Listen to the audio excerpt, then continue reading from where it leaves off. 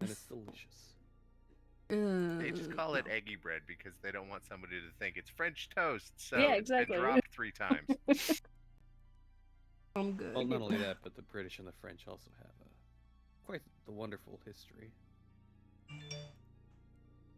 That's why it's chips and not French fries. No, we call them French fries. You're not helping me out here. Chips are the thicker versions of them. You mean like potato wedges?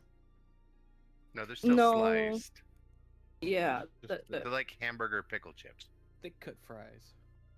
Oh, steak fries. yeah. Similar, yeah. Isn't There's that potato so wedges? many cuts of fries.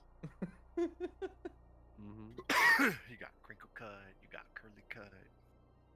Crinkle's probably one of my favorites. My favorites Waffle are fries. like Oh god, waffle sweet potato fries. fries. I love those. You guys ever had mashed potato fries? Isn't No. that just Those are- fries? Yeah, isn't it just mashed potatoes? No. So I'm we confused. have a burger joint out here called Farmer Boys, and they quite literally get mashed potatoes, roll them to the shape of fries. They do the whole flour, egg wash, and breading, and they put them to fry. That's just like It seems like Just more. fries. With so many steps. more steps. Yeah, it is, but they're delicious. I would be too lazy. Yeah. How can we make cut a potato and then fry it more complicated? Let's do this. Yep. Pretty The much. yeah. American Exactly. way. That also just seems like it wouldn't maintain shape well. No. That's what I thought, but they managed to do it, so I don't I know. mean, if you cool the potatoes, then sure. Yeah, you would have to almost freeze it. I mean, we're the idiots who figured out how to like deep fry ice cream. So Yeah, I still don't Yeah. understand the whole thing behind that. Like, why would you? because it's Well, the doesn't reason want behind crunchy why ice. is because we can. No, That's, no, that's that's- literally just. That's not a Like, that's reason to do it. It's just, you That know, is Deep fried 100% ice It's a cream, doesn't it cop-out. just melt? So that's- you you would freeze it, think. and then yeah, you have to super freeze dip it real- like liquid nitrogen Yeah. level freezing. That's fair. Which is, you know, And then so you- healthy. I'm not even kidding. You actually use in most applications where they do deep fried ice cream, you use liquid nitrogen to freeze it to that amount of cold so that you can give it a few seconds in the fryer. And that's why it's still a soft, cold ice cream when you get it. Mhm. So weird. Yeah, after you take the outer bite that burns your tongue, and Yeah. then. I don't understand. But it's okay because the inside is cold, so it's like an instant ice pack. It does not sound good to me. We have invented the icy hot that you can eat. Mwah, mwah, mwah, mwah, mwah. For Oh, the man. inside of your tummy. By the way, Minnie, whenever you're ready, just like cut us Tell us off to shut we're, up and Yeah. Yeah, I'm already I feel up. like, yeah, We're by the good. time we're done with this conversation, we'll be at that hour point. I mean, I already started, so it's just like flavor text before the game. I thought you were AFK. No, I'm sitting here the whole time. Yeah, No, you th- need this to was just all like whenever in-game, we're on those okay? rants, just step in and be like, "All right, we're ready." Love you, bitch. All right. Or Word. did you This want was to order own character. food, or we're not? I thought we were reheating stuff. Okay, because I'm not hungry. We just. What do we want to do? We'll reheat stuff. It's fine. Okay. All right. Oops. Let me go back to the D&D chat. I didn't even really get to try any of that stuff. So What stuff? the potato ball things. Oh, well, yeah, they're in the fridge. Yeah, but I couldn't eat them yesterday. Oh. Beep, boop, beep, boop. Okay. Okay. All right. So, are we all here? Are we all ready? Are we all, Yes. we all alive? Okay, we're all good. Okay. Wait, hang on. I a hope I'm second. alive. I need to go change my tire. Too bad. All right, let's get You're started. stuck Who with it would for like now. to do a lovely recap for us and earn themselves an inspiration die. already have one. Yeah. Okay. Use mine. Do I need it? I haven't Doc used used mine it. at all. Alright, well, last time on Spelljammers, we had just left the port in which we had set off to an adventure to, I believe it was a tower to go see a new person, and we had then come across another. Oh yeah, we had Bobo fishing up a meteor, which almost collided with the ship. Murder comet. Yeah, the murder comet. And then we ran into a ship that looked like a giant jellyfish because it was a giant jellyfish. And on board that giant jellyfish was some sort of royal with the trident. And then he boarded our ship, and our ship was disabled. And then we had a big fight. And then Stefan had uh, come in and used his royal name as leverage to get the fishman trident thing Is it to celestial? celestial Mhm. many words to describe this person. Butthead.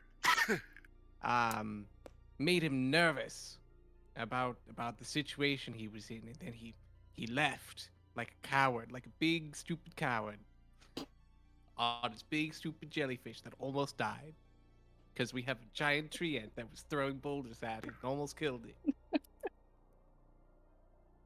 Now we're back in space, doing our thing. 9 days later, after many long rests. 9 hours later. Well, If Mhm. you're oh, that's right. It was 9 hours, wasn't it? Yep, Mhm. 9 hours. I don't know why I was thinking it was 9 days. But okay, it was actually supposed to be 9 days, but that's okay. I mean, either way, it was 9 something. yeah, 9 something. It could be 9 days. We could have Let's been. go Yeah, with 9 that's days. I know I fine. said probably 9 hours, but let's go 9 days. I feel like that's more fitting. Because So- that's the amount of days that have passed. No, not yet. Not yet. We got to go through the 9 day. Yeah. Yeah. We went That's through what I one was day. rolling for. Y'all are stranded on this ship. So, after after surviving the rather intense encounter with what's his face, the jellyfish and Hastane, you guys found yourselves on basically a dead ship because of what the jellyfish did. It has been a little bit.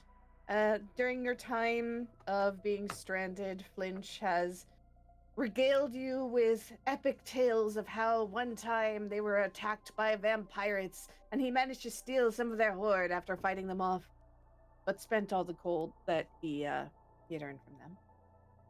There is also times when you guys would catch in the distance pods of space whales swimming nearby. Bobo, look! Bobo, look! Tasty.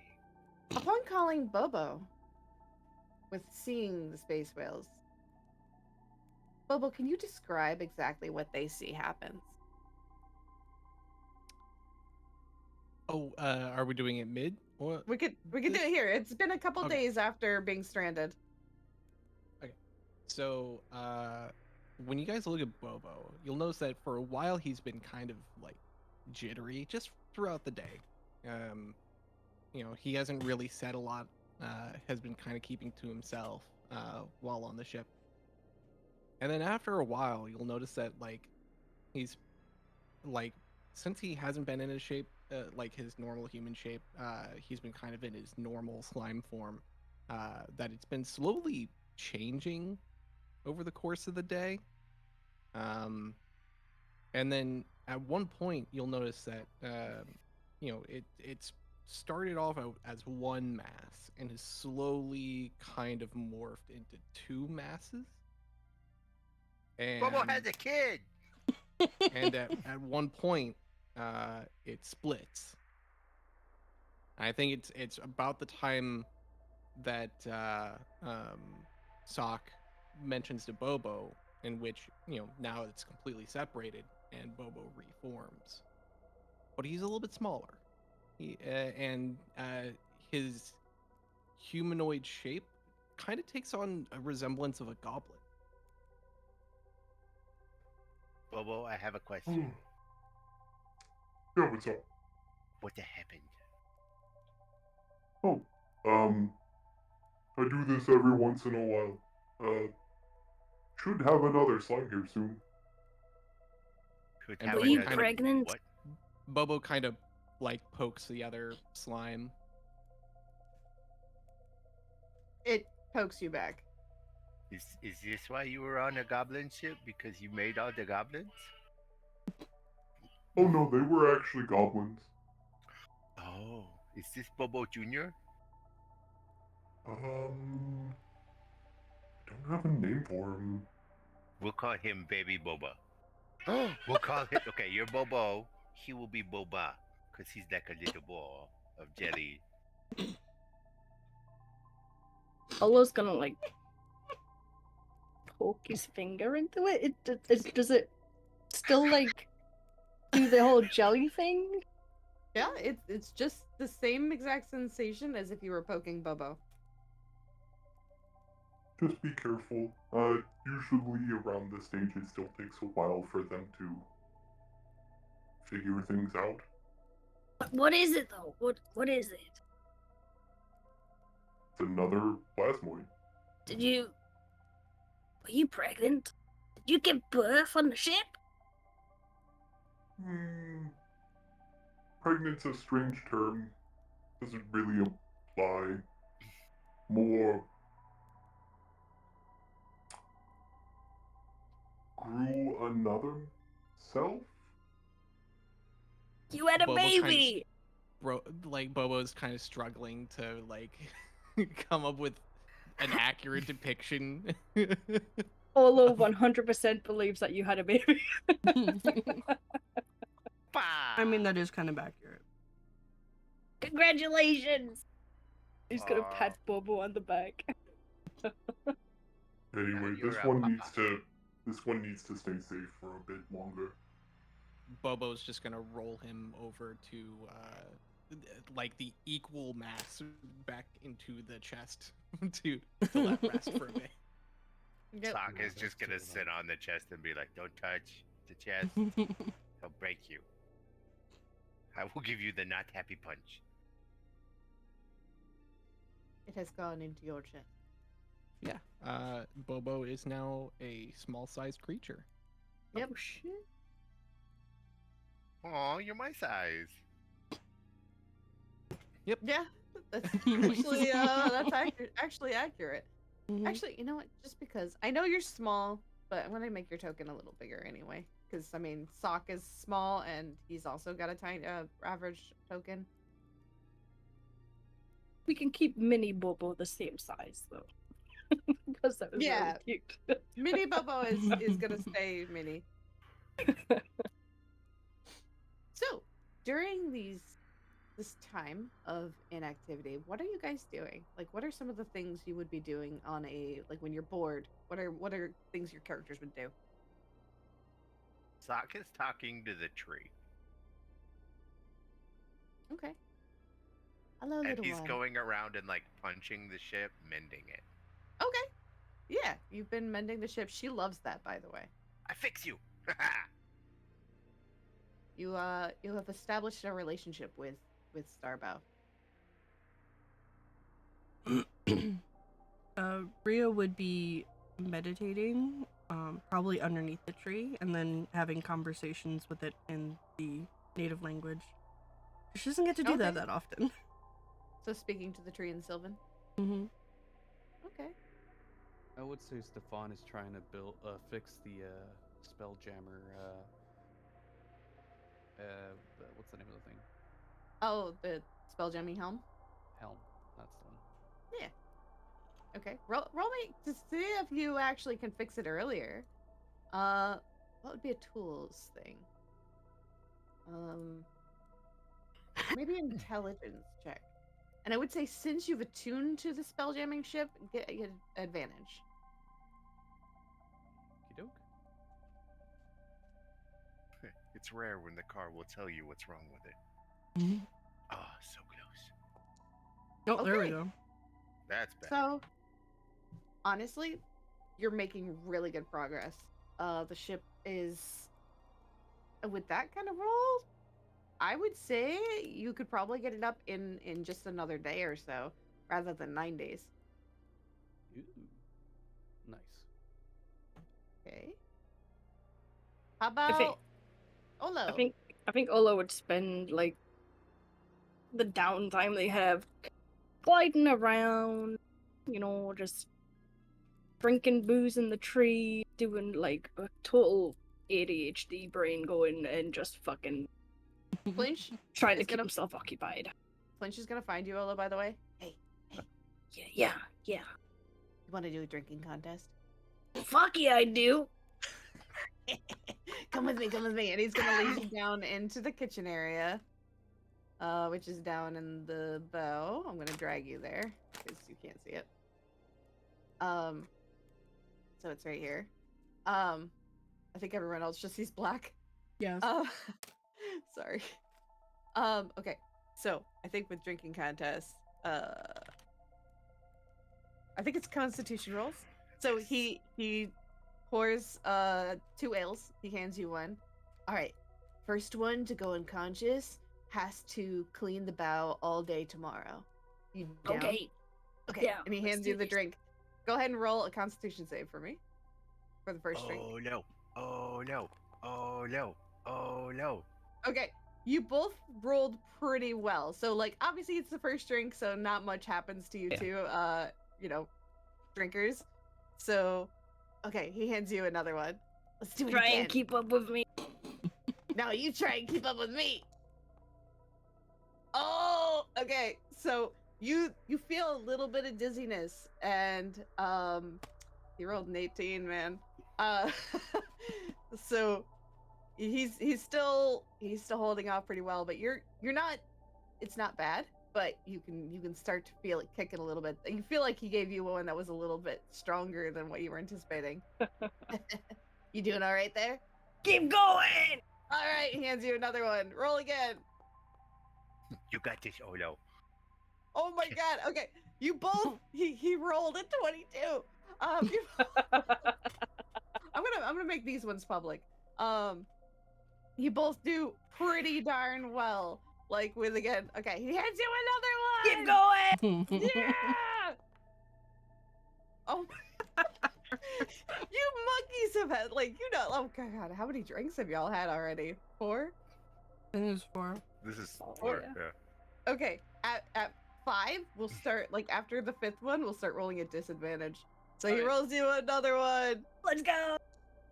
Oh, Flinch is Oh, not no. doing so hot. That was you see his Flinch when he downs that once, a bunch of alcohol begins to dribble down his chin. So Oh, you that's feeling one. all right there, little friend? Oh no! I got this. I can keep going. Come on. I can keep The going. You got alcohol has this. to go Give me in your another mouth. one. I got another one. He slurps it up. So But what is not it doing for? What is it for? Disadvantage? Disadvantage? hold shift and click control? Constitution.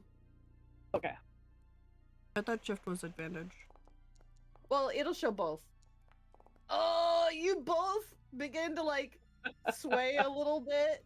So you've got 1 fail, he's got 2.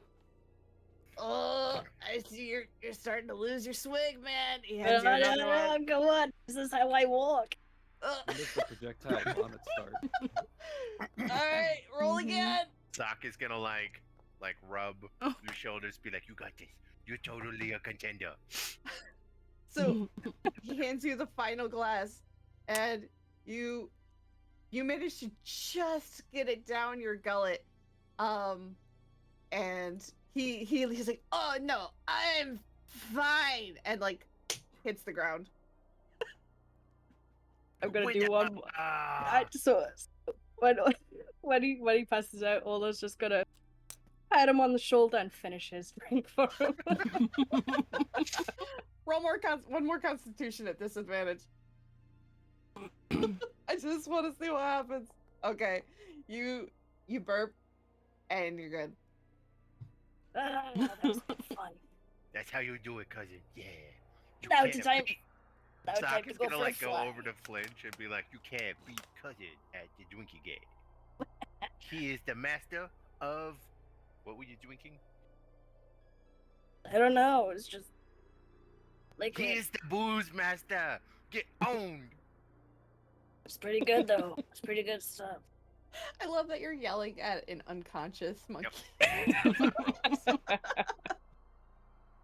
And then Sock is gonna like take Flinch's hand and like stick it up his nose, Easy enough. and then leave him in like some awkward position. What kind of position? You're in the kitchen. What would you have him do? 'Cause Face his- down, us up. Like face down, ass up, like over a barrel Okay. with his nose in his finger. Yeah, that's good. That's good. We're gonna call that art. Sure enough. All right, so since you won that, he's got cleaning duties the next day. But Crux comes up to Stefan, moving up to you guys. So, how's the progress? Progressing. It seems like this thing took a bigger hit than we thought. But I've made a couple of changes, rerouted a couple of channels here, and it seems like we're almost there. That's good. So you think she'll be up and running soon? That's the plan. We'll see Good. what happens. Glad to hear it. I think I'm starting to get stir crazy. Your friends are a little much. They're friendly, but they're a little much. Yes. I thought it. they're the I only like. ones. I mean, I love Flinch, but even he's a bit much, and now I've got like 2 of them. I think about Wait. this time, Bobo, in his smaller form, is running around with something in his hands from the ship because he's been spending this time, like, since he has nothing else to do, he's probably also just been, like, organizing and taking inventory and fixing up the ship. Okay. Nice. So he's just, Starbow like, running also by with something on appreciates his it. head. So would he not be doing any fishing in these days? No. This is Oh. one of the rare times where you will see Bobo not fishing. All right. Because he's still getting accustomed to the ship, so he's trying to make sure that it's in good health since we just got out of combat. And then he's also trying to see like what all is actually on the ship. So, as you guys all explore the ship, I'm sure. I mean, you've been on here for several days. You do see that there are areas where there's, standard food, plenty of alcohol, thanks to Flinch. There's a decent amount of sleeping quarters. I think a couple of you have probably had to either bunk up, or I know Bobo sleeps in his barrel, so that saves up a room. The monkeys And- sleep in the tree. Yeah, the monkeys Mhm. sleep in the tree. So there's still plenty of space for. I think there's only 2 humanoids of you, isn't there? 2, 3. Hold on. How many humanoids are there? Not 3. There's Stefan, 3. Rhea, and Basura. Okay, so there's plenty of sleeping space. Crux usually sleeps on the bottom floor where the biggest bed is because the smaller beds would crush under his weight. Mhm. But yeah, there's plenty of food. Nothing too valuable, I would say, on the ship. He carries the necessities, but not really much else. There are some, like, he would have reacquired or got a new musket because there are some ammunitions on the vessel. Not a lot, but there is some. I just realized his HP is still down. He would have gotten it back up. But and roll me a perception or investigation, whichever you'd like. Who? Oh, Bobo, while you're looking around, Okay, and you said perception or what? or investigation. Perception. Okay. I would say, yeah, you find a force grenade laying around if you wanted to add a force grenade to your inventory. Oh, of course. Suppose. Since it's here and all. Let me drop that in your inventory. Yay. It would have been Um, more if you rolled higher, but Mm, mm. Was there like any weapons around? Like any type of weapon racks or anything? a couple of gun racks. Some swords, like for a long sword, I would say yes. Do you think he could find a spear? I would say yeah. There may be a spear, just a standard spear. Okay. Yeah, I would say that he probably picks up one of those over time and just kind of, looks it over, and then he might set it next to the chest at one point. Okay, so I'll drop a spear in your inventory, but you can do whatever you want with it. So Okay. you're putting it in your storage chest, right? Yeah, it'll be basically next to the chest on the ship. Do you think we could also, when you have a moment, do you think we could get a ship, like token? something for, so we have the barrel of monkeys. Can we get an equivalent thing of that to represent the inventory for the ship, so that we can Yeah. move things over? Let me see if I can. I'll see. We'll do this. Just copy shipping it and we can inventory. rename it. Yeah, it was the barrel of monkeys, right? Yeah. Where is the barrel of monkeys? At least for me, it's under ships. Here we go. Copy. Duplicate. There we go. I'm gonna put it under pet. And we're gonna rename it. Configure ownership. All players are owner. There we go. The barrel of monkeys should be there. It says copy. We're gonna name this ship inventory. We're gonna call this the treehouse. You wanna call it treehouse? Treehouse. Treehouse. Okay. There you go. It's the treehouse. Alright. Okay. Now I can actually dump some of my inventory.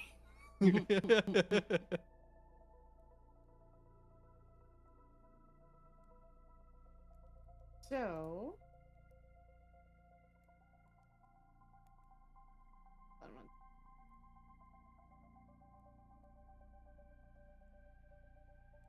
I gotta check into something really quick. So the morning of a new day arrives. Flinch has a terrible hangover and he's slowly getting around.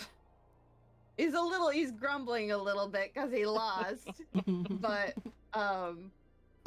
he does hold up his end of the bargain, and you can see him like working around and doing what he said he was gonna do. You missed the spot. Yeah. Challenge you next time, little monkey. Little man. The joke's on you. I will have Odo be my stand-in. I'm always down for a drinking game. I know, I got you, cuz. Yeah. So the morning, well, what you guys assume to be morning, it's really hard to tell in wild space, hits, and Stefan, you're sitting in the spelljamming helm, and you can feel the ship begin to purr to life, and she is able to be responsive again. Ah, finally. That was a lot more work than I expected. So, oh, good. He's gonna yell out to Crux, which I imagine, I don't know if I see his token there, but I don't know if he's still there. Yeah, he once the ship had begun to come back to life, he probably would have returned to the bow to see what's going on. Oh, it sounds like you got her up and running again. And I have indeed. I think it'd be wise to perhaps tell the rest of the crew that we're now mobile again. Fantastic. I mean, granted, I think they'll figure it out once we get her moving. But yeah, no, I'll go spread the good news. Hey everyone, the vessel should be taking off soon. Please be sure to secure any valuables, pull up any lines. We're gonna be moving again. Polo will instantly start, like, getting the ship ready to move. All right. So, as you guys prepare the vessel and she begins to move again, um, you notice not too much further ahead, like after I would say about maybe an hour travel or something like that. Um, there begins to be a small cluster of meteors, not or they're Asteroid. asteroids. That's the word, asteroids. Scared me there. Sorry, not meteors. Asteroids in a cluster. I want everyone make a group perception check.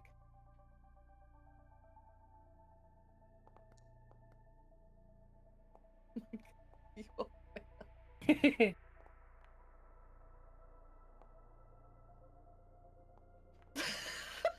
Where's Boy. my rolls from the drinking competition? Yeah, right? So, all right.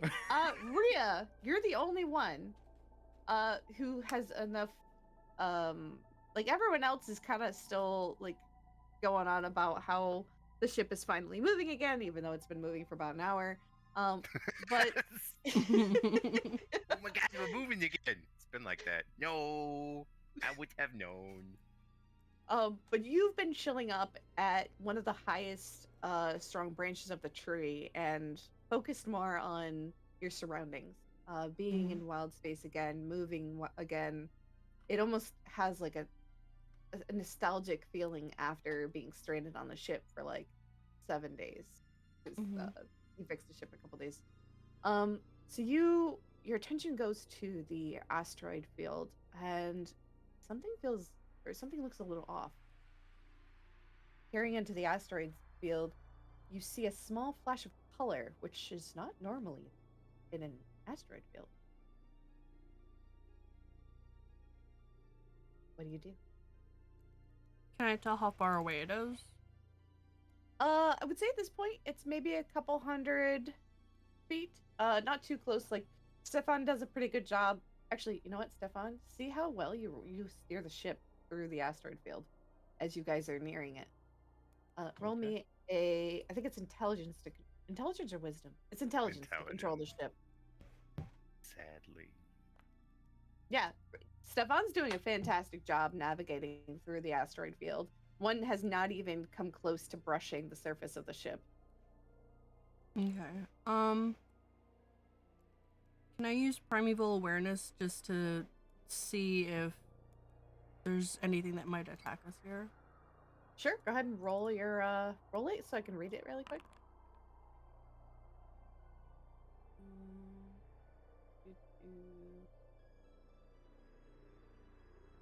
So it is within range. That's why I was asking how close it was. Yeah. Da-ba-da-ba-da. 1 second here.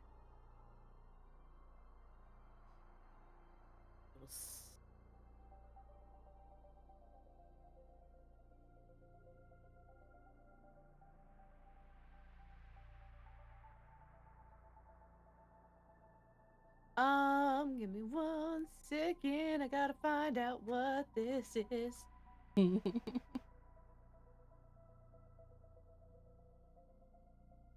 Wait, is it? Oh, it is. Okay. So you get a tiny sensation of Fae in that location.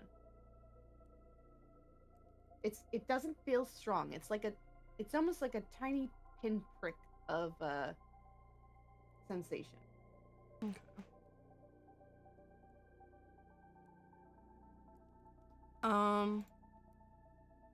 Rhea would go down to where Stefan is and probably drag Sock with her. Because he's undoubtedly in the branches with her. Hello. Where are we going? We need to go to the helm. To the helm.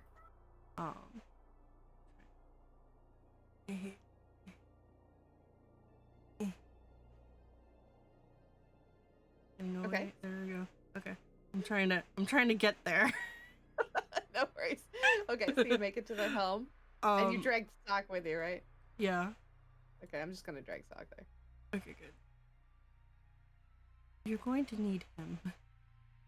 There may be some Fae in these asteroids. We can take him. I would be very wary. And then she'll leave. After giving the news. Brought you a monkey. Here you go. Pretty much. Brought you a monkey, I Saki's told just you what going might be to- around, and then she leaves. That's it, you now. You're gonna like curl up on his shoulder and be like, left, right, up, down. I have no idea. What are we doing? Up, up, down, down, left, right, left, right. Yes, Stefan, what are you doing? You've That's got how you control of the actually ship. turn on the ship. Mhm. Well, if they're sorry, I was reading notes real quick. Back, B. It's just a Nintendo controller. Up, down, left, right, start, select. I think. Well, we saw that the glowy thingy, right? What glowy thingy? You said the thing that was like differently colored. Well, Rhea saw it, and she came in and told you that she sensed Fae in the area. No one else noticed it. Right. Mhm. But she could point it out if she wants. Just kind of saying that. Well, I wouldn't know where specifically they are. I said that it was within the asteroid field, though. Yeah, but you did see the color. Mhm. So you could actually point out the color if you wanted. Oh, okay. Well, can I say I did? So I'm assuming that's what you did. I would have given like all the information I had and said, "Here's your monkey co-pilot." Okay, so yeah, Stefan, you can, you guys, if you look out, you do see one of the asteroids seems a little bigger than the rest, and there is a small flash of color. Perhaps we should go investigate. Is what's his name Spyglass still around? Spyglass? Like, didn't the hippo have a spyglass? Yeah, he's got a spyglass.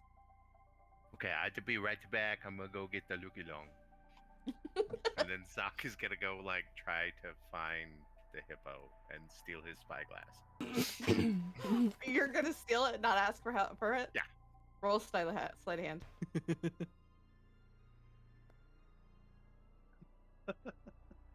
Yeah, that tracks. Do you need something, friend? Yeah, I need the long looky loo. Oh, well, you could have just asked, and he'll hand you the spyglass. The long looky loo.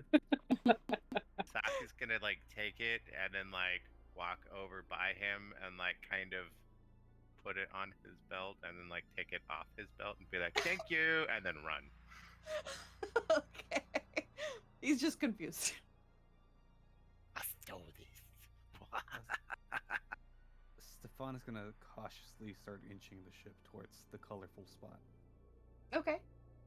So Are there like any windows by any chance in like the helm?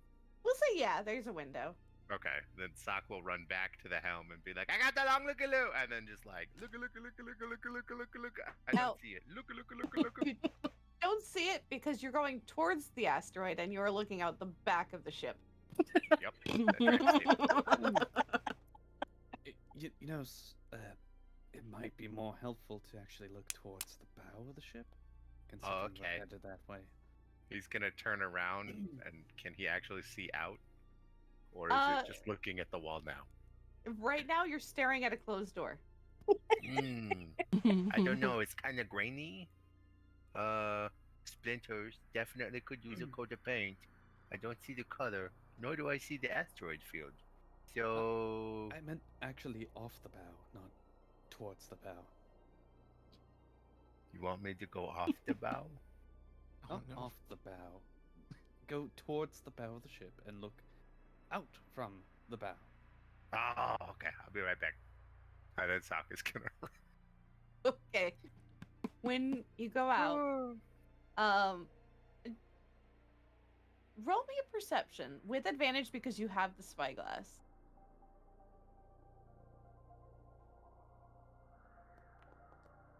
Oh my god. Look. You I still look- don't see anything. And Crux walks up to you. Little man, you're holding it the wrong way. And he gently takes up your hand and turns it around so that the part where you're supposed to put your eye is where your eye is. I just That doesn't spat make my any water sense. everywhere. Go ahead and roll again with advantage. That. Why would you look through the little part? You're supposed to look through the big part. No. I get it. Big end Yeah. goes towards the thing you're trying to make bigger. Yeah. Yeah. Yes. Okay. I got you. There you go.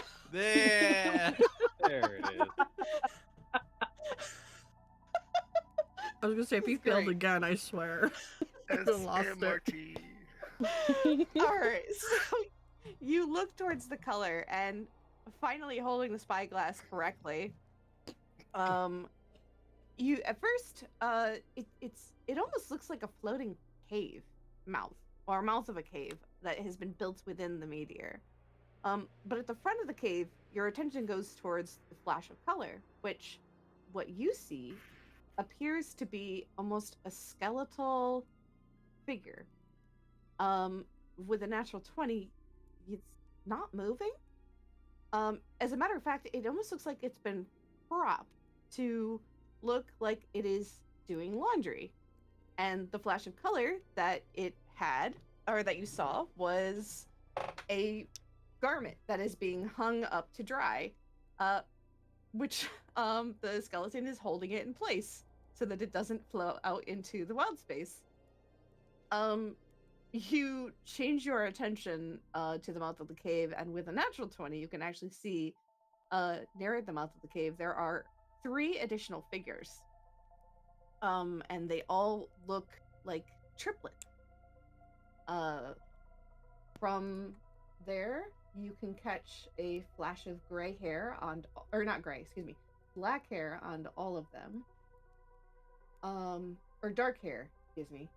And they just all look the same, but they don't look threatening. I have a question. Who are you asking? Like, Sock is gonna raise his hand, Oh, okay.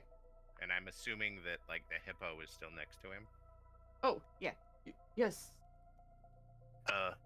So if can this ship pull an asteroid? What? Because then it'll be like a, there's a rock over there that's got like a cave in it, and it's got a naked skeleton guy who's holding up like a really shiny sheet, and then he's got 3 friends that all look the same, or they got a lot of mirrors in there, one of the two. But I think we can take the asteroid and pull it behind us, and have like a thing that's behind you, kind of like So- how you got like a cart behind you on the main ship, so it'll be like a So trailer. asking to tow a meteor behind. Yeah, but it's got Okay. the cave, so we can put stuff in there. So it's Okay. like more cargo space. I don't I'll go think get the rope. we. Yeah, see, Bobo gonna get the rope. It's a good plan. Okay. I'm gonna like slap him in the knee and then like dart off. Okay. No, we can alright. actually high five now. Well, no, I meant like Crux. Oh, Like crap. he just Yeah. like high-fived Crux in the knee. Like Bobo's gonna Oh. get the rope. We're doing this. High five. And Okay. then dart Oh, off before God. he can really say anything. Well, I Rhea don't just even know sighs. what to say And to then that. Sock is literally gonna run right back. Be like, I forgot to tell the pilot with the I got it. And he's gonna run inside and then be like, Uncle Tinker, we gotta go that way to the cavey thingy, because there's a skeleton and he's got a shiny sheet, and I want the shiny sheet, and then he's got 3 friends that all kind of like look the same, but it could be that they just have a bunch of mirrors, and then we're gonna take the cave and put it on the back and then tow it, and it'll be like a trailer, and we can have more cargo space, and it's gonna be amazing. And then he's gonna run back out again. So I'm gonna just ask this, just purely for the comedy of the piece. When he said that way, did he actually point, or did he just say that way? No, he just said that way. Fonz would be like, okay, yeah, I'm guessing that way is forward. All right. Well, again, you get a sensation because you are you're control of the vessel. Crux will come in because I'm assuming I don't know. He just saw the little man. Did he probably didn't even hand him the spyglass No, back. he still definitely No. has the spyglass. Yeah. He saw the little man get excited, talk about towing a meteorite, and run off. Okay. So he's gonna come in and be like, so doors need to open because they're too small for him. Um, so we have a jolly that we can take to get to this meteor if we don't want to take the ship too much into the thick asteroids. I mean, I don't see why not. Would I need to pilot this thing as well, or? No, the jolly can be manually controlled from on top of it. Excellent. Well, in that case, I think that'd be a wise idea. However, would you like me to maintain our course heading, or would you rather have me stop the ship? We could probably stop the ship for now. Do we want everyone to get onto the jolly, or do we want to, or just like kind of have just a couple of individuals go and scope it out? Well, to be fair, that's your call, Captain. I'm just piloting this vessel. Okay. Well, personally, I think, what we should do is it could be dangerous. This is the jolly, by the way. It's really weird, and I'm trying to rotate it, but it's not rotating. Who would like to go and check out this cave thing that the little man mentioned? Polo's gonna put his hand up. I'll go. Rio put her hand up. Wow, my hand is actually touching the ceiling. My bad. A pile of rope happens to return and is moving. I've got all the loose rope that we can for towing the meter. I don't think it'll be enough. It's okay, I got some more too. And then like Sock is just gonna like start pulling, like run to the barrel of monkeys and just like grab the piece of like the 50 feet of rope, but it's not curled up. Okay. So he's just like dragging it, and it's just unfurling as he's going. Okay, so whoever is going to be coming, drag your token about right here. Captain, do you believe it wise for me to be going, since I'm the only one that can command this vessel at the time being? You're right. It might be not very wise for you to go, just in case we need to get a quick getaway. Sock is gonna yell out, "I'm driving!" Okay. Anyway, You may okay. wish to go with them. I'm just saying, they may need a little guidance. Very well. Finch, stay behind and keep an eye on the ship. Oh, Keep cleaning, you lost. he was gonna call out before he leaves. Oh, yeah? Does this vessel have any weapons on it? Cannons, ballista, or any of the sort? Well, we have a living tree that likes to throw things, but we do also have a ballista that will fire off the back. But it has to be manually controlled, so Flinch can probably take care of that should we get attacked from the rear. But Starbow also can control from pretty much any angle. Well, the reason why I ask is because perhaps we can make a tow line. I have the Oh. rope. You mean from the ballista? Precisely. Well, while you're on the vessel, if you want to try to reconfigure it to have a tow line, you're welcome to be my guest. But if you break it, I'll have less debt to owe you guys. I'm pretty sure if I fix the helm, I can fix a ballista. Okay. All right, so you're gonna remain behind to, you're basically repurposing the ballista to be like a giant arrow, like to hold a massive rope, right? Yeah, basically, it's just tying a rope from both ends, one to the actual arrow, and then the other one is being held onto the ship. Okay. So you're just turning it into a harpoon. Yeah. Basically. I was gonna say a tow cable. It's Either now a one. wish. All right, so you all that are going, it looks like Ria, Sock, Olo, Bubba, are you going?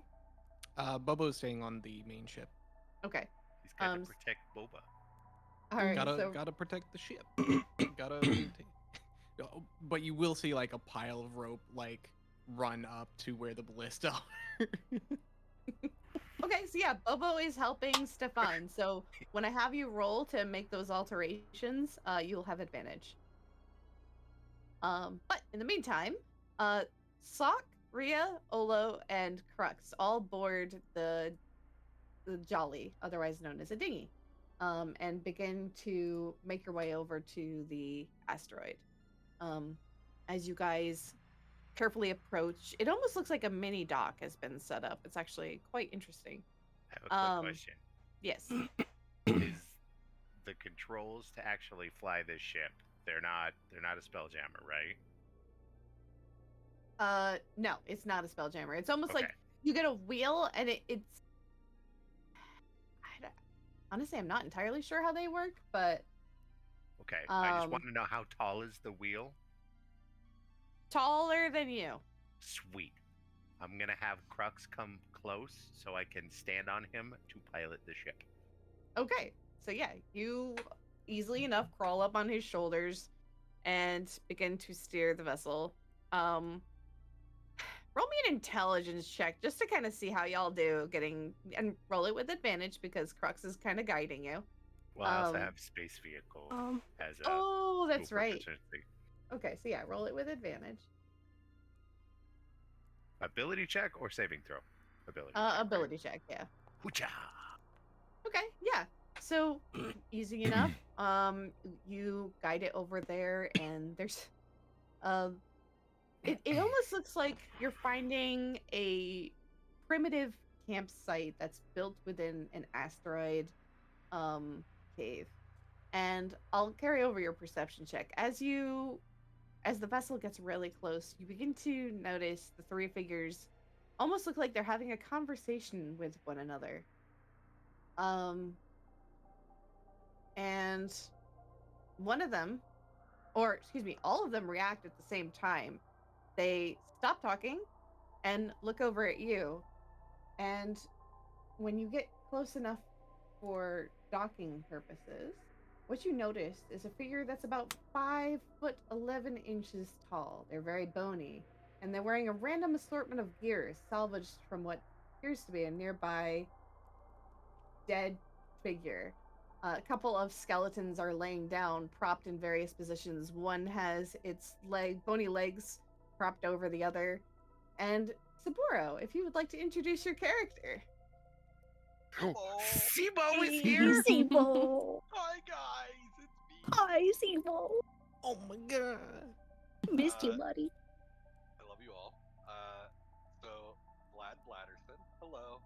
It's me, it's Vlad. Blah blah. Let's see. So you haven't actually interacted with me yet. Sorry, I No. just got back.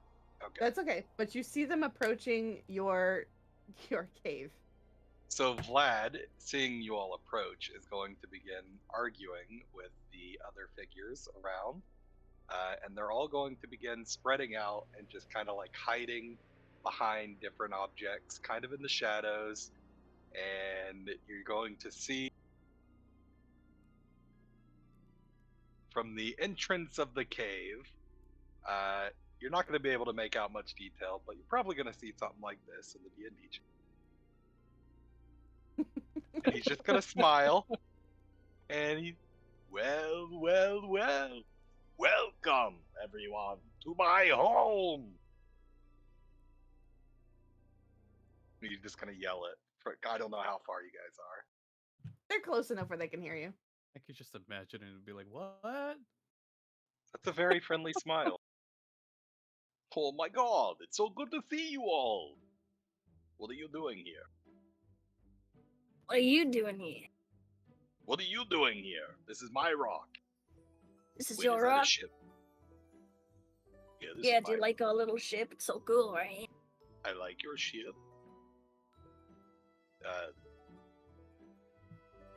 Sorry, one sec.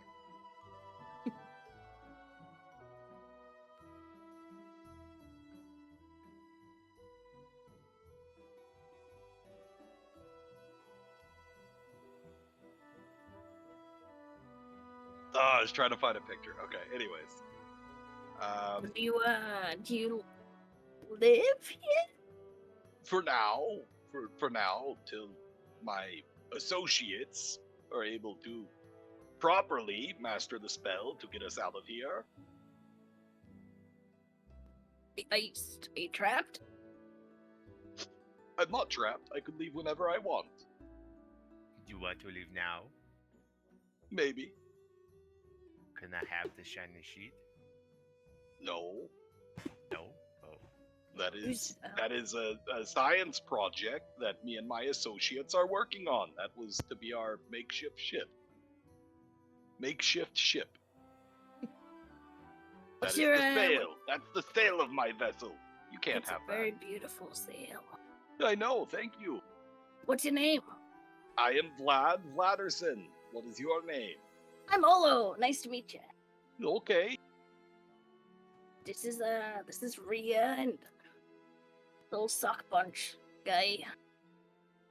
And Alright. Behold, I am Sak, the pain maker. Look upon me and despair. Punch, punch. the big guy behind me is our captain. Yeah, so what you see behind them is a giant individual who is basically an anthropomorphic hippo, however you say that word.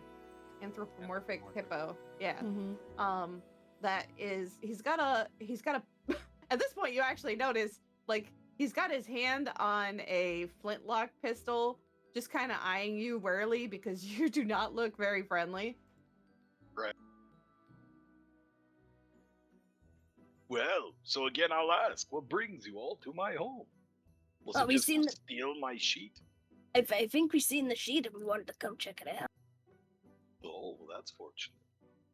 Yeah. Where are you headed? Would you like to come in and have a seat? Please, come sit. He's gonna kind of motion to a bunch of furniture that's made of skeletons. Just like pieces of bone. Okay. Olo's gonna go and sit down on one of them. You're a very crafty individual. Oh, thank you. Yes, well, you have to be. I don't have many hobbies. Guys, you can come out now. And like all of my little images, my copies of myself are just going to come out. And we're going to start having a conversation with each other. So he's just talking to replicas of himself.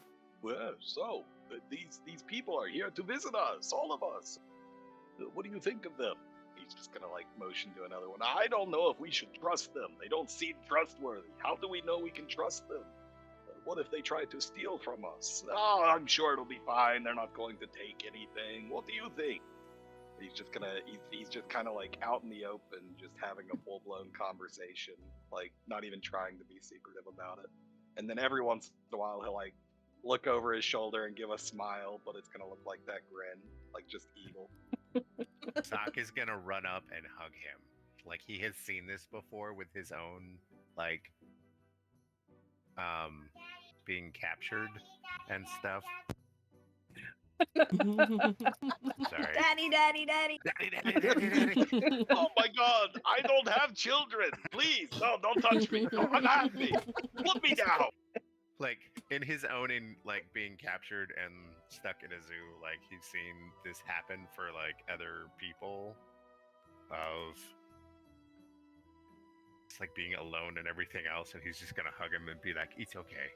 You can come with us. We need to help him." Oh, you're going to take me away from this terrible place. You'll save me. You'll help me. He's just gonna hold his hand out to like hold your hand. I'm not a hand holder, thank you. He's gonna take your hand. Oh, my hand. Pull his hand away. Can I peek into the cave? Can I see what's in there? Yeah, Saburo, describe your temporary home. Inside of the cave, you're just going to see an assortment of furniture that's made of bones. Everything, there's no flesh or blood or anything like that. It's all just bone because it's been there for so long. There's a little table, and on the table, there's like you might see like a little picture of like skeleton heads, and then you'll also see like some skeleton heads on sticks and stuff. And like as Vlad is kind of like pulling himself away and walking back into the cave, he'll kind of like motion at some of the heads, and the heads will start talking and like it's doing like a little jolly jingle and welcoming, but in his voice. Crux looks Welcoming very you all. unnerved. So, what exactly? How long have you been here? I don't know. Few days to a couple years. Who knows? I stopped counting. What does it matter? Is there like chalk marks, like tally marks on the wall? It's just like that entire wall. Claw marks. It's Yeah. you'll see like little tallies on a wall, and it's like a what looks like a shaved bone finger, where he's been using a bony finger to mark those tallies on the wall. What exactly happened to get you marooned here? Or He's just gonna stop, and he's gonna turn around and goes, "Vampires." oh, I know that pain all too well, friend. And like he relaxes actually a little bit. Actually, hold on. Yeah, he relaxes a little bit when you say that, because he just relax a little bit. Well, You we can- attacked. I don't know if they were vampires. They were scoundrels. Damn vessel knocked my ship out of the sky and stole it from me.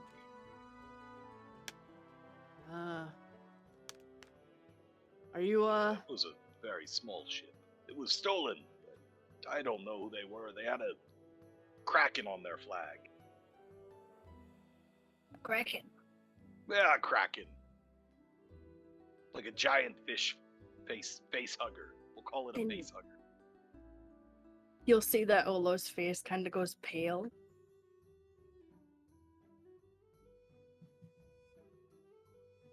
What, are you hungry? You want some food? I could conjure you something if you want. Maybe. No, Start okay. looking around. He gets out his booze and takes a swig. we could head back to our vessel, but before that, how do you feel about the Xerixian Empire? He asked you. Sabora, roll me a history check with advantage. Okay.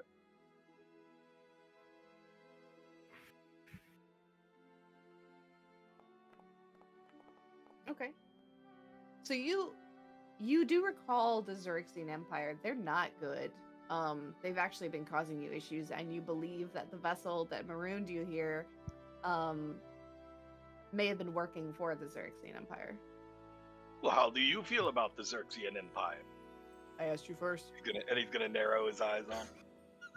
How do you feel about those scoundrels? Well, I'm not a fan. As a matter of fact, we're actually gathering our forces in order to fight against them.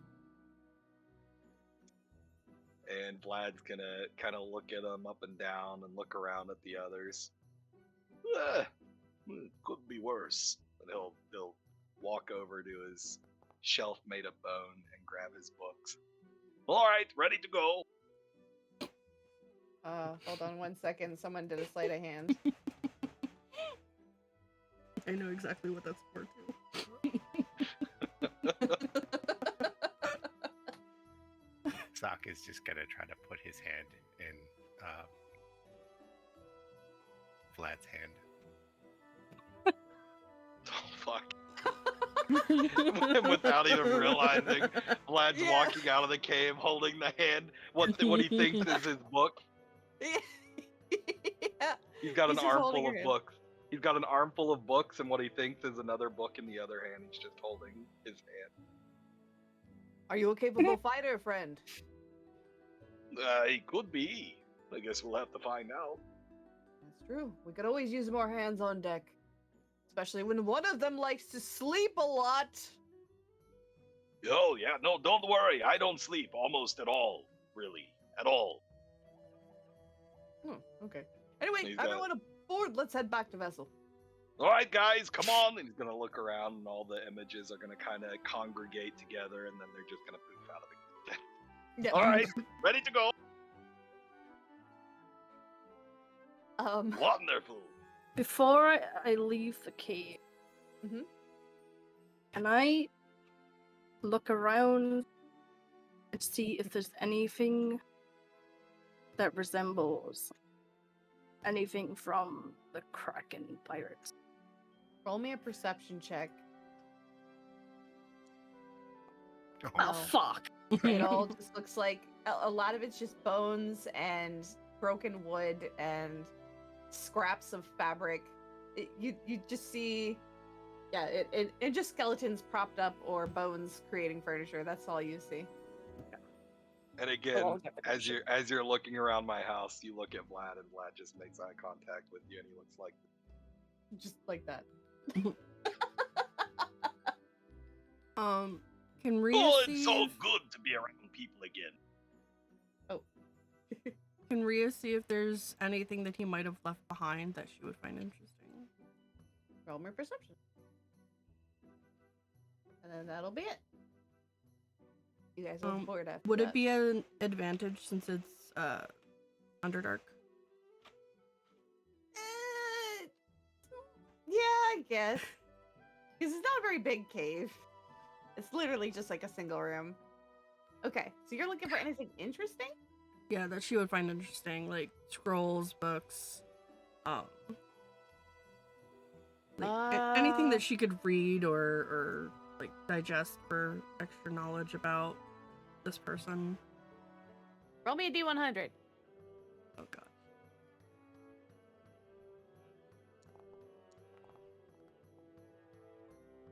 55. Okay. You see. It's boring. Let me find something else. I'll be right back. I gotta go check the kid real quick. But I'm gonna hold on to Vlad's hand as long as he can Okay. Until he notices. until he notices and tries to pull it away. One thing that kind of catches your attention, it's not too bad, but it's a little black book that was kind of propped, like almost hidden under one of the skeleton chairs. And leaning down to pick it up, it says, "How to make a lantern out of a skull." By Vlad Vladderson. Yeah, by Vlad Vladderson. She'll pick that up and put it in her bag for right now. I'll even do that by Vlad Vladderson. That's the book that was meant to be in my hand. Oh my god. Yeah, that was the one. All right, while you guys are heading back on the vessel with Stefan and Bobo, who are currently by the thing. Ballista, that's the word. So you're basically just trying to tie a rope from one end and the other one to like secure it to the ship so that it could act like a tugging vessel. Also, my screen is black. I don't know if. Oh yeah, you guys wouldn't see what's going on.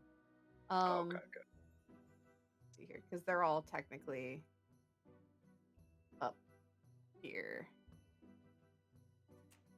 Flying up here. Y'all don't see anything though, or you guys aren't there. You just that way you can have a visual. I mean, like a camera person token or something. Yeah, I know. I should. All right, so you get there. Stefan and Bubba, what exactly are you doing?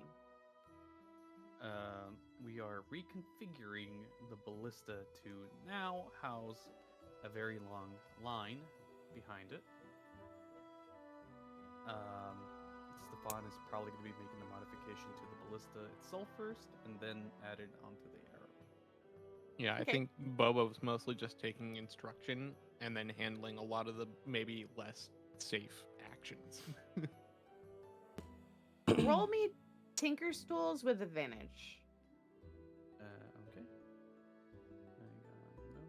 Which, oh wait, hold on 1 second. I gotta make one detail because you are proficient with these.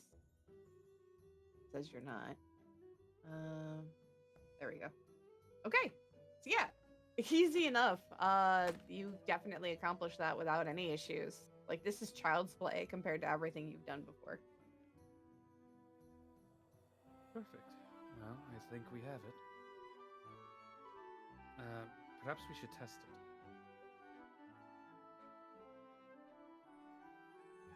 Oh, I was talking to Bobo. yeah, he was muted. What do you want to test it on? We could just toss it, just throw it into out open space and see what happens. Bobo checks if the line is attached to the ship. It certainly looks to be.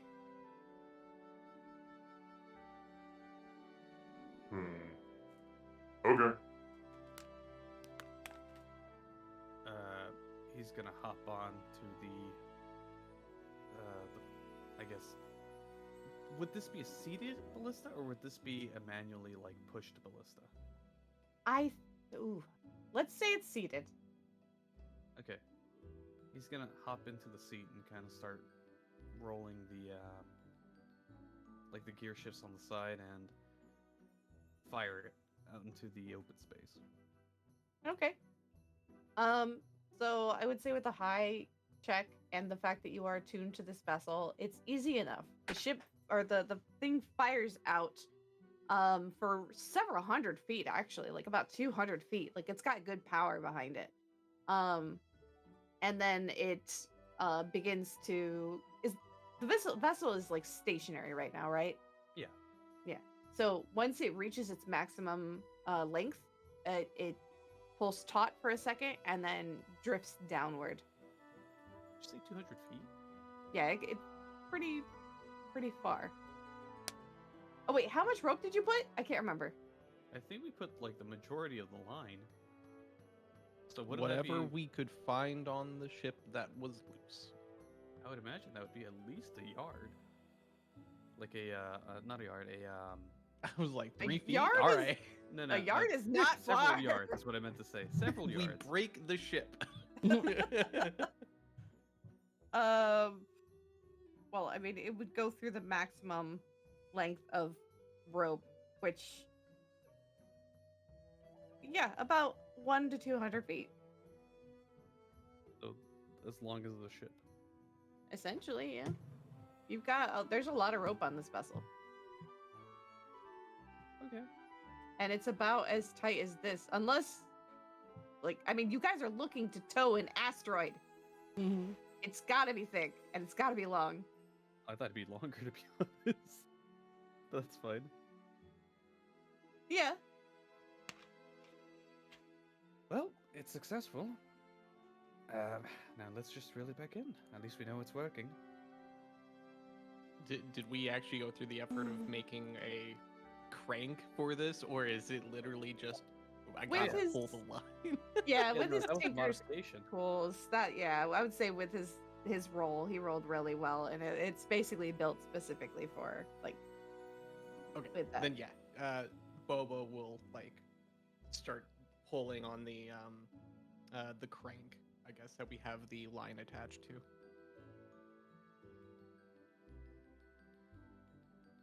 Perfect. Well, at least we'll have a towing line should we need it. Perhaps we Okay. can, perhaps it might have many uses. We'll have to see. Thank you kindly, Bobo, for your help. He salutes. Continues cranking because it's gonna take him a bit. Stefan is going to leave him do it and kind of start heading back to the helm of the ship. As you begin to make your way down and towards the ship, you actually begin to see the Jolly slowly begin to approach you, and there seems to be one more individual than you recall them leaving with. He's gonna yell out to Bobo. Bobo, perhaps we should leave that for now. We might have a prisoner. Bobo's gonna continue pulling the line because having a loose arrow just seems like a bad idea. Vlad's gonna be standing on the side of the ship, just waving.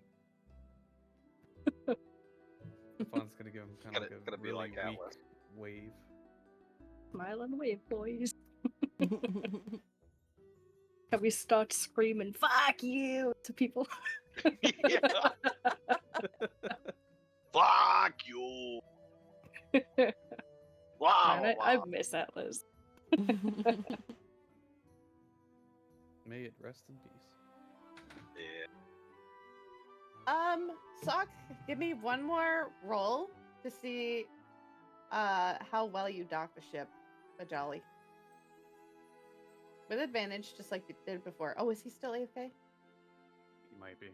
Okay, well, all right. Then he brings it in. Okay, the ship pulls up to the side. The Jolly, Flint comes over and begins tying ropes and securing the Jolly to the vessel. As you guys are removing board, welcome back aboard, Captain. He says to Crux as the giant GIF pulls back on board. Yes, welcome to our vessel. This is the last chance or the last breath. What the heck is it called? This living ship. Second wind? Second wind. Yeah, welcome to the second wind. I still see a black screen. Oh, wait, do you not have vision? Hold on. Glad vision. Vision enabled. Update. You see Oh, anything? there we go. Okay. Alright, I'm back.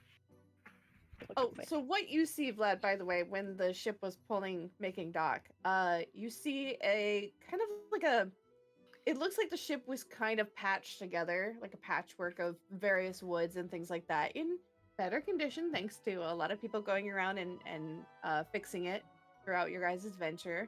From the back of the bow, at the top of the ship, there is a tree, which is growing out of it, a massive tree, and the roots go all the way through the vessel. Oh, we don't like that, do we? Oh, guys, we don't like that. That doesn't look good. What are you talking about?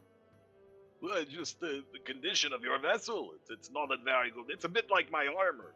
Just bits. and It's a pieces. beautiful vessel. Well, it will be. Yes, it will be. Are you saying something bad about my ship? No.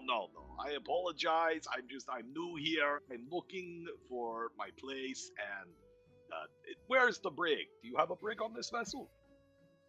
We have one below. It's mostly used Ah, for storage, wonderful. though. Well, that would be a lovely place for me to lay my head, I think. That's what you think, friend.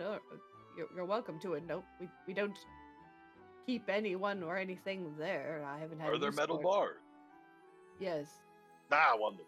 Yes, no, that's perfect. That'll be my room. So is this our prisoner? I'm very confused. Like I Sokka's would gonna be honored. No, he's not a prisoner. He just got some stuff.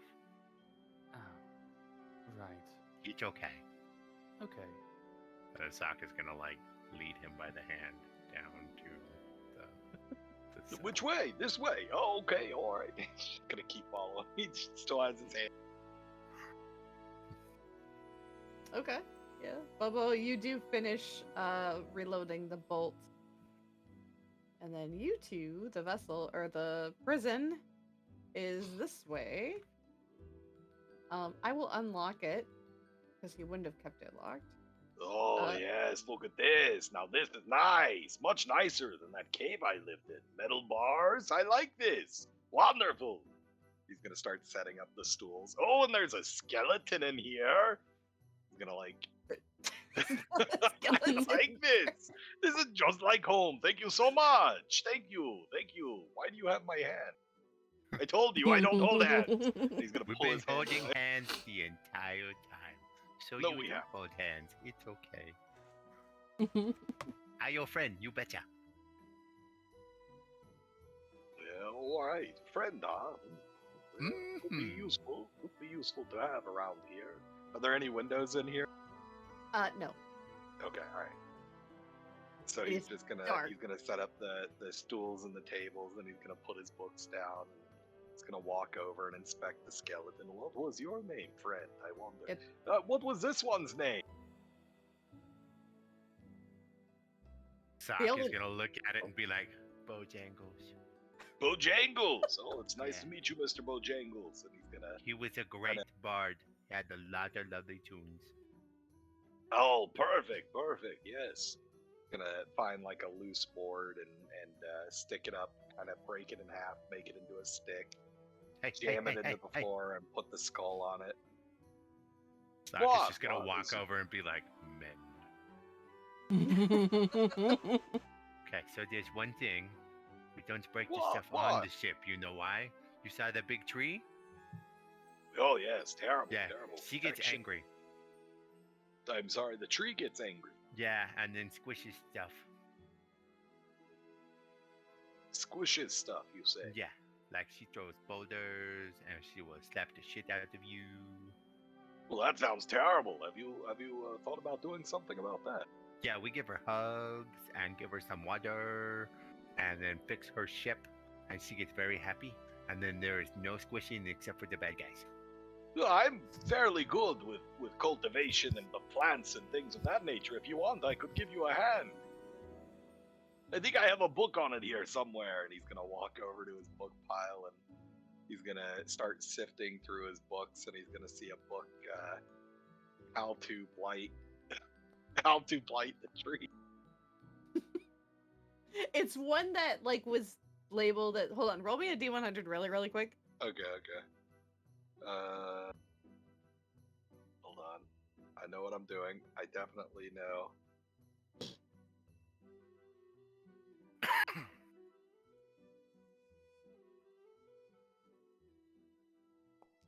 36. Okay. So the book that you actually have is called The Arrow of Benevolent Intent, but the title has been scratched out and you are like as you're holding it and like hiding it away from Sock, you're like scribbling and the new title on the cover. Blighting 101. Yeah. No, we don't blight. We No, Blight? trust me. Don't worry, I'll take care of it. It's all good. I've got this. no. I won't do anything without your permission first, all right? Let me do my research. We'll see what we can do. Trust Okay. me. Come on now. I know we just met, but you've already held my hand. You know I have good intention. See you hold hands. And like Yes, Sock I has hold like hands. snuck his hand back into Vlad's hand. Vlad closes the cellar door from the inside, so you can still see him because it's a cellar door, but the door's shut now, and he's just grinning at him. Cannot reach the hand. What the hand? All right. Wow. Okay. All right. This is a nice place. I like this. All right. I'm with you. Let's go. While all this is happening, up on the deck, Crux turns towards everyone. So do we have a plan in play in case this guy turns out to be about as evil as the do you think he's from the Xerxian Empire? We could probably take him out pretty easily. We gotta keep an eye on him. We'll just punch him. That's true. I mean there's plenty of us and one of him. I mean, how powerful could he be? What do you mean one? He can multiply himself. Yes. One of me. Bobo kind of walks up, like in his smaller goblin form. Well, who's on the ship? We picked up a stray. He was marooned in an asteroid cave. Okay. Sock is gonna pull out a bloody hammock and like hand it to Vlad. Oh, that's right. You have bloody hammocks. Oh, God. Sorry. What did you hand me? A bloody Bloody hammock. hammock. A bloodied hammock. Oh, Yeah. wonderful. Thank you. I'll put this. Yeah, in you the could just hammock. string it up and then you'll be good. He's gonna tie it one end to the metal bar and the other end to like the back wall. There you go. This is such a lovely place. Already, it's much nicer than my cave. Ooh, what's in here? Either way, anyway, friend, perhaps we should continue on our way. We need to get to Topola's tower. Aura. Ah! Sorry, I was muted. I was talking. I was saying. Sorry, let me compose myself for a second. Yes, I believe you're right. I'll get this thing rolling. Perhaps we should have someone keep an eye on our guest while we're underway. Sock seemed to travel with him, and I've seen that little one do pretty well in a fight, excluding this last encounter. But, I mean, granted, it was a tiny monkey versus a giant ship-sized jelly. But, I mean, you know, I'm sure he'll be okay. Does anybody else want to go accompany him? Just kind of keep an eye on the, on our new guest. I will. Okay. Alright, well. I'll, actually, Sock needs to help Stefan navigate if he wants to, but I don't know if he's distracted. If you want to go, let him know. We're getting ready to make our way again. He shouts after you as you go down the stairs. Very well. Very All right. confused as to like what. Oh, okay. Yeah, you're all This the way over way. there. Got Yeah. it. So the vessel begins to move again. All of you feel it. Well, I Oh. can't see what's. Oh. There we go. Where are you? The lower decks to go. Yeah, he's in the Oh. lower decks now. Oh, okay. Oh, it feels so good to be rescued. And he sees all these people at the end of the hallway as they open the door. Oh, hello there! Just giving them the biggest grin. Yeah, one of which is a giant, not giant, but a plasmoid, relatively small, barely bigger than Sock himself, and then the other one, is a masculine figure. How big is Socks, by the way? So Sock is only about like 2.5 feet tall, Oh, so he's a good but he walks on his arms that are longer and like Popeye-ish, and his tail. But if he sits down like he has been doing, he's only about like maybe 1.5 feet. Okay. He's a tiny little monkey. I That is think him. my icon and Sock's icon are attached somehow. Your icon and Sock? No, he's down here. You're not down there. You are. Oh, wait. Yeah, hold on. Mhm. Boop-a-doop-a-doop. Going flying. You can't control your token? There we go. Yeah, we're good. Was that Okay. put through the AI generator thing? What? That image? No, that's a character from a cartoon. Yeah, that's Oh. from Crudes. Like, he's literally a punch monkey. I am literally a punch monkey. Oh. Yep. I've never seen that movie. Yeah. No, it wasn't put through the AI generator. I was like, that looks like really freaking close to the artwork.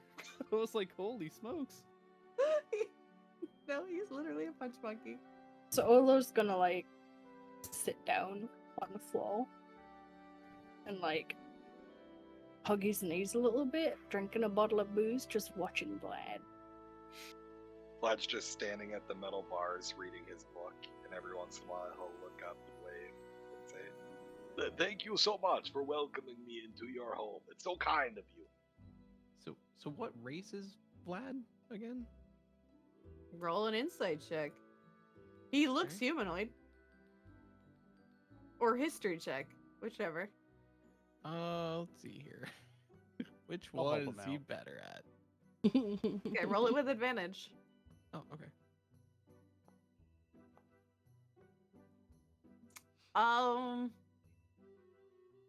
Hard to tell. He looks humanoid. Hey Vlad, I got a question. All right. Ship with the Kraken sails. Were you Yes, part of them? well, no, I was not part of them. Do you think I would be here if I was? I'd be on a vessel somewhere, They could have sailing ruined the you. star. Oh, me. You think they marooned me as if I'm some sort of terrible guest to have aboard your vessel? Can I insight check? Yeah, go ahead. Insight check. Also, at the mention I of thought the she- Hard to tell. Mention of the Kraken flag. Would Stefan know about that? Roll me a history check with advantage because your family has been all over. Okay. Let me see here. Hold on. Give me 1 second here. Doop-a-doop-a-doop. You do recall a Kraken vessel ship. They were a band of pirates. A lot of which were actually vampires that caused your clan a couple of issues, or several issues. They're not friendly in the slightest and would typically go after merchant vessels to try to destroy them. Don't think I have a name for them yet. I would say you recall it's a band of pirates, four of which are notorious, and lead these dangerous Kraken sailed ships across the wild space. And they've been known to actually obliterate, like once they rob you of everything they have, they'll obliterate your ship. Stefan is gonna relay this. Yeah, And- sure. I guess we'll go with that. So he's gonna relay this Well- to the people that are present, and then he's gonna question. Maybe the not. lad.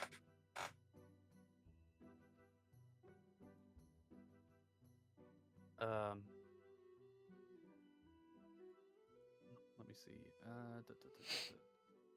What's another name for an octopus? Arthropod. Cephalopod? Yeah, What if we go with like the fanged The Arthoblood. Arthoblood? We'll come up with a name later. It's not important right now. Yeah, no, it's not. What are you needing like a clan name Pirate name. or a pirate Name for the pirates, yeah, that Gotcha. have the Kraken on the sail. Gotcha. Synonyms for octopus include squid, spider, or devilfish. Ooh, devilfish. The fanged devils. Yeah, fang devilfish. Littlefish? Yeah. Huh? Bloodlefish instead of cuttlefish? No. The fanged devilfish. We'll go with that. Okay. You know them be called that. Fang devilfish. So, upon hearing this, Stefan is going to kind of look with a sight of recognition and kind of move forward to him and say, "You there? You said they had a Kraken? Yes, on their tail. Do they Almost operate just in came. these waters? Do they operate in this area? I don't know. Well, how did you get into your little whatever I situation? was in my little situation. What do you mean? I was stranded. I was on a vessel. They stole my vessel. Yes, where? How? Right here. I guess you could say they operate here. Wonderful. Upon hearing this, Stefan is going to jolt back to the helm. Okay. Well, that was odd. Just jolted away after getting that answer. Those minds just kind of race, and then he's just kind of sitting there drinking. Look, guys, I don't think they're still here. They took my vessel so long ago. How long were you stuck on that rock? I told you, anywhere from 2 days to a few years. Like Sock is trying to remember, and like he's borrowing Olo's toes and fingers for counting for how many tally marks he saw. By the way, during all this, Ria, what are you doing? Ria would have gone back up to the tree to do some more meditation because she figured everybody else is going down there to take care of this guy, and she does not know what to make of him, but she's just gonna relax. All right.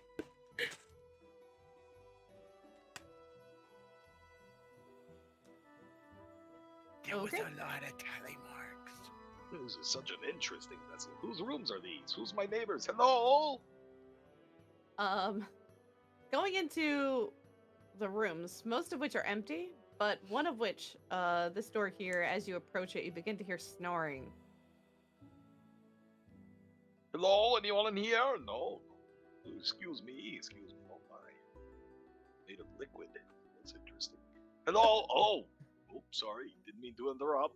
On the vessel, what's kind of funny is when you look into the room, the individual that's sleeping on the bed, as they turn, their form shifts into another humanoid, and then they turn again and the form shifts again into yet another humanoid. It's as if they're having a strange dream, and each person that appears in their dream, they change their form into. It's pretty fucking cool. I look in the feel like door and I'm looking at the grin on his face, and I'm just imagining us like locking eyes and me making a grin back at him, and then shutting the door.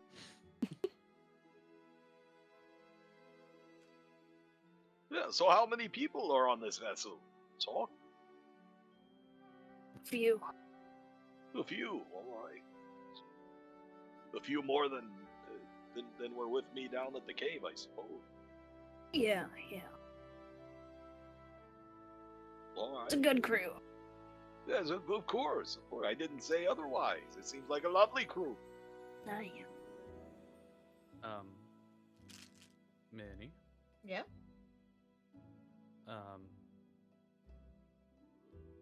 Stefan is basically going to be going outside and very nervously looking around everywhere. Does he Roll see me. anything? Roll a perception check. The vessel hasn't moved since you guys picked him up, right? No. All you see are the asteroid field that surrounds you, and the cave still in the distance, but now with no form of life right near it. How do I get back up? Hey, Oh, Olo! where I am. Olo! That was his name. Yes. Olo, what are these roots that are all around here? Is this all part of the tree? It all just goes through? I believe so. It's a beautiful tree. Keeps us safe. Well, yes. Beautiful tree, of course. Alright. And yeah, as you step by the roots, by the way, they seem like they're pulsing with a life, and one of which actually reaches up to you for a second, but then like gently goes back down without touching you. Well, it's what an interesting tree, so full of life. It's very powerful.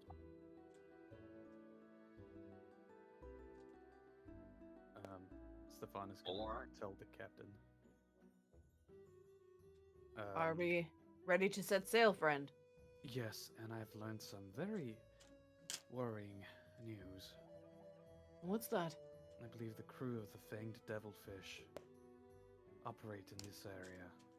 Let me give Our new guest just let us know that he was stranded by them here.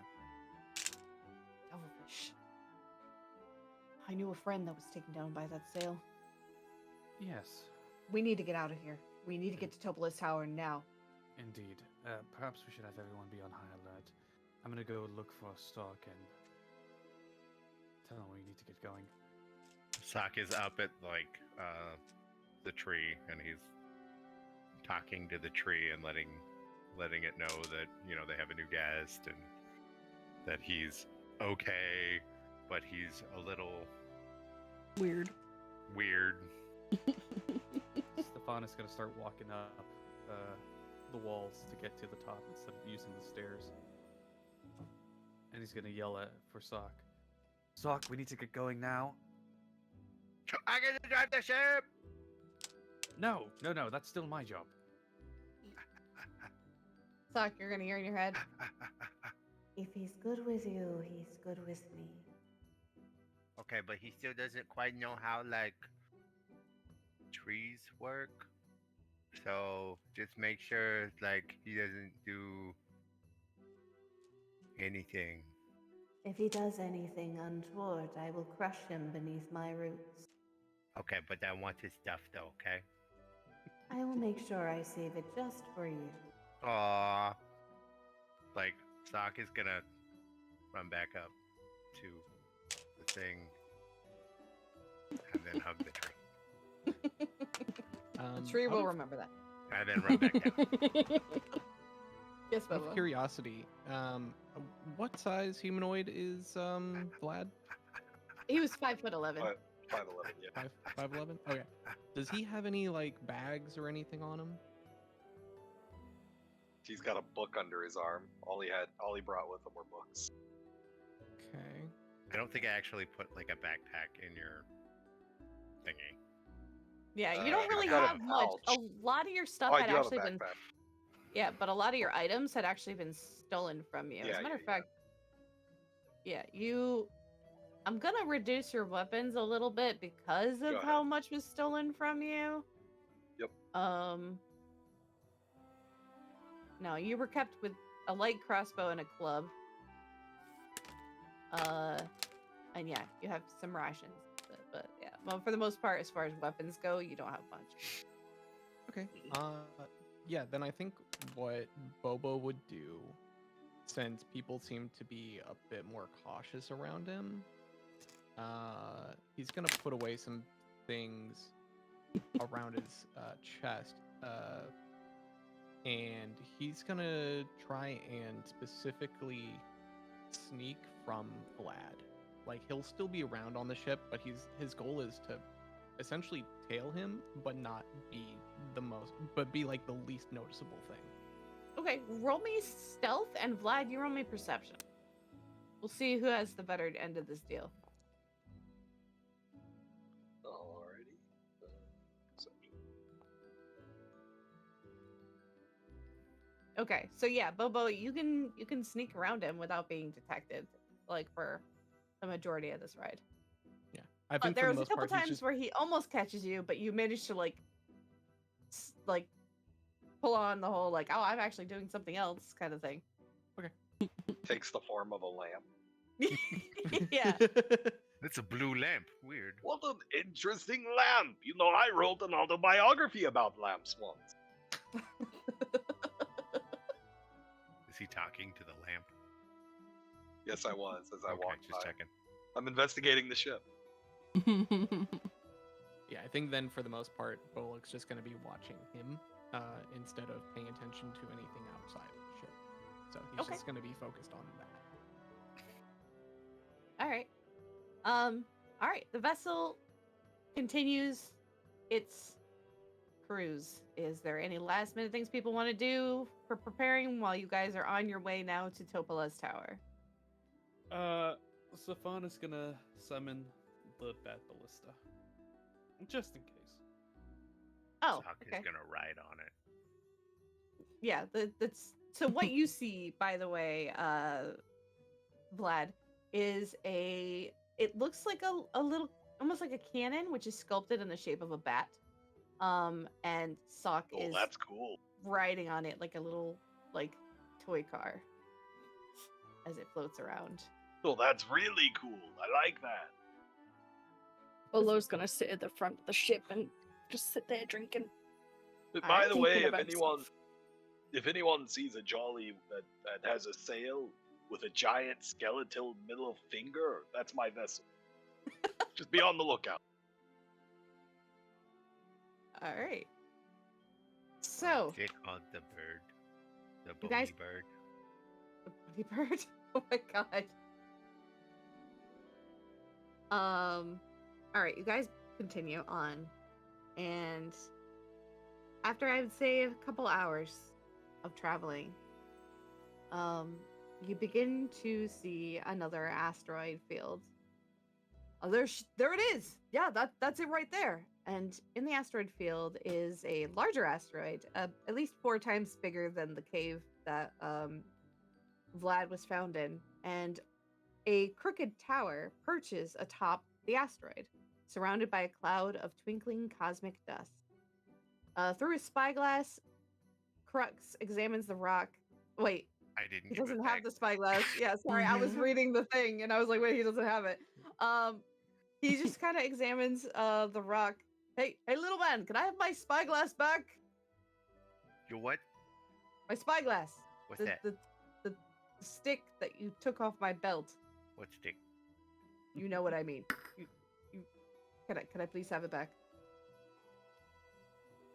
Sock is gonna like search his vest.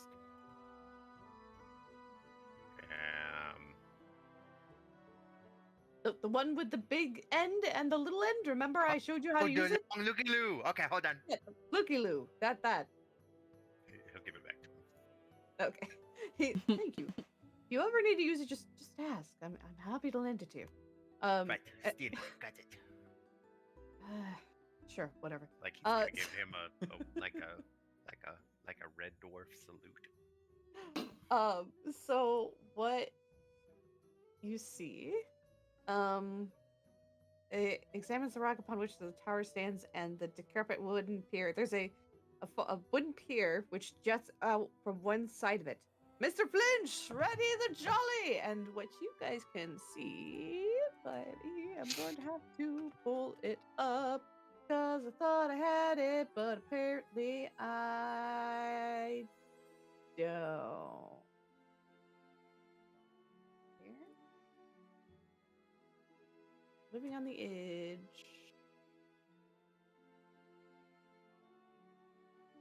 I don't have the tower. I have Topola. I don't have the tower. Interesting. Topola's tower. How Okay. dare. I know I'm terrible. So what I'll do instead is we're gonna pull it up on here so you guys can see what it looks like. Latest Erixis. Appreciate y'all's patience. I am so impatient right now. I know. Cannot believe this.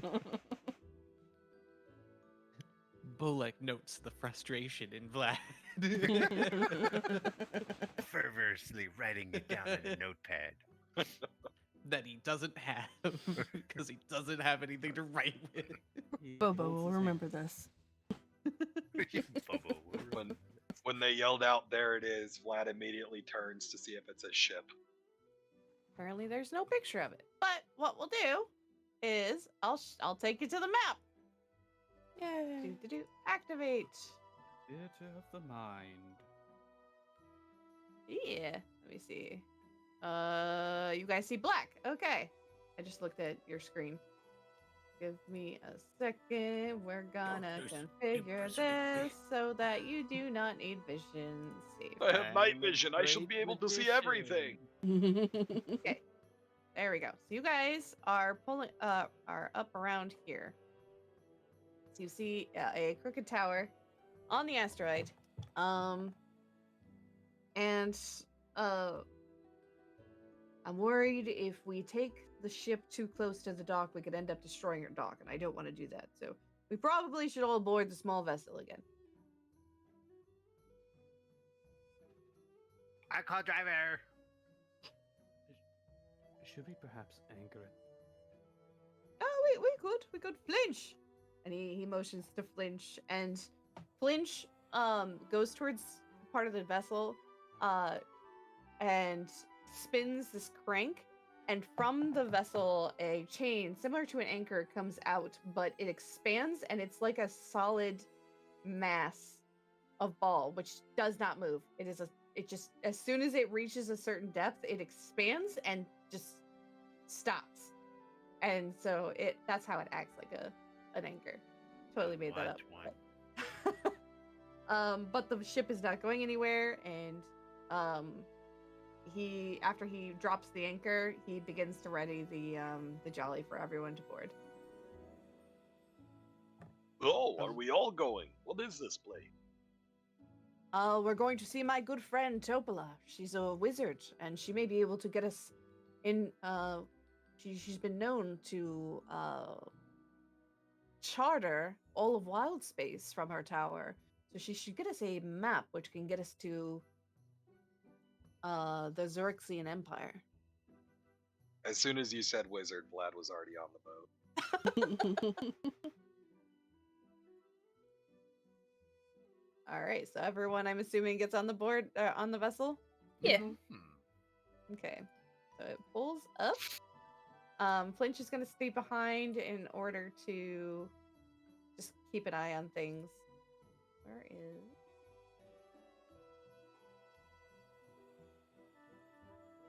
You think I would have this all good, but Is apparently I Basura don't. staying behind, or are we just gonna pop it up? Basura, yeah, he's still staying behind. He's been having Some crazy nightmares. Boop a doop a doop. Granted, I know he did express interest in Topola when it was mentioned that she's a pretty woman. Pretty woman. It's okay. We'll take pictures. Walking down a street. we'll commission a painting. Yeah. Like, There what you if you go. learned? If you don't sleep, you can see the pretty girls. Mm-hmm. She was amazing. Just saying. Here we go. So, as you make your way to the dock, you see scores of pelicans, mollymawks, and smaller birds nesting on the asteroid, which squawk as you approach the rickety dock. At the end of the dock, two gray, shark-like creatures fight over the remains of a pelican. You recognize these as the scavers that you saw in the Amoebros cave. A woman in frayed. Can I not click on just? Sure.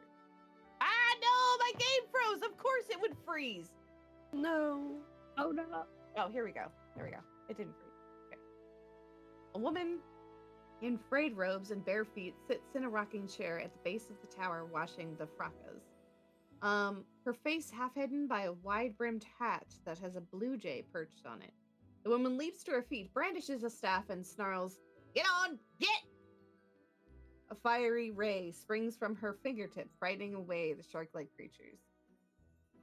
Upon seeing everyone's approach, her scowl towards the creature that was trying to eat her, or that was eating the birds, has been replaced by one of joy as she sees Crux, my friend! And boy, you've got quite the crowd with you. Yes, Topola. They're my companions. They're here to help us in our fight against the Zerexian Empire. I was hoping that you would happen to have a charter to the Empire. I believe it's Dead Space. Where is it? Let's get you guys to. Oh yes. I'm sure we can discuss that first. But it's been so long since I've had company. Please come with me. Come with me. I'd be happy to show you around. And what are all your names? I am Suck Punch Monkey. My name's Bobo. I'm Olo. Hi, I'm Vlad Blatterson. Nice to meet you. Rhea nods her head forward. Rhea.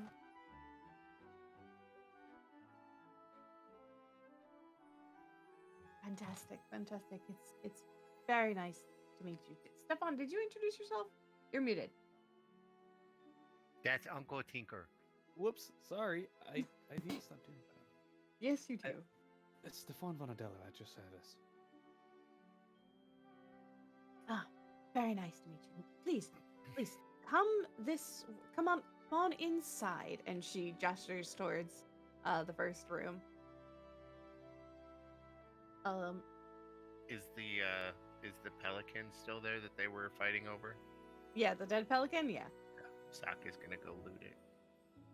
See if it's got anything. You find some feathers, but that's about it. Everything else has been kind of butchered, torn to shreds. I take the feathers. Okay. Oh, my audio has stopped. Yes, continue. Okay.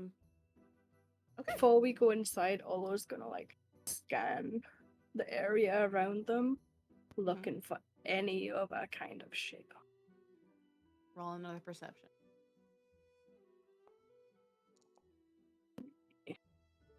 Sock is gonna like. Olo has not been acting right. Okay. Okay. You okay? What's going on? You are jumpy. You normally like laid back and like go with the flow of the rum. But now you're like the rum is gone. But you still got the full bottle. You okay? I'll be okay. What Still a lot on my mind. What are we looking for? Ships. Ships. Okay. There's one right there. That's ours. Yeah. Okay. Good job, Hold on. buddy. He's gonna like look around for other ships. All right. Also roll a perception. And Olo, all you see are the other meteors or asteroids, as well as, of course, your vessel a bit off the way. Sock, you look around, and sure enough, mostly just asteroid. No sign of other vessels. But you swear you saw a massive black fin just go past another asteroid not too far away. A black fin? A black fin, almost like Ooh. a creature. Sock is gonna be Huge. like, oh! There's another ship over there, and he's gonna point at like the main ship. What? The ship? Where? Does it have a giant middle finger on the sail? No, it's got a big tree though. Oh, that's our ship. Okay.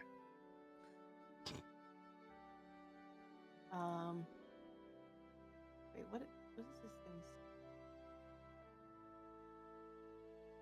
Oh, yeah, no, okay. Anyway, so yeah, no, you just caught the tail fin of some mysterious giant creature, about as big as a ship, I would say, or about a little bigger than the Jolly.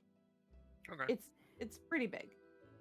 We were looking for ships, and that wasn't a ship, so Yeah, Sock no, it isn't wasn't a gonna ship. say anything about it. Okay.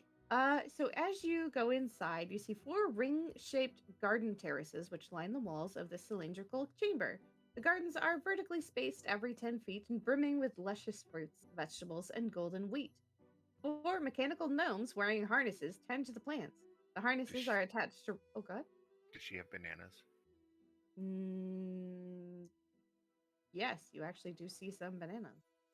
Sock is gonna scurry up and go steal a banana. She doesn't really put up a fight. You're a guest, and she's happy to let you. Although one of the gnomes kind of gives you like it stops what it's doing momentarily, looks at you, then looks at her. She kind of just nods, and then it lets you continue. The harnesses are attached to ropes that loop around pulleys affixed to the ceiling, enabling the gnomes to hoist themselves into the air and move from one plot to another. Most of my sustenance comes from these gardens. I get regular deliveries of fresh soil from dour merchants, and they get homegrown food and birds' eggs in return. I have a question. Yes.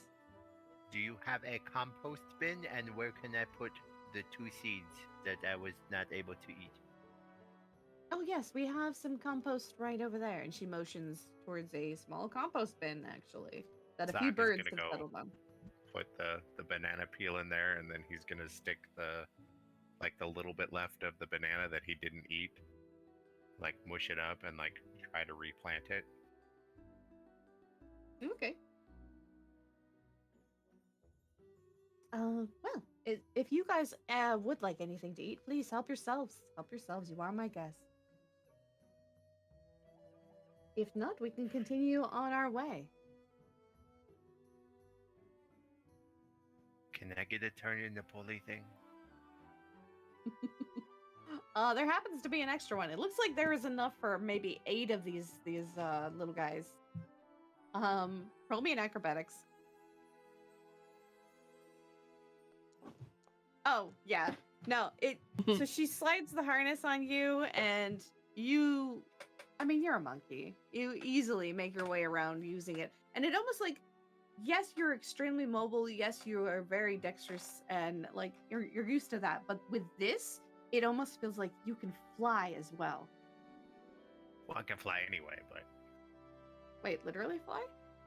yeah, I've got the little wing flaps. Wait, what? The Hadizee have the little wing flaps, so they're like sugar Oh. gliders. You can glide. You can't Yeah. fly. It's like flying. I have Yes, a but fly the- speed. This is kind of like a sensation of Oh, okay. Yeah, Sock is yeah. just doing circles. Yeah. So you guys just see him like you have your glider out and you're spinning around like one of those toys that if you hold it by the string, it just kind of spins around. Yep. That's Sock right now. This is amazing. You spin me right round, baby, right round. Well, I'm glad someone's Wow, having fun. look at this place. So full of life. He's just gonna keep his stupid little grin, his cheesy little grin on his face. It's a little Cheshire. Anyone else doing anything? Oh no, you got to try that. You could probably see Bobo just helping, like mimicking like whatever the gnomes are doing, just with some of the ground plants. Excuse me, on what level is your library? The top level. We'll get there. Don't worry. Ah, good, good. How tall is this tower? Oh wait, actually, I'm sorry. It's in the middle level. That'll be in the next room. The tower is pretty tall. I would say, probably stands about 100 feet Total? total. Yeah. How high up would Each the next room level be? is about 30. 30. Normally rooms are like 15, but her tower rooms are 30. Okay. Rhea, what are you doing? I'll be honest, I'm not sure. You're just quietly following? Taking it all in, following along. We need to get Rhea something to kill.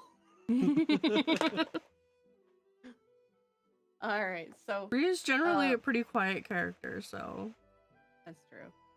Probably just like face palming with like what the kids are doing. she does I a think lot you of and I are going to observation. be best friends. Alright, so you guys make your way to the second part of the tower, which is right around here. Did it not drag you? Why can I not drag you guys?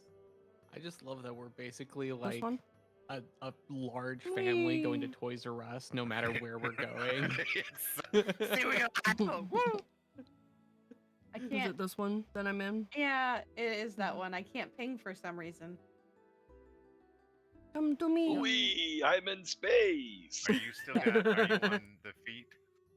The ruler? Because I see a ruler that's Yeah. like stuck. Come back. Welcome back. Did I miss much? No, you didn't miss much other than the fact that for some reason I can't, like, because on my Was? screen I don't have the ruler. I'm gonna. There you go. Oh my gosh! And I just refreshed. Anyway, okay. So while my game is refreshing, this floor houses a modest kitchen where two mechanical gnomes are preparing dinner. Furnishings include an unmade bed, a wardrobe topped with bird nests, and a bookshelf packed with astrological texts, and more bird's nests. Here's my living quarters, where I read my books and make my meals. My autonomes have no shortage of recipes. Today's repast is a deep-fried night scaver steak with a lunar bechamel. Rhea goes to Fun look at the is- bookshelf. Okay. Stefan is gonna go and study one of the auto gnomes up close. Okay. Vlad is also just looking at the bookshelf. Okay. He's just rummaging through to see what's there. Mm-hmm. Want you all to roll investigations. Bolek is helping the auto gnomes.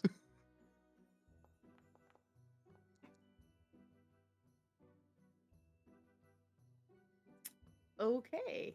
Sock is gonna lean over to Stefan and be like, "I want one. No? I will call him Manfrey." I'm able to figure out how to make one. Perhaps you might have one after all. Nice. Promise. If I can figure it out, yes. He holds up his pinky. So Like a for- pinky swear. oh He's yeah. gonna take it. Yeah. For Vlad, most of the books, a lot of them are charters for the astral space and everything like that. But one catches your attention. Unfortunately, is covered, like splattered with dry bird droppings, and it looks to be a spell book. I'm gonna grab at it and can I open it? Like I can just open it, right? So you're not trying to sneakily grab it. You're just grabbing it. Is this a this is zigzagging thing is the bookshelf in front of us, right? I think I honestly I don't know. I don't know who designed this map, but that confused me. I was like, is that All the right, yeah, ladder, or- I'll be sneaky then because Okay. I thought I was like behind a shelf she couldn't see. Yeah, no. Roll a sleight of hand with disadvantage because you not only have Topola, but you have 2 auto gnomes. Well, Okay, so you go to grab the book, and one of the gnomes is like, "Alert! Alert! Do not touch! Do not touch!" Oh, is this not a public library? Oh, I apologize. I thought Oh. this was a. Apologies, my friend. You are welcome to any of the books, but please leave that one alone. That is my spell book. Oh, your spell book. Oh, interesting. What sort of spells do you practice? Oh, just things to get me by, like air bubbles, so that if I have to travel out into space, I can breathe. Haste, grease, bonding, and things to repair my mechanical gnomes. It helps me so that I can maintain this place. Oh, okay, all right. he's gonna leave it there, but he's gonna remember where it is. Okay. Stefan, when you are examining these gnomes, you don't. What you catch of the craftsmanship is that this is of gnomish design. They all look exactly the same. Upon noticing this, she's like, "Oh, that they were gifted to me to help protect me. It can be quite dangerous here. Unfortunately, so the gnome that wanted to protect me, his name was Orwick, and he wanted to constantly remind me that he was protecting him. He was protecting me, so he designed them to look a little like him. All of them." And there's almost like a twitch to her eye when she says that. I see. I take it that this fellow was quite overprotective. Yes, a good friend of the family, but they're useful. They do help protect me. There's a lot of dangerous creatures that come by, especially Big Mama. And Hearing pray that, tell, what Sock is Big gonna be Mama? like, "What is Big Mama?" She's a very large creature that has been causing me issues. Is that the She's- one with the giant like kelpin that's dark? Have you seen her? I was looking for ships and I didn't see a ship except for the ones that we have in the front and the back, and then there was a kelpin like behind the thingies. So maybe. Well, if you've seen her, maybe she could be nearby. If you guys could help me get rid of her, this would be fantastic. Now, She's been by eating get- my birds. Now, by getting rid of her, do you mean getting rid of her, or getting rid of her? Probably permanently, because she's from what I understand of the creatures, once they find a good feeding ground, they never forget it. Stefan is gonna go to the nearest window and just do a very loud whistle, and that's gonna basically call out the ballista to start heading this way. Bobo hearing like about a fish that needs to be caught is immediately going to break out the fishing tackle and just walks downstairs silently. So that's fine. But whistling for the ship, it doesn't quite work like that. And it's anchored. So the only thing that kind of responds is not even the little ship would respond, because those No, are he said manually his controlled. little cannon thing, didn't you? Yeah, Yeah, the ballista. Oh! Not the force ballista. Back. Oh, okay. I don't know why I thought you were trying to whistle for the actual ship. I was so confused. I didn't think it It's was like it's- sentient. Yeah, no, I'm like, it's not a dog. That's not how it works. You're looking for the Come here, blaster, Come here, right? ship. Come here, ship. Like, It's like yeah, you calling the attuned horse to it, but... in Red Dead. Yeah. No, My it dog doesn't. ship.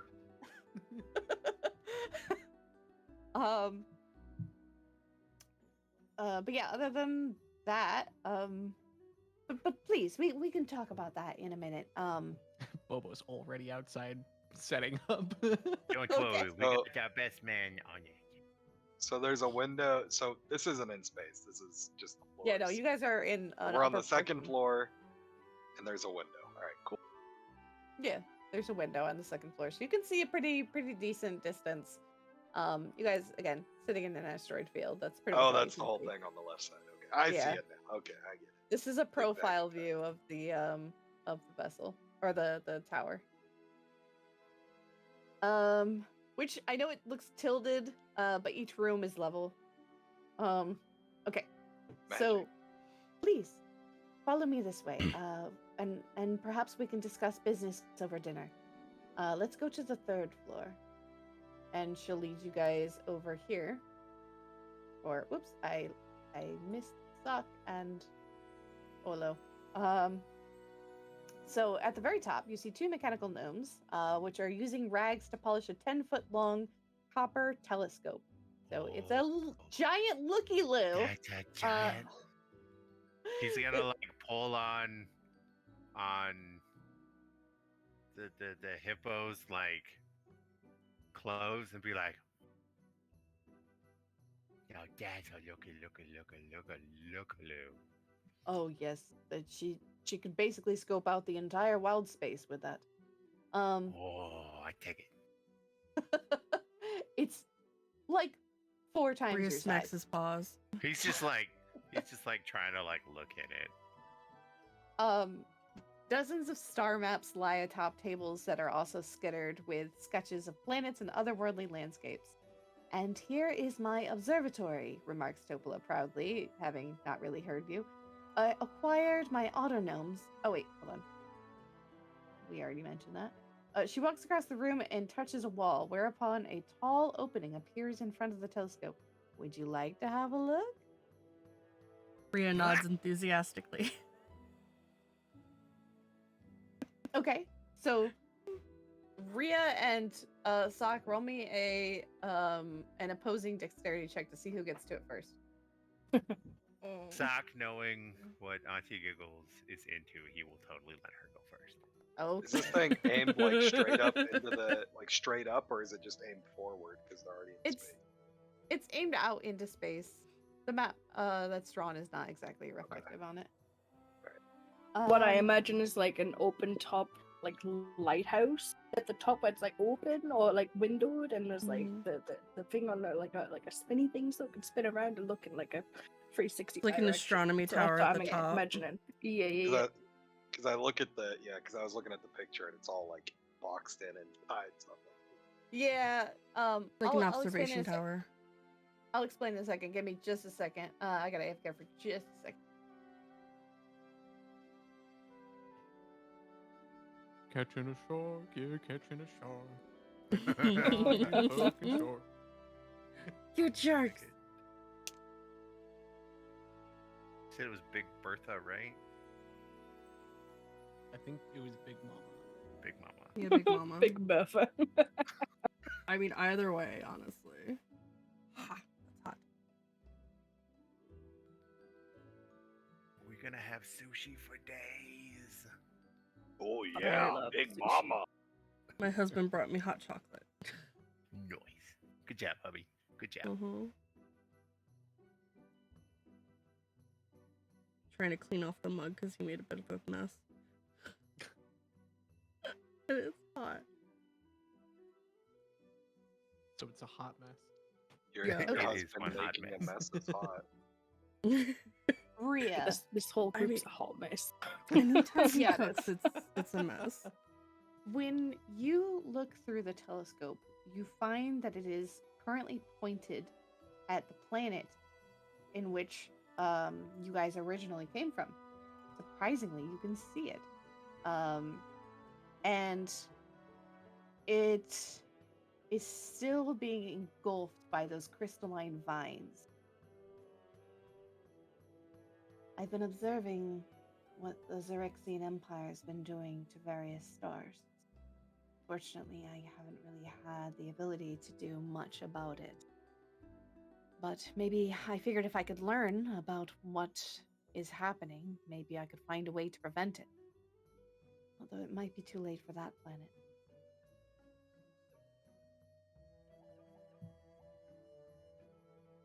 Rio will back up a little bit, look down and sigh, and say, "It most definitely is too late for that planet, unfortunately." Bobo kind of pauses while he was putting together the fishing pole for a moment and then gets back to putting it together. Too late? What do you mean too late? Is there not a way to stop it? I believe there's. I honestly, I'm not entirely sure. I haven't heard of a way to stop it, but maybe there is. But whatever way that is, it would have to lie in Zerx, in Doom space.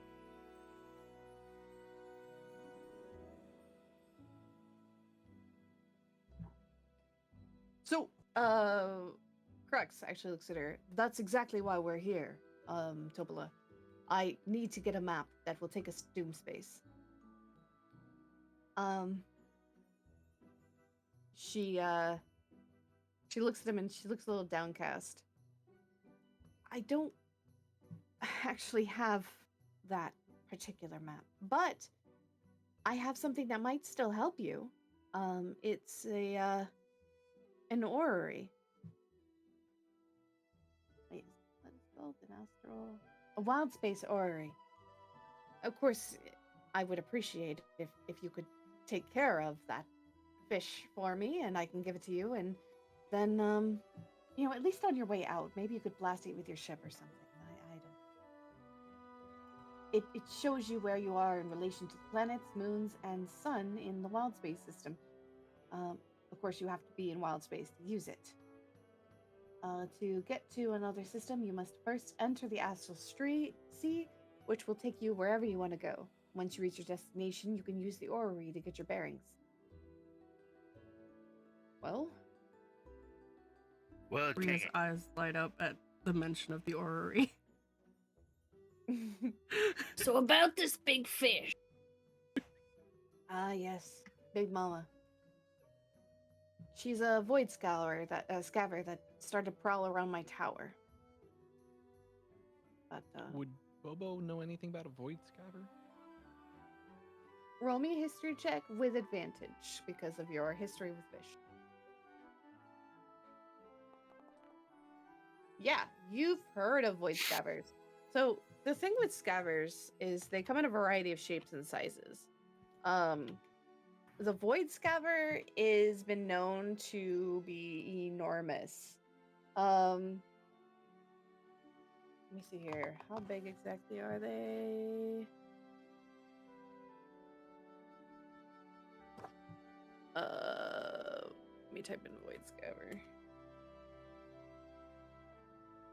So, you know them to be jet black. They're shark-like creatures in wild space. And they have a single huge shark-like eye, which they use to get around, and a wide sweeping mouth.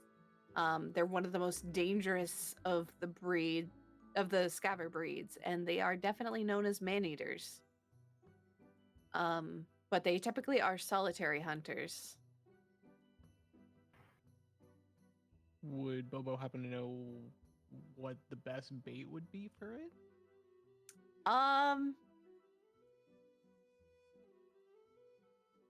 Pretty much anything that they'll go. Hold on, let's see. Yeah, they go after any living prey. Okay. I think hearing void scaver, he's gonna he was almost finished assembling the fishing pole, and then he's Gonna need a bigger line. he starts disassembling the fishing pole.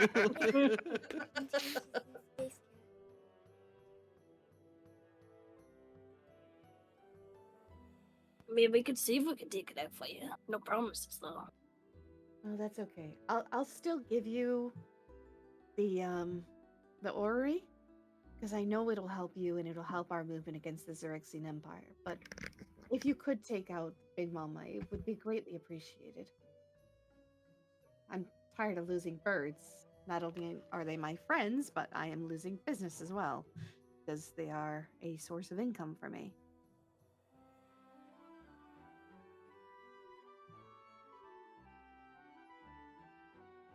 But you guys are welcome to stay here and enjoy a good meal if you'd like before you set off, or if you need to make any preparations that I might be able to accommodate. I don't know exactly how much I could offer, but Will we get anything else if we take out this fish? roll me persuasion.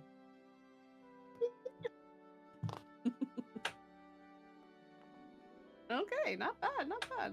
Got a -1. Give me a second. What else does she have as treasure in here? We'll take a gnome. Yes, what? give us all the thing. Sure, if you want one of my auto gnomes and you take out the fish, you're welcome to it. Night. Okay, cool. Yeah, that'll work, right, guys? Yeah. Better save me the trouble. Do you have any sort of magical trinkets? You are magically inclined, after all. Okay, give me a second. Vlad, roll me a D100. Bigger crew. Bigger crew.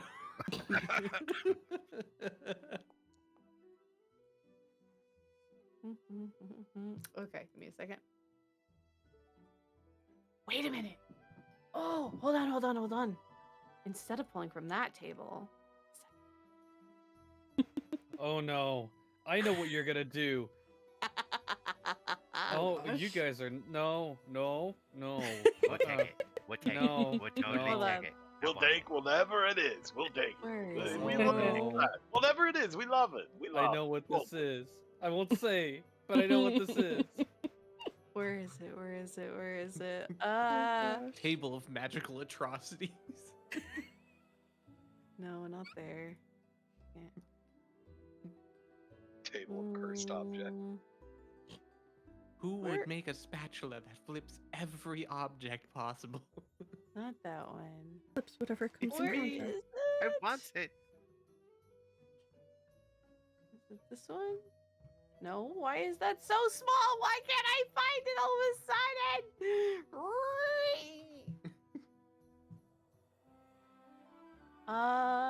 Ba-ba-da-ba-da-ba. It's not that one. Resource. Maybe this one. Aha! Here we go. Okay. Boop-a-doo-ba-doo-ba-doo-ba-doo. Oh, I have something that could be fun. Here. And she leads you all back to her room, which is down another level. Oh, I know where this is going. I'm not sure what you mean, but anyway.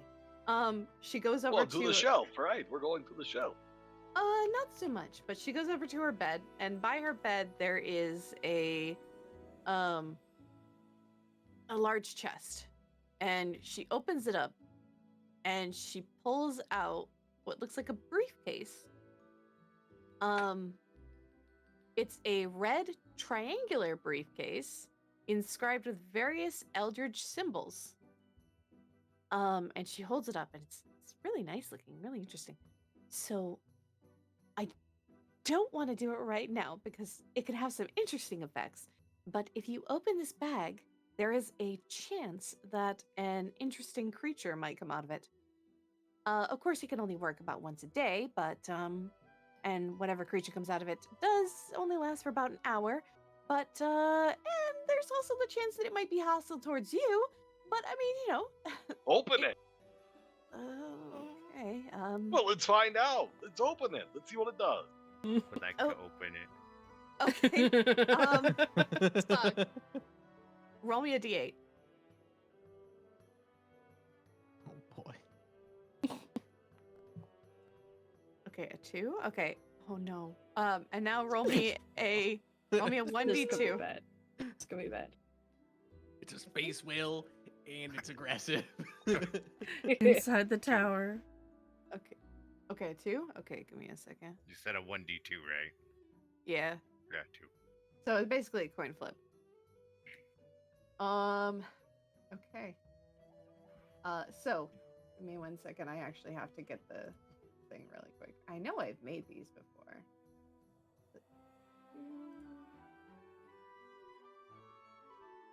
I just imagine when I say open it, and then Sock runs over and just opens Um, it. So Just Sock flips it open. pulls it open and she drops it as a yelp. As you guys see, from one long crab-like hand comes out, another crab-like hand comes out, and out from the pouch comes one of the things that you guys recall from that ship. Oh, no. It makes its way onto the surface, and yeah, no, I need y'all to roll initiative. Vlad, hold on, before we do that, Vlad's gonna look at his hands, look at Socks, and then look around at everyone else. I just want to make it very clear, I didn't do that. Rhea just Yeah. gives a heavy sigh.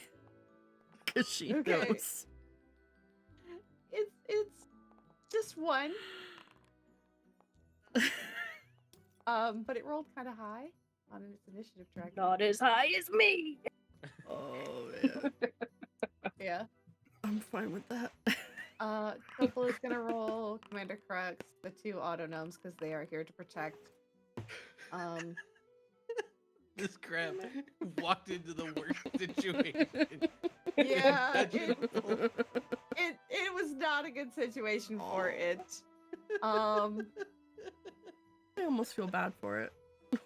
But it's not friendly. Olo, be delicious. you're the first one to react. As this I'm thing gonna run crawls up and out. punch it. Okay. Go ahead. I've seen and- these things before. Yeah. Go ahead, roll your attack. Ow. Punch him again. Yeah, definitely crit fails. Don't I have a crit fail chart? Oh yeah, you do. Yeah. Let's do it. Let's do it. Let's see what we get. Let's see. The fumble Like chart it's punched again, aren't I?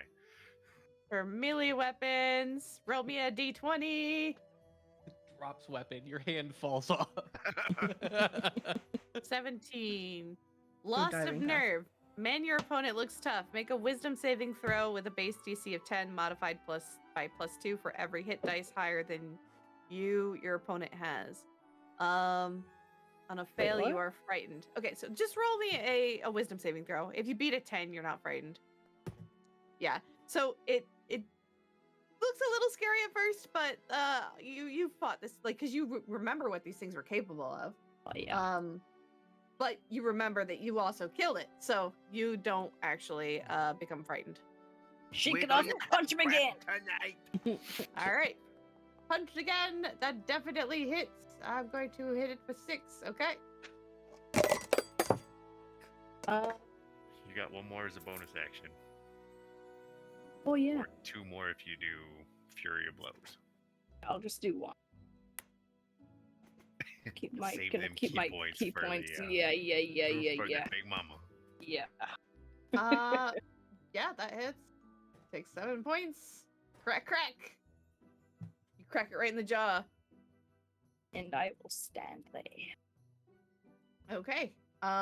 This thing is gonna go right after the one who was holding it. Let me see here.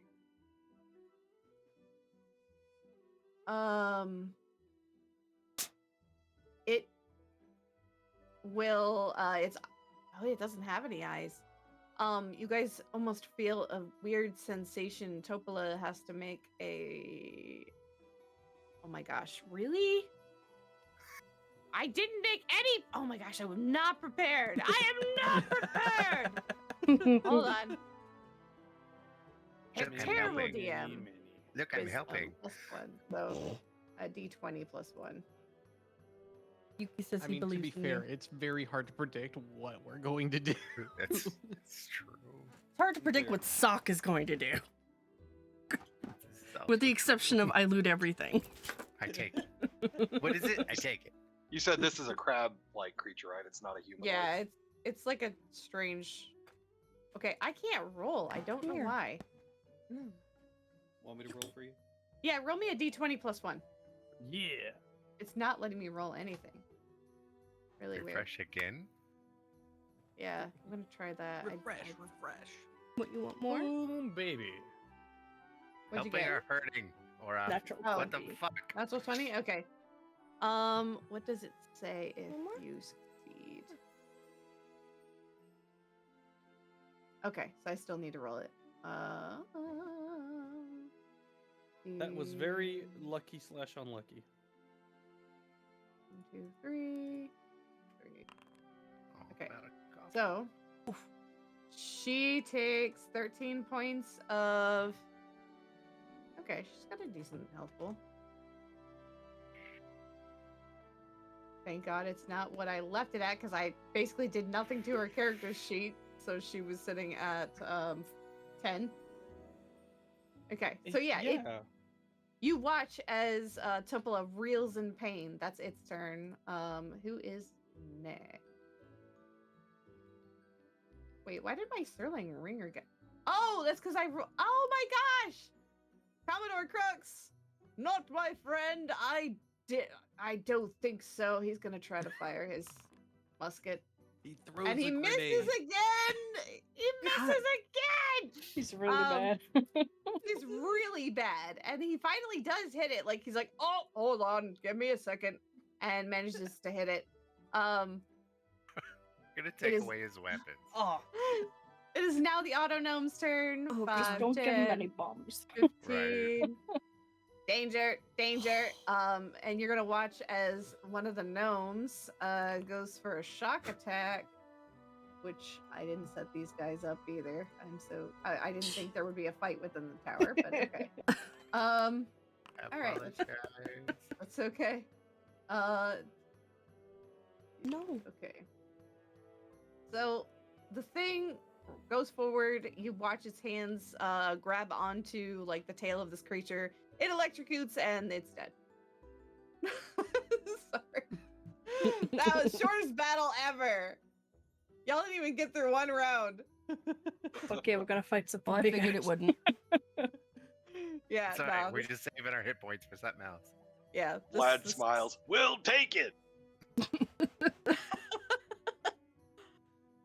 Very well. Yeah, personally, I'd be happy to get this thing out of my home. I've had one incident. I mean, excuse me. Yeah, no, it'll be very useful for you. We can So, yeah. name it the training bag. Take care of Big Mama. Come back, and then it's all yours. And she'll like secure it back into the suitcase. Let's do this. Yeah, this Doc is sounds gonna fun. Look at her and be like, "Look, you have crab tonight." Crab cakes. Sorry, I'm getting covered in drool and slobber right now. It's Well, okay. yeah, you- because are we're you going a to have dog? crab cakes. They're delicious. Oh, No, my cat is like drooling from happiness because I was just petting him. And it's Aw. almost like Saint Bernard levels of drool oh, Oh. no. from a small cat. Crap. Hold on. I forgot. Why? Where did you texted me on Discord, right? Mm-hmm. Oh, okay. Are you all ready to do a murder? Yes, because we're going to get the snack maker. Yes, let's go murder. Okay. Before we do that, we're gonna take a quick break. You guys are welcome to continue role playing if you'd like. While you're all chilling, she'll be serving food. If you guys want to eat, it's better if you don't kill on an empty stomach. And the gnomes will be dragging this thing off for butchering. Can't waste anything. Hi. Sock is going to point at the one that did the shock attack and look at her and be like, I want that one.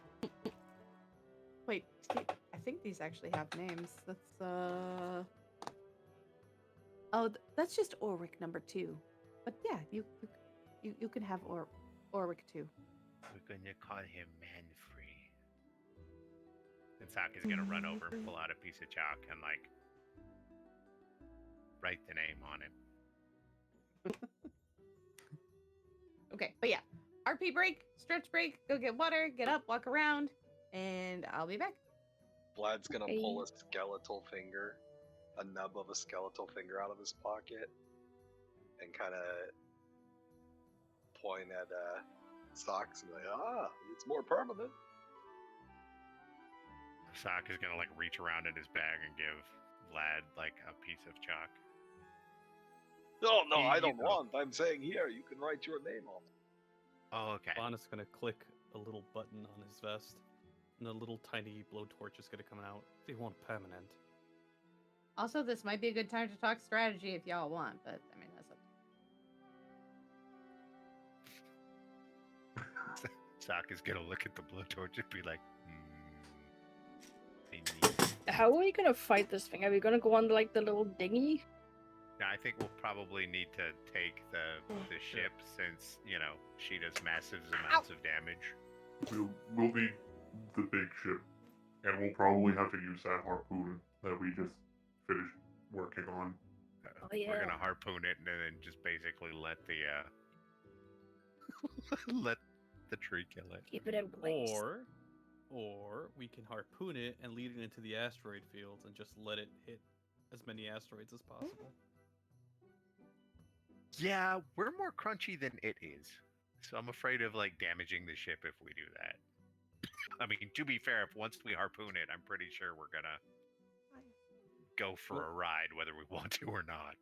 We'll also need live bait. See, I was thinking that we could probably do a kind of like do what they used to do, like with the bootstrap turn. Except instead of using a bootstrap turn, we're gonna actually fling it. Is that your drooly cat? Yes. Okay. He wanted to be seen.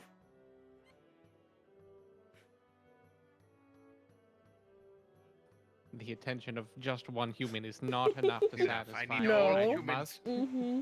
I must have all eyes on me. This is the one that loves the belly rubs. Oh, he is tearing up my arm right now. I still really want to get a black cat and name it Null, and then if I get another black cat, name it Void, and then I'll have Null and Void. Oh gosh. Yuki! Ow! Oh my god. I've The only had claws, one look at them. Real experience with a cat, and that was with Minnie's cat Aldo, and it was the coolest cat ever. But it loved Not freaking the digging its creases, claws into please. me. Hey, Valorant, you there? Did he go But yeah, this is Yuki. Maybe. He might have. Oh, my hand is covered in drool now. I'm assuming you're about to talk Diablo 4 shop. No. Oh. I'm trying to figure out. Okay, so I'm a D&D noob, so Yep, you guys will know. So I'm trying to figure out like my spell slots because like, how does it work? I don't know how your this shit spell works. slots. Are you wizard? Or like what? Warlock. We'll have to know like what. Okay, so you're a warlock. Okay. So the best way to go about it, you could Google Warlock 5e D&D, and it'll tell you the amount of spell slots that each warlock can have, if that's what your question is. Or are you referring to how spell slots work with a warlock? What's your question? Yeah, so I don't really know like how often I can use these spells. So if you look under spellbook, Yeah, that's you what I notice where it says the level of the spell and there's a number next to it. So I see my cantrips. I can use those independently, right? Yes. And then I see like my 4th level, and it says like 0 of 2. Should that be 2 of 2? Because I haven't. 2 of 2. Yeah, your first level and second level, it should say your spell slots on the top. If you're Yeah, starting so my fresh, you first- haven't used anything. I'm sorry. So go ahead. that's my 1st, 2nd, and 3rd level spells are all 0/0s. so that's what I'm trying to figure out. Yeah. So they would probably be. Hold on a second. What level are you coming in? 7. Okay. Hold on a second. I'm gonna check it out for you. You want me Just a to screen share or anything? No. I could probably do it here. Okay, so your first levels you should have at 7th. You should know. At 7th level, you have 2 spell slots, and they are of 4th level. Yeah. So that gives you the ability to cast up to 2 spells until your next short or long rest. Okay. And they can be up, and they would be at the 4th level.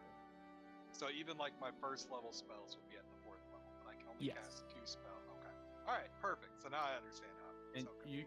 you should know 8 spells. 3. You should know 8 spells, 3 cantrips. You only have 2 spell slots. I have 4 cantrips. But Yeah. I wonder if that's because of. It might be an One- ability. Yeah, one of those might be either an ability from a racial trait, a background, or a feature, depending. Full transparency. Valorant made my character. So it is incredibly I'm just broken. here to. Got it. I'm just here to play. I didn't make the character. Gotcha. Yeah. Gotcha. No That's why I worries. was asking for Valorant. 'Cause I know he knows the shit because he like made it all. So I'm just thinking Yeah. So it's probably a feature. I also see that I have a first level spell called New Spell with no description, so I'm assuming that it's not supposed to be anything, and I should just delete it. That probably was meant to be. Click on it, see if there's any descriptions, or if it's blank. No descriptions. Then yeah, you could probably just remove It it. just says New Spell. Okay. So then, yeah, I have 8 spells and 4 cantrips. Mm-hmm. Okay. Everybody?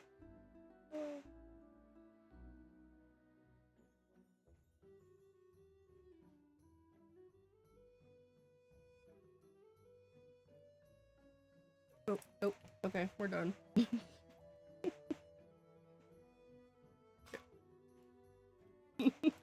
He's like, Mom, I'm done.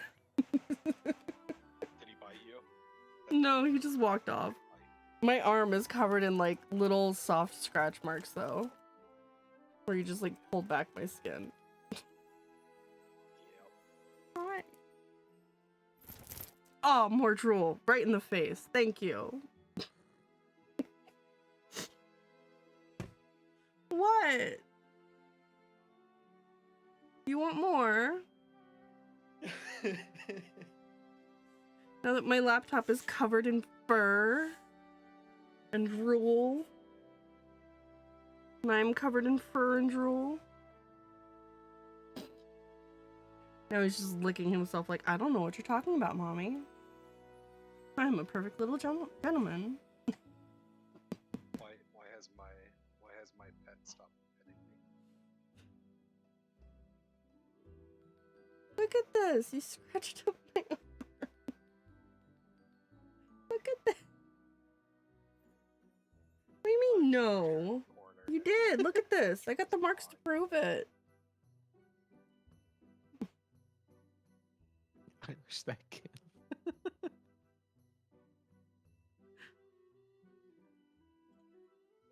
You're not getting my hot chocolate.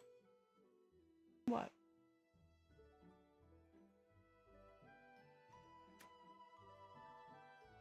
What?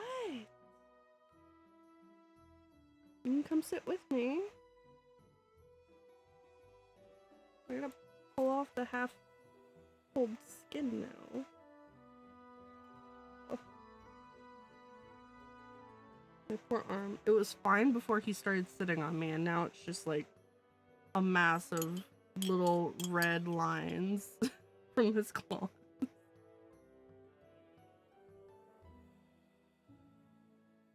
This is why I always had problems with like the teachers at school. I couldn't wear t-shirts because my cats would just do that to my arms and like, are you cutting yourself?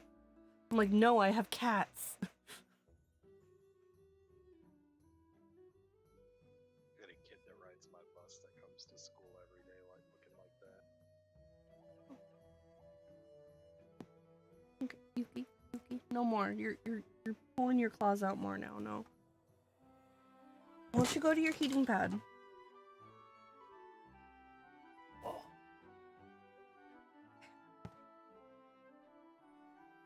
Don't sulk. Now he's sulking because I pushed him down.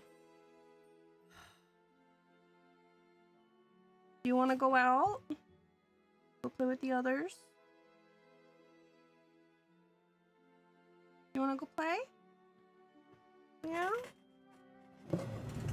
I'm sure you and Skyraisen can go do some hunting. Yeah, there might be a new mouse downstairs. Just show Penny how not to leave any blood anywhere.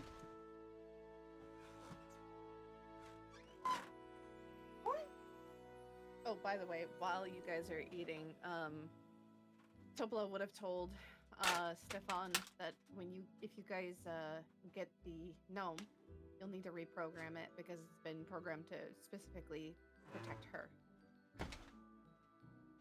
Oh, that'll be simple. Yeah, Very look like simple. you know what you're doing, so yeah.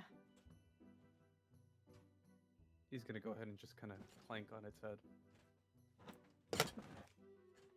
Well, you all think you're ready to get on, or Would you like to catch a void shark? If I'd like to catch a void shark. Let's go catch us a void shark. All right. Well, best of luck. Yeah. I think, yeah, best of luck. And she'll guide you all down to the bottom of the ship back to your little vessel. Crux, I think I'm gonna just stay here for right now in case the creature comes to attack our tower. You guys have to come back anyway to claim the thing, so I'll just chill here. Bobo does an insight check. They're gonna bang. He looks a little scared. Yeah, so are you absolutely sure that you're fine with all of us taking your ship without you present? Flint is there, and Starbone knows not to let others take my ship. So if you want to try and test her, Well, not so much that you have to worry about us, but I'm saying a ship without its captain is usually a bad omen. roll a persuasion. I mean, I could captain. Never mind. No, you're right, my friend. Topla, I think she's probably got sufficient protection here. Guess I can come along. All right. Don't worry, Captain. If we get it, we can have some shark fin soup. Okay. All right. Topala, we'll be back. And he begins to walk with you guys to the ship, the little one. You all board, and as you get aboard, the ship begins to head towards, back towards the living ship. It's still got quite a distance to go. I need all of you to make perception checks.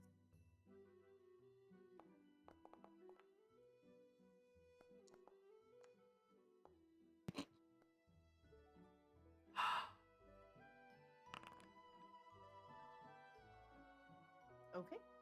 For the most part, nobody notices anything. Stefan, Mm-hmm. you, originally with your eye on the ship, do see a tail. Another tail. Excuse me, I mean just a single tail. I was about to say, there's two of them. There's two of them. Maybe. It's You don't know. mating season, didn't you know? Yeah. And from what you see, an enormous jet black behemoth glides out of the darkness and cosmic dust, its red eye glowing brightly as its jaws open wide, long stringy strands of saliva, which let me actually show you guys this picture. I will post this in D&D. I'm too lazy to put it in there. Long stringy strands of saliva break off into weightless globs as the ravenous monster descends from above. Everyone roll initiative, please. And we're gonna take you guys. Actually, before you roll initiative, let's take you here. As you guys are all on the little dinghy. And if you would like some crazy music, I do have this that you're welcome to play. Wait, did we not take the big ship? We were on the way You- to the big ship. You were Yeah, we on your were way on- to the Oh. big ship. When the Void Scabber actually ended up attacking. Well, that doesn't look so difficult. Come on, guys, we can do this. So the way it explains it is it gets a surprise round on all of you except for Stefan. So oh, she gets to attack twice. Oh no.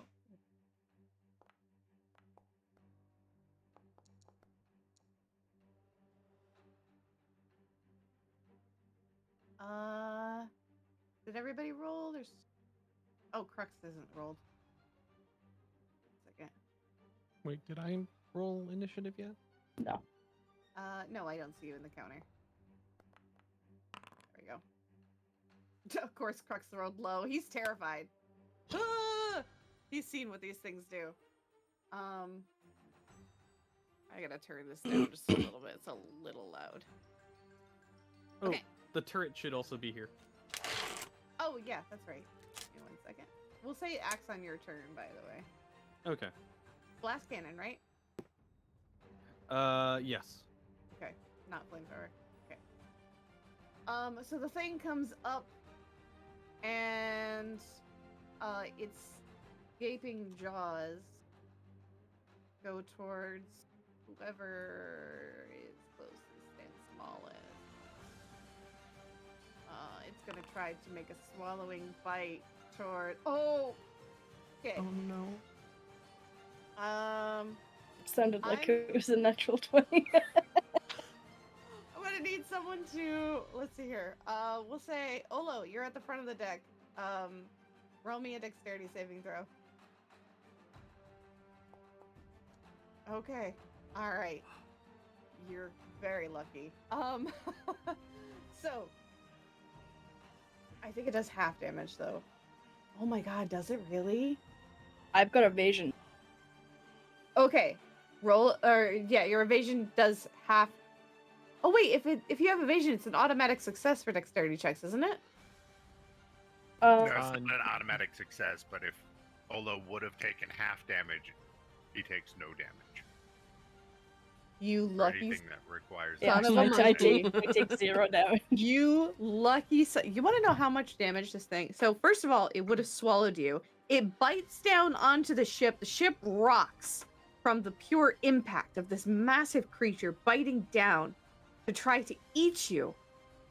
If you had gotten eaten, first of all, you would have gotten swallowed and you would have taken 99 points of damage. What the Oh my fuck? I God. would have been dead. Yeah, this thing is Who would have not. survived that? I don't. Mhm. This thing crit hard. I rolled so many crits. This thing is dangerous. Okay. Yes, but we are more dangerous. Yeah. Stefan, how long's it gonna take to us first to get to the fucking ship? And it's about 10 feet away from the vessel. You guys are about, according to this, you are in between Topola's tower and the vessel. And you are located about, because you had to go a bit of a distance. 12 rounds. Huh? So we're we're gonna go 12 rounds. It actually doesn't tell me. I would say it'll take 3 rounds to get to your vessel. I was making the joke, by the way. 12 rounds boxing. Yeah, don't worry. But Okay. it's surprise. Stefan, you're gonna go first, and then Big Mama's gonna go, and then we're gonna be at the top of the round. Okay. Seeing this thing come out, he's gonna be, oh, jeez, what the hell is that? And instinctively, he is going to. Where is it? Oh, I forgot I have the spell now. Cannot believe how many crits I got on that. No, I'm gonna save this. He's gonna go ahead and just attack with the attack with his infused rifle. Okay, go ahead and roll that attack. Eesh. I'm gonna need you to shooting ranged weapon. Roll me a d20. Roll that d20. 12. Oops! You hit an unintentional random target. Randomize all combats within 10 feet. And roll. Okay, so Olo, you're 1. Rhea, you're 2. Basura. Oh wait, Basura's not there. He's sleeping. Sorry. Basura's 3. Go ahead, hit Basura. No. It's fine. Wake him up from his sleep. Bobo, you're 3. Sock, you're 4. Crux is 5. Your own turret is 6. And oh no, we'll say Vlad is 6. So roll a d6 for me. You can hit the commander. Rhea, you damn it. get hit for 7 points of damage. As he goes to fire, and because when it bit into the ship, it caused you to lose your balance a little bit, and you fired into Rhea's shoulder. Oh dear goodness, sorry. Stop that! Sorry, She's not the Sean! Oh no! Whose side is he on? I'll fix that later, I promise. It's gonna be like hours. So I'm gonna go ahead and seeing how things went. He's gonna just use the bat blaster on him, Okay. and he's going to do a simple force blast on this thing. Okay. You shoot, and it hits its armored plating and does nothing. The blast blasts into the fish, and it easily takes the impact. Your setting must not have been high enough. Great. All right, that'll be the end of his turn. All right, we're at the top of the round, and Big Mama's up top. She is going to go for. So you're gonna watch as she spins her massive head towards everyone. One creature. I'm gonna roll a d6 following that same formula. Let's do it. Oh my gosh, Rhea. God damn it! I rolled a 2. I'm sorry. No. Make me I a blame wisdom saving Stefan. throw. Wisdom. Yep. Someone help her! You failed, so you are now frightened. You feel its gaze glow, and you become frightened of her. Let's see here. Until the start of your next turn. Okay, so until the start of Big Mama's next turn, so you're frightened for this whole round of combat. God damn it. I'm I blame sorry. Stefan. Oh, that was a bonus action? She could have done that before. Anyway, so yeah, she's gonna go ahead and take another bite. Let me find out who she's gonna try to bite. I swear if that's another 2. Bobo! Good. I need you to I'm gonna roll again. Hope I don't get another crit. Roll me a dexterity saving throw. Okay. That is a lot of damage. Okay, you save. You take half of that. Give me 1 second, which is. So it goes to bite you, it wraps its jaws around you, but you kind of just melt out of its mouth back onto the ship. But it did hurt, and you take 27 points of damage as it pierced into your core, but you managed to dribble back on. This thing is dangerous. But that is its turn. Olo, you are up. Stefan and Dick. I will say that this thing is probably flying at least about 10 feet. I'll be easy. It's within 5 feet of the ship. Okay. Normally it Is would be this 10 thing feet. undead? Or is that something I need to? You'd need to know. Okay. That's on a need to know basis. Would it be possible to climb on top of it? Yeah. Now this is a moving. You are on a moving vessel, and it is also moving. So I can need. glide. Oh, that's right. But can you grab onto its fin? So what I really want to do is I want to get up close to the eye and punch it in the eye. Okay. You know what? I'll allow it. Three Stooges. Since it is targeted, the AC goes up a little bit, though. Okay, that's fine. Wait, I know what I can do. Okay, go ahead and roll your attack. Hello? Definitely hits. So Punch it takes right in the 7 little eye. points. It closes its eye. So a lot of the blow is protected, but it did take the 7 points. I'm gonna punch it again. Do it. You still hit it in the eye. His eye's still closed though, so it does still remove a bunch of the damage. I will. Do I have to do flurry of blows to do stun strike, or can I do that on just in punch and all punch? I think you need to spend a key point to do. Yeah. Yeah, you can. You spend a key point to do stunning strike. Yeah, you don't have to do flurry You of don't have blows to do flurry. because that's also a key point. Okay, so I'm gonna spend a key point. Okay. Stun strike. And it makes a Constitution saving throw or be stunned. Yes. Okay. Let me. I don't know what the saving throw is though. I don't know what it has to hit. Hold on. Click So you on you roll another 11. unarmed strike.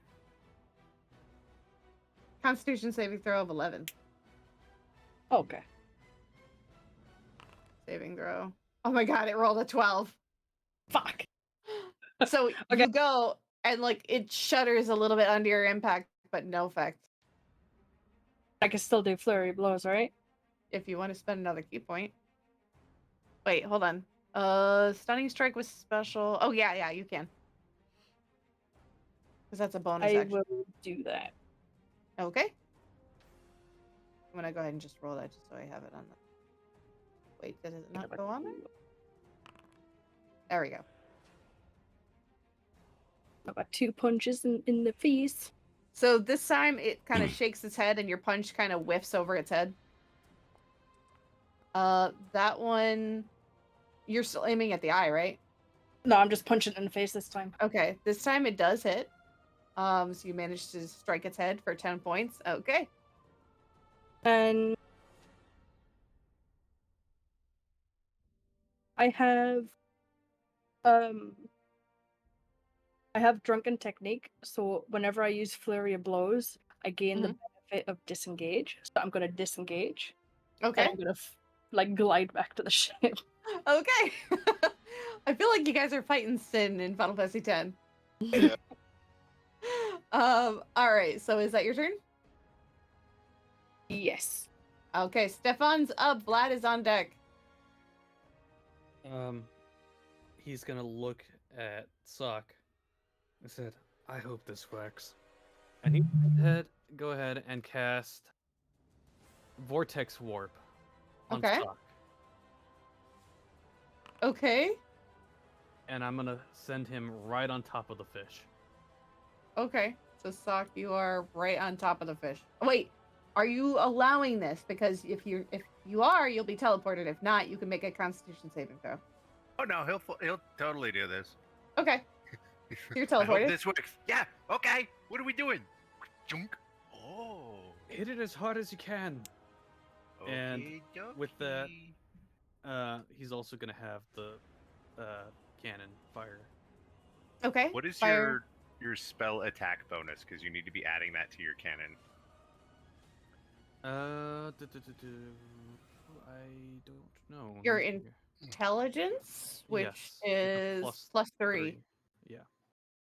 So I'll add that to this next one. So that's 8. 18. damage. Yes, to hit. Yeah, 18 to hit. So it does hit. So it takes the damage this time. It kind of lands under one of the fins. And it gets pushed away 5 feet.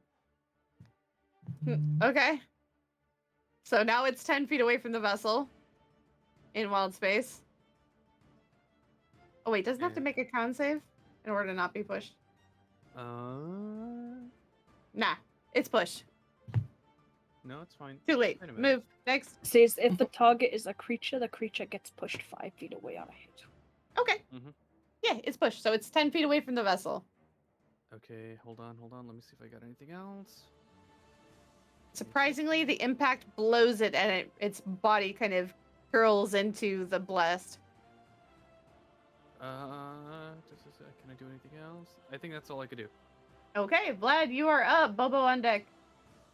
All right. Vlad is going to kind of look at it and point his fingers to its eyes, and he's going to cast Mind Sliver. Nice. Wait, isn't that isn't that It's a reaction? cantrip. No, Oh, it's an action. yeah, it's an action. Okay. Oh, hold on. This is really weird. Ah, how did you put this in here? Okay, so it has to make a DC 15 saving throw for intelligence. Someone copied the HTML instead of yes. just the Yeah. Yes, text. they did. It failed, so it takes the 10, and then what else happens? It says you drive a disorienting spike of its energy into the mine. The target must succeed on intelligence, which it didn't, or take 1d6 and subtract 1d4 on the next saving throw.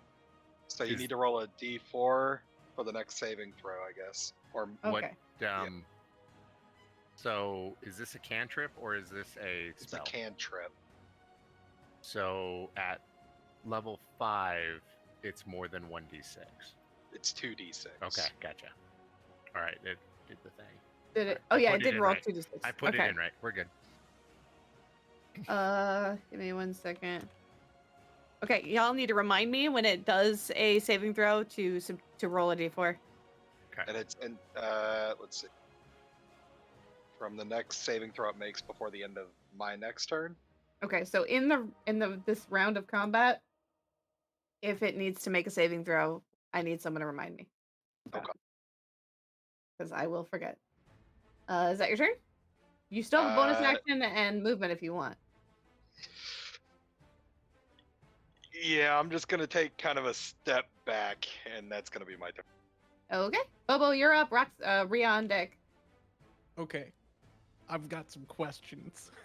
Yeah? How difficult do you think it would be for us or for Bobo to throw something into its mouth? What are you trying to throw into its mouth? So, Bobo happens to have something that he found on the ship. Oh yeah. So, I'm thinking Bobo would probably want to take the grenade that he has. Oh, yeah. And because it's a fish, and because he also has a fish ration on him, Bobo would want to take the grenade, stuff it into the fish that he has, the fish ration, and then chuck the fish ration and grenade into the giant fish's mouth. Clever. I'll allow it. How about this? Use, I don't know why. I thought I put the force grenade in your inventory, but it does not appear to have gone in. Oh, I might have accidentally hit something, but I do have the grenade item open. Okay. First, you got to see if you can get it in. I would say roll me Roll me a dexterity saving throw. Or not saving throw, a dexterity check to see if you get its mouth. Its AC is not very high. And it is wrapped in food. So I've lowered the AC to 10. If you beat a 10, it will go into the fish's mouth. You Nice. definitely beat a 10. And with it being food, now if you had not wrapped it in fish bait or food, it would not have closed its mouth. But this is food, so it is going to close its mouth. I need you to make me a 5d6 roll. Ooh. And it's not going to get a dexterity saving throw because it is in its mouth. 15? Okay, so it takes 15. You guys watch as this thing closes its massive jaws over this grenade covered in fish food. And then you just hear a inside within this creature. Wow, it only took 15 points of force damage? Okay. Well, That's still like Yeah. halfway. So yeah, that's still pretty good. But yeah, it almost swallows it though, like a very spicy meatball. and Thinking of a then mask. Yeah. Do we see But- blood or anything? Not really. No. Okay. Yeah. It's got smoke trailing out of its mouth now. probably doesn't want to eat anything for a moment. Probably not. And then bonus action, he'll spend a key point to do patient defense. Okay. However, we need to make a pause because I think our food is here. We ended up ordering anyway. That way I could DM and not cook. Rhea, you're up next. Unfortunately, you are frightened. You guys see as Rhea is basically you go over to the corner of the deck and you are cowering in fear, unfortunately. It's almost like your eyes are glazed over, you are not in control of your body. Mm-hmm. I'm sorry. Okay. She's Doc so is- scared. Someone help her. She's Yeah. internally blaming Stefan for causing her to bleed. And thinks that's why I targeted her. Blame the fish. It screwed with It my. smells the blood. Uh, Blah Sock- blah blah. Actually, let's finish the round, and then we'll take a small break while we go grab food. Sock, you are up next. Crux is on deck. So I'm sitting on top of said fishy. Yep. So he is just going to do a flurry of blows on the fish and then lace in a hand of harm on the last one. Okay, go ahead and roll your attacks. 1, Definitely hits. 2, That hits. 3. That hits. Nice. And then hand to harm. You guys see as this little monkey is cracking down in, and like he actually manages to shatter one of the shells on its back, like the things on its back. Oh, okay. Oh, I still have to hit it. Oh, you And then definitely it'll hit. just add the. Well, I still have one more hit that I've got to roll the. Oh, give me a gotcha. second. So it's Yeah. that plus the 6. Definitely So hit. 7 and that plus hits. 6. And it's poisoned, right? Yep. Okay. Wow. Yeah. You just did You like did. 43 points of damage. Yeah. So it's you cracked into a lot of its shelling, and you guys do start to see a little bit of blood coming out as this thing reels in pain. And it's gonna try to also as its movement's gonna try to shake you off, but that's on its turn. Anything else? No, As I if that's shouldn't not stay here, enough. but he's totally going to because that's what Sock does. Okay. Crux is up next. He's a little scared. Sock is gonna shout out, "I made a hole!" Yeah, let me blast it. He's gonna No. shoot. I know. Shoots No. the So his first shot goes wide. The second shot, however, does manage to pierce right where the hole was. And he manages to do 18 points of damage. Oh shit. Nice. As the creature then reels again in pain. And yeah, that is the end of the round. It'll be the creature's turn when we come back from our break. Yay! But Man, I'll be back.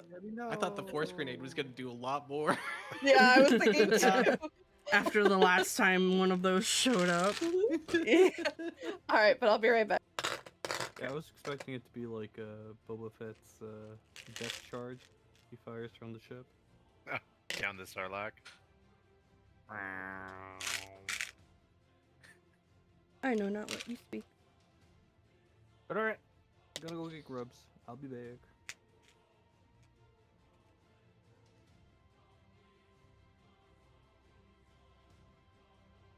Oh man.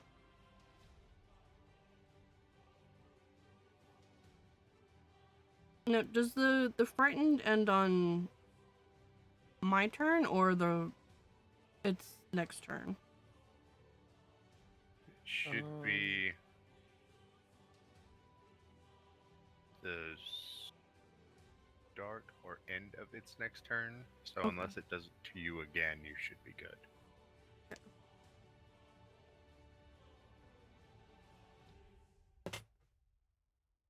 Oh, that's what I should have done. Oh, fuck. Alright.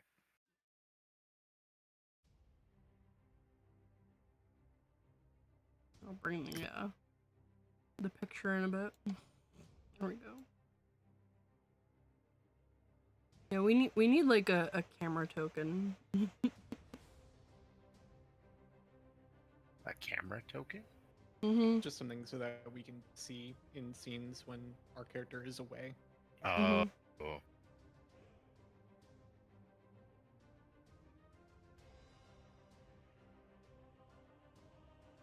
Yeah, one of the things I've also got to ask Minnie about is seeing about the weirdness of the shadows on the main ship, Yeah. because it's kind of weird how like there's just like random shadows being drawn, and I don't know if it's because of like invisible walls or something that are just super tiny. Right. Mm.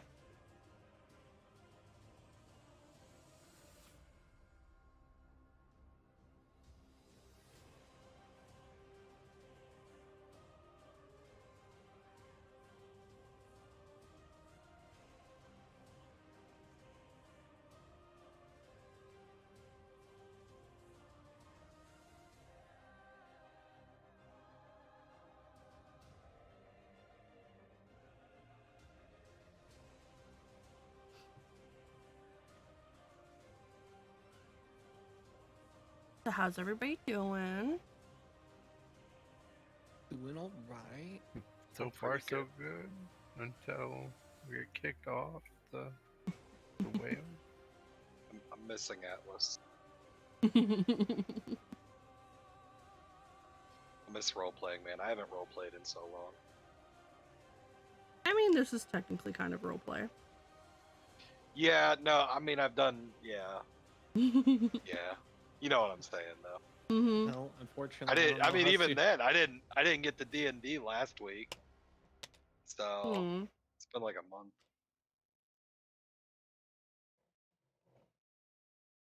That's okay. I'm not Yeah, a we'll have role to player see. anymore, guys. It's all I mean, I over. took a year off, man. I made a special exception for the Twin Rivers group. But I basically spent a year not doing any RP or anything like that and just, working on myself. Yeah. That was fun though, right? Twin Rivers. Mhm. It was a good time. Oh It was fun while it lasted. yeah. So 3 times we tried it. Fun while it lasted, guys. It's all over now. I mean, we could do like random throwbacks and stuff. We already kind of like make what is it, inspirations about our time What the there. fuck are those big words? Big words I don't understand. We randomly make jokes about us being in Twin Rivers. Like the whole fuck you thing between you and Dibs. Fuck you. Just randomly throw out inside jokes, I guess is the best way to say it.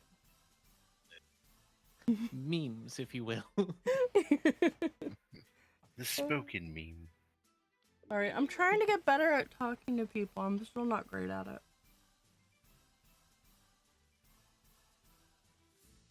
I'm mostly used to my husband, and he knows more big words than I do, so... So you just repeat the big words? No, I know what they mean. I do. That's why I I was use- trying to use figure out baby what word I was trying to say that has something that's easier to understand. I'm working on it. Look, I grew up reading books and not talking to people, so... People were weird. Books were awesome. People are weird. People are weird. People are very weird. Screw people, am I right? Screw Well, those guys. like, here's the thing. When I was growing up, I went to like 5 or 6 different elementary schools. Because I moved around so much. Yeah. That's hard on kids. I've got some kids that I pick up because I'm a school bus driver. I don't know if you do that, but I'm a school bus driver. And I've got these 2 girls that I pick up, and one's in middle school, one's in high school, but they've moved schools like 8 times in the last 4 years. Oh yeah. And I know the struggle. it's done a lot to them mentally. It's hurt them so bad. You learn to not unpack, don't make friends, Yeah. because you're just gonna end Don't up make moving friends. soon again anyway. And I think that's the worst thing that it's done for them too, because they have a really hard time. Like, It's one of the wanting to socialize downsides with of like the military brat life, where one of your parents or both your parents are in the military, and they just get stationed everywhere, and you have to go with them. You never stay in the same place for very long. Yeah, that's hard.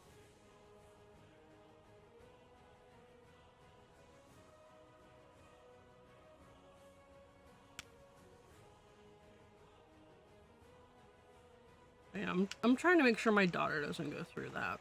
I think we've only moved twice since having her. So. Did she have to change schools? No, we homeschool her. Oh, gotcha. But she only How old is just she? started needing to be going to. She's 8, so she only just started needing to be going to school. Yeah. My niece is So. homeschooled right now. She's 8th grade, Oh, and wow. I'm very anti-homeschool. Well, it's just for her 8th grade year. I'm very anti-homeschool. It depends on the people doing the schooling. Like, if you're really invested in it, it's really great. If you're basically like, here's what you need to learn, hand it to the kid and tell them to do it, and don't have like any interaction, no, it's not going to work very well. Because they My need problem- that interacted. Yeah, the interaction is important, but also my Mhm. problem is because I've seen it a lot, right? There's a lot of kids that are doing homeschooling right now, and when they come back, because like when they came back after COVID, right? Mhm. I had kids that loved school before COVID. They loved school. They loved going to school every single day. Oh, I hated it. But then when they pulled them out for that year that they just like every kid in America missed school for a year. They all sat at home, they played games, they were around their family 24/7. They learned that they could do the same amount of work but have so much more freedom, right? Because that's what the schools were teaching them. That when they went back to school, depression set in really bad. Like, it's really bad. There's so many kids, so many more kids that are depressed about going back to school now than were before COVID. Yeah. And that's why a lot of them have been pulled out now and went back to homeschool. And so you can say, yeah, like, homeschool Well, some can be good. people You're right. Some people like, do it can benefit be. from it. And others benefit from more of a social kind I of feel like construct. mentally they benefit from it for their mental health because, school can be mean. There's a lot of mean kids. But I Well, and think they can get more one-on-one educationally, they don't attention. benefit. yes, if it's a very proactive approach, like Mhm. you said. But Yeah. most homeschooling isn't that proactive. No. It's really not. No. And so I feel like mentally, for their mental health, yes, it's better, which I feel like that's only recently become an issue. But I think that for their education, it causes them to suffer. I also think that while mentally it can benefit them because they're not having to deal with school bullies, when they Mhm. do eventually have to go back, because most kids can't stay homeschool, they're going to mentally suffer more because they go back to a school where they don't have any friends. They don't know anybody because they didn't grow up in the system. Yeah. I mean, I wouldn't have found that to be a bad thing. Given how much I moved around and how many bullies I ended up interacting with, yeah, no, I would have been better off homeschooled. But then again, I Yeah. would have been proactive enough to teach myself everything I needed to know. They give me a How old are you? curriculum, I would have gone through all of it. How old are you now? I'm 36. 36. Mm-hmm. So it's not a Oh. recent thing. No, I was an 80s, 90s kid. Gotcha. And since my mom was a single parent, homeschooling was never an option, sadly. Yeah. My brother flourished in regular schools and stuff like that. He was great. Well, homeschooling didn't really become like a big thing till like early 2000s. It was a little bit of a thing. In some of the places we grew up in, they used to do like study groups and stuff like that for kids who were homeschooled. And they used to do like group things, and they would just like, if the parents had to work, they would pick like a week or something where like one parent would do education, then they'd swap around. Yeah. But because my mom was not as social, which, you know, I'm not that social either, so I understand. It never would have been an option. And even with some of the homeschooling parent groups, their kids were assholes. They were not well behaved, they were doted on, that kind of thing. So, I'm trying to instill in my child to be better than that. I don't dote on her or anything like that. Like, I still get her stuff, but I'm like, if you want this, you're going to have to earn it. She's not just gonna get it. That's what Christmas is for. That's another thing that I've noticed is like parents are pushing their kids into the job life way earlier. Oh, You know, no. I've got 6 middle schoolers on my bus that have jobs. 6 Middle schoolers. Middle schoolers. 14-year-olds. I mean, Because there are places that will hire 14-year-olds now, but they can only work them for like 8 hours a week. I technically started working at 14, but it was all under the table. Right, And that was because just you for, weren't like, able extra to. pocket Now money. they're able to. Now Yeah, it's crazy. It was literally for 14? extra pocket money so I could get a better bike. It's just crazy to me though, at 14 that you would have a job, that parents would have their kids get a job to start helping out. That's crazy to me. When I turned 15, my grandfather used to let my brother and I work at his gas station for extra money. Taught us a little bit about mechanic stuff and everything, so I know how to like change my oil, change the tire, change my brakes if I really need to. Which all is that fun great. stuff. Those are good life skills that you need to learn. Like, Oh yeah. You know more than I know about cars. Like, I don't know how to change the brakes. What the fuck? I also know how to change a battery. Well, I can do that, but I don't know how to change brakes. Like, Spark plugs, those are fun. I've never done that. Like, He taught me everything I needed to know how to take care of my vehicle so I wouldn't get gouged by somebody. But I look at that as different, right? Because those are life skills that your parents think that you should learn, and so they kind of make it fun with the job, right? Whereas the jobs I'm talking about is cleaning dishes. I don't know if that's really a life skill that's like. I mean, you need it's a good job to know how to learn, actually clean a dish, but you can learn that at home. Right. I think that it's more just parents pushing them to get a job to bring money, because a lot of those kids that I'm Oh, yeah, talking no. about, they don't keep that money. They pay their rent to their parents. Yeah. Which I don't understand. 14-year-old. Yeah, no. Like, I wasn't needing to get a job until I was technically 16. Because that's when we finally got our own cell phones. Because, you know, this is back when, like, the Nokia brick phones were around. Yep. Where all you I had a had little were, like, prepaid texts and phone calls, and it cost you so much every time you send or receive a text. You got Oh my charged for God. receiving a text. It didn't I matter if had you a- read it, you received it. I had a friend that I was talking to in Europe, in the United Kingdom, and I was texting her back and forth for like a month, and then my parents got the phone bill, and it was like $600. Oh my god. Yeah, gosh. It hasn't Oh, actually God. I gotten was, much better, but... Yeah. But yeah, Well, now what you have would like happen Discord was... and shit. People don't even Mhm. text; they just get on Discord, and it's all free. What would happen was, so my brother and I both got the cell phones for, like, emergency purposes. We were in high school at this point. So my mom deemed it as, like, a necessary evil kind of a thing, 'cause she didn't really want us to have cell phones, but, you know, we had after school stuff. And wanted to be sure, like, if we got into trouble, we could call 911 or something. And what my brother would do is, you know, we only got so many set that she would buy us a month. He was making pocket money from grandpa because he was doing like mechanic internships with him, so he would pay him for like any of the stuff he got correct and whatnot during the school year.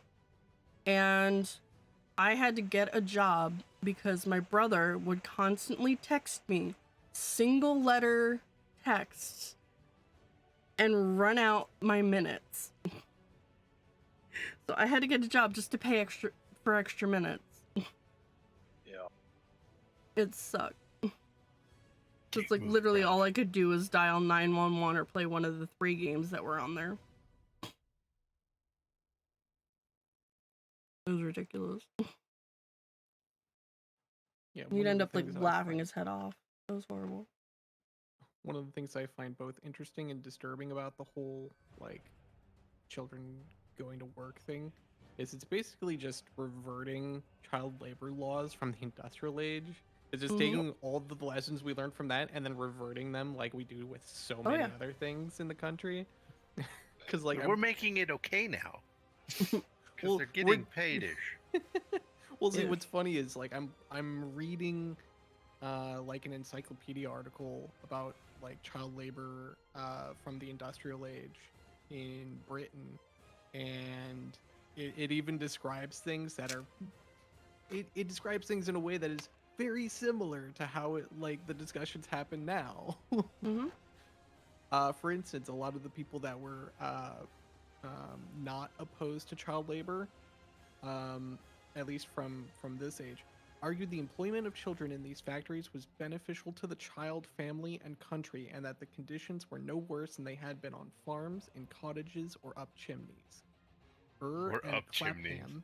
yeah, well, because, you know, cleaning chimney chimneys was sweeps, but yep. Yeah. And Clapham in 1835 and 1926 respectively argued that the work was easy for children and helped them make necessary contribution to their family's income. Many factory owners claimed that employing children was necessary for production to run smoothly and for their products to remain competitive. John Wesley, the founder of Methodism, recommended child labor as a means of preventing youthful idleness and vice. Ivy Pinchbeck in 1930 pointed out, moreover, that working hours and conditions had been as bad in the older domestic industries as they were in the industrial factories. so a lot of the same arguments from back then are just coming back up. It's good for the family. It's good for the business.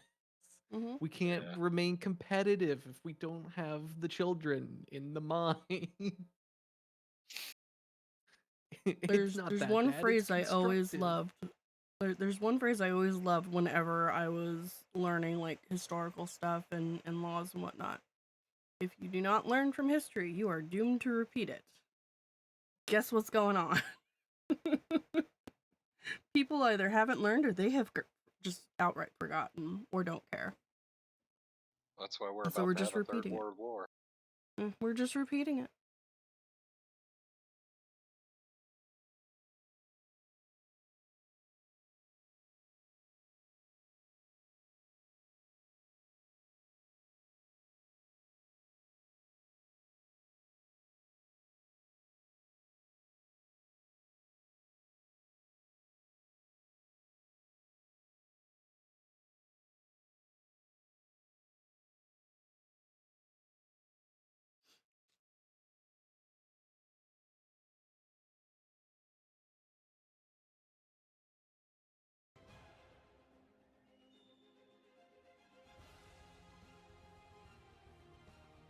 I will be right back.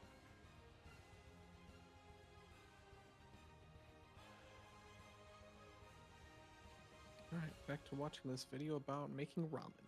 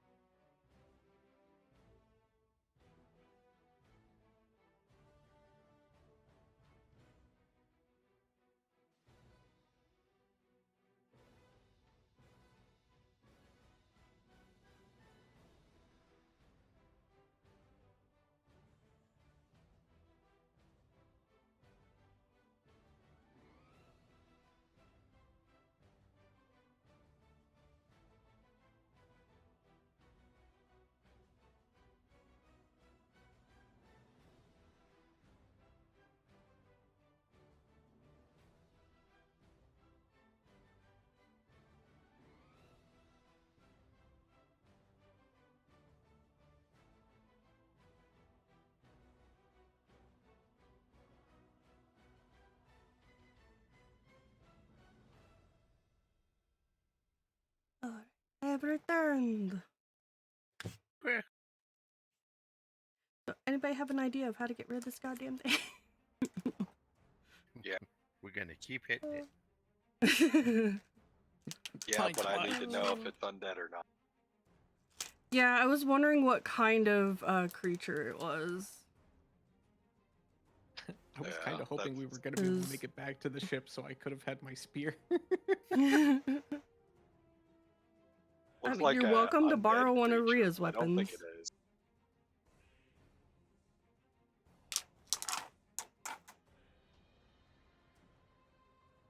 I think I've got 2 daggers and my bow. You can borrow my club. Well, so what I I've was got a gonna do club was and a I was light gonna crossbow. I was gonna originally have Bolek, like if he had a spear, try and jump off the side and just like grab onto it using the spear, Fine.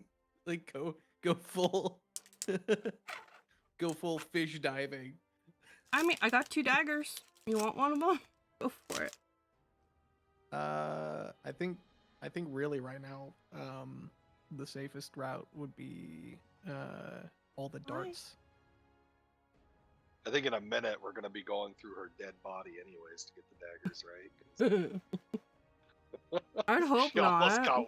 You almost got one shot. What the fuck? No. It was 7 You- hit points. I No, I almost mean got when hit it, So- one oh, shot. Dibs Yeah. almost got it. But I got evasion and I saved, so I took 0 damage. Say, what did it do? Like 90 something? Did 99. anyone survive that? I don't even think anyone. Don't think No. so. I think you were the one that has the best chance. There's no way. I do have a And reactor if I spell, failed to save, I would have took half damage. I have one But if reaction. I yeah, I would have took half. Yeah. Hi. What is +5 AC? That's armor class, right? Side Yeah. half. Yeah. +5 AC.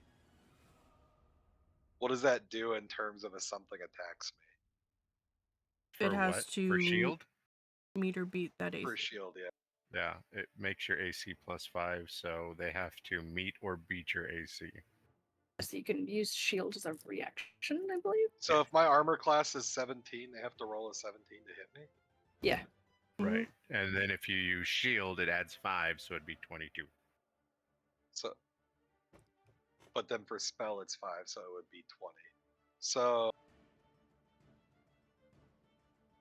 wait, so I'm actually really tanky then. What the fuck? Yeah. Yeah. My do you want to know my armor class? What's your AC? 14. I have I mean- 17 AC. What the fuck? I just went up to 16. It was 13. Wait, what's your dex and wisdom modifier? I have 0 wisdom. I have 20 dexterity. Then wait, Plus what's your 5 dexterity modifier? Plus 5 18. Dex is You my have- highest modifier. So, oh my god, you do only have 14. Yeah. Holy shit. That's why I've been looking around for cheap fucking armor rings or whatever. Mhm. Yeah. You need studded leather, is what you need. I've got I can't scale wear mail. armor. I have studded leather. You could have robbed me. No, I can't wear armor. Yeah, monks. Well, mean, no, I you could, can wear but- armor. I It's could, but just- it's not worth it. Well, I mean, if you don't have a wisdom, then you're not getting the bonus of the unarmored. Oh, but you lose the speed. That's fair. Yeah. Mhm. I like being speedy. Should have taken that first level in barbarian. got that armor defense with a shield instead. Yeah. No, I don't think I've ever multi-class before. I'm It's still interesting. getting used to being a single class. Mhm. I don't think I've ever It- multi-classed. It can be a little bit much, especially since a lot of like if you start doing stuff like I'm a monk, like a thief, monk ranger type deal, it can get a little bit much with how much you have to like keep track. Yeah, I think a monk barbarian would be fucking lethal. Yeah, I mean, some of the things that you can do, like when I was looking into multi-classing, I was looking at barbarian, fighter, thief, and druid were the primary ones I was looking at. And I almost went druid, but I didn't really want the spells, and or at least I didn't feel like it really matched the character. And Yeah. as fun as it would have been to wild shape as a jelly, just Gummy giant, bears for giant everybody. gummy bear. I was like, probably not. And then I looked at barbarian, but I can't multi-class into barbarian because I don't have a high enough strength stat. Right. Okay, we are back. Welcome My back. strength's only 12. So we can finally continue the battle. Blah blah Yeah. blah blah. Aha! I All right. don't go blah blah blah. We are at the top of the round. Big Mama is poisoned. So I think, what does that do? Give her a disadvantage about something?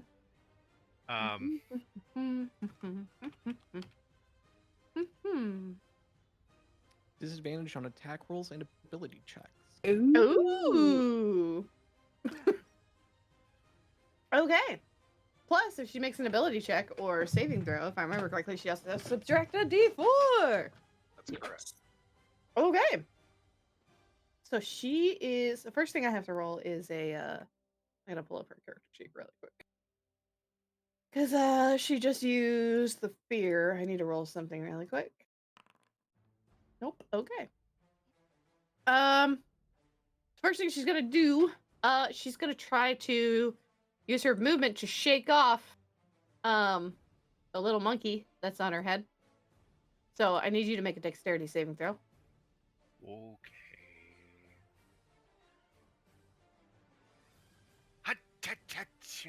Not good. Did he just Oh, sneeze? That was almost sneezed. 20. He sneezed and got tossed off.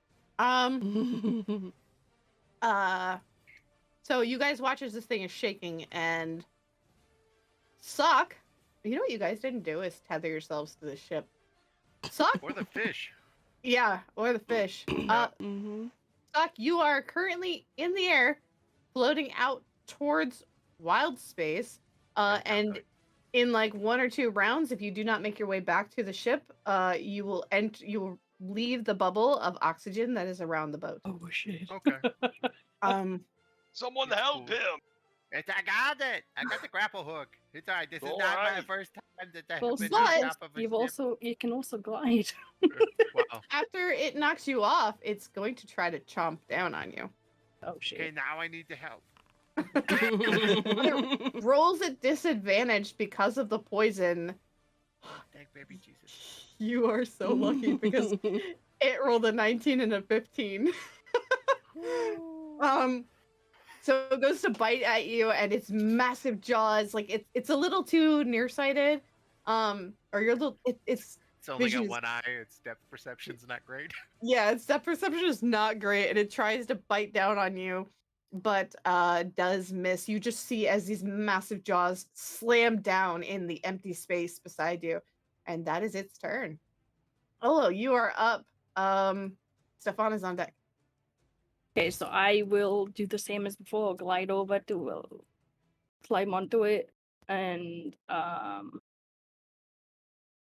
hit it in the face. Okay. Do I aim for the eye this time? You're aiming for the eye? Sure, why not? Okay, AC's up. Punch it right in his face. 2 Mm, attacks to the eye. Oh! Does Oh! miss. You catch like a part of the shell and your fist kind of like slides off and kind of doesn't No. hit purchase. That one does strike it in the eye though, and it reels in pain because you directly you feel the full impact of the mushy, slimy eyeball as it like coats your hand. Stun and strike. Okay. Could you roll that again? I gotta remember what the saving throw and all that stuff is. 11? Constitution saving throw. Okay. And I need to subtract the... Oh, yeah, no. Oh my gosh. Okay. Minus the D. Is it stunned?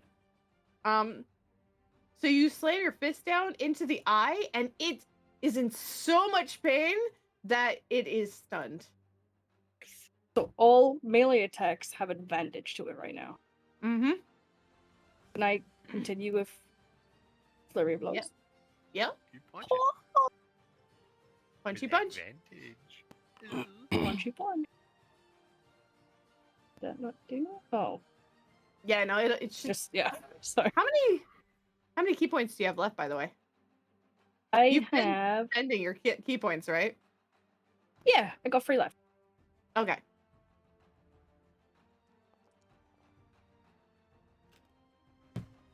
Oh, yeah, definitely hits. Okay, it takes And 9. Another one. 9 points. 6 points definitely hits. So you just like really stab it in the eye, and yeah. I You just can, feel crack under your fist.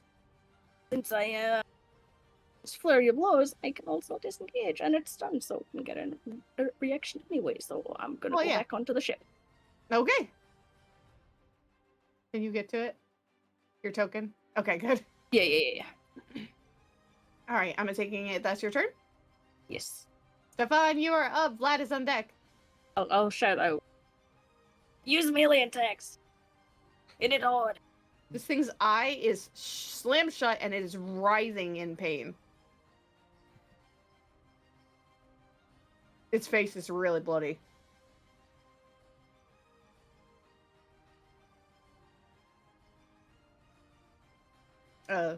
Stefan, you're muted. You're muted. Oh, I gotta stop doing that. So Stefan is going to feel kind of bad that Sock is finding himself in this position because of him.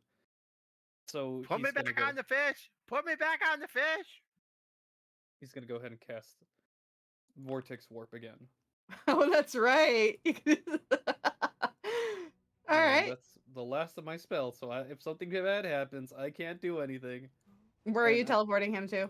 Back on the fish. Okay. So yeah, Sock, you just feel like an ethereal energy surround your body, and you like zip right over back onto the back of the fish. We Just can gonna latch back smile on. and be like, I'm back, baby. And Stefan's gonna go ahead and do another Force Blast. Except this time at its face. Mm. Stop yeah. pushing it away. No, it missed. Unfortunately, it goes and like as it's writhing in pain, it manages to just dodge out of the way unintentionally on its end, but your blast goes into harmlessly into space. Can I have Best. access to Stefan's character, please, so I can fix it? What did I do? You didn't add your. Oh yeah, Spell 11, attack. 12, 13, 14. It would have been a 14 to hit. Oh, yeah, But- yeah, that's right. So it is a 14. Does that hit? But it? no. Oh, Let me configure ownership. But yeah, okay, is that your turn? In the meantime, I mean that's all I can do. Yeah. okay. Next we have Vlad, and then Bobo is on deck. Blah blah blah blah. Vlad is going to close his eyes and point at his head, and then point at the demon's head, and he's going to say, "My mind to your mind."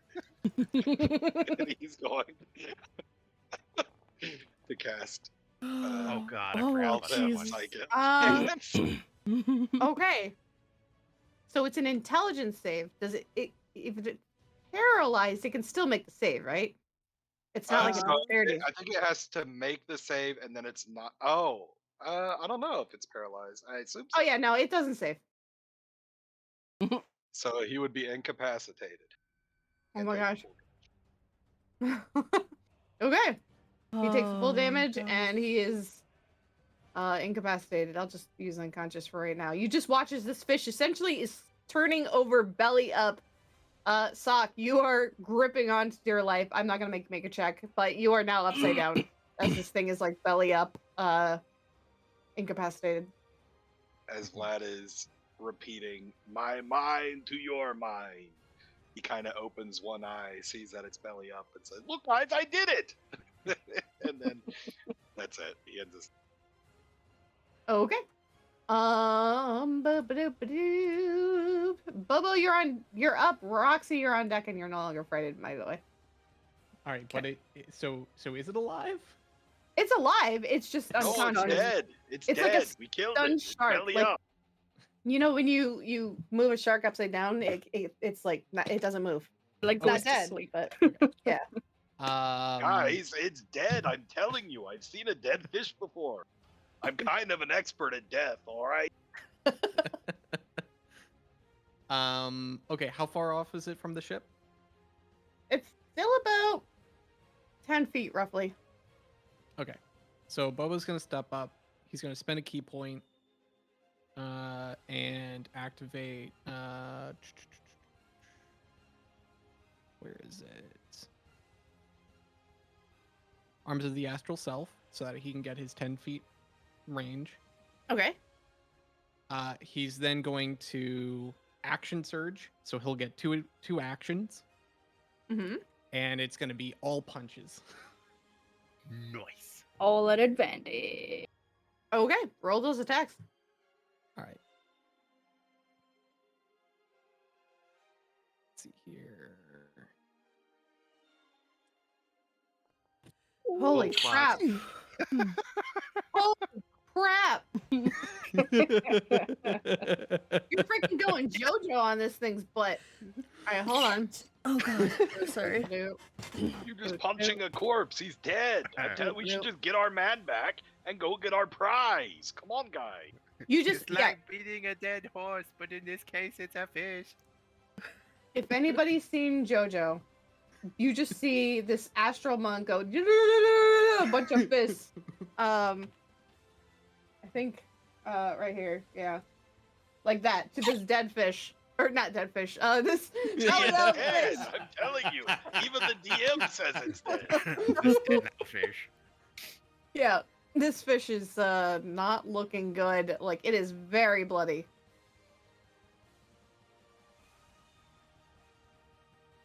Then yeah, I Smells think like victory.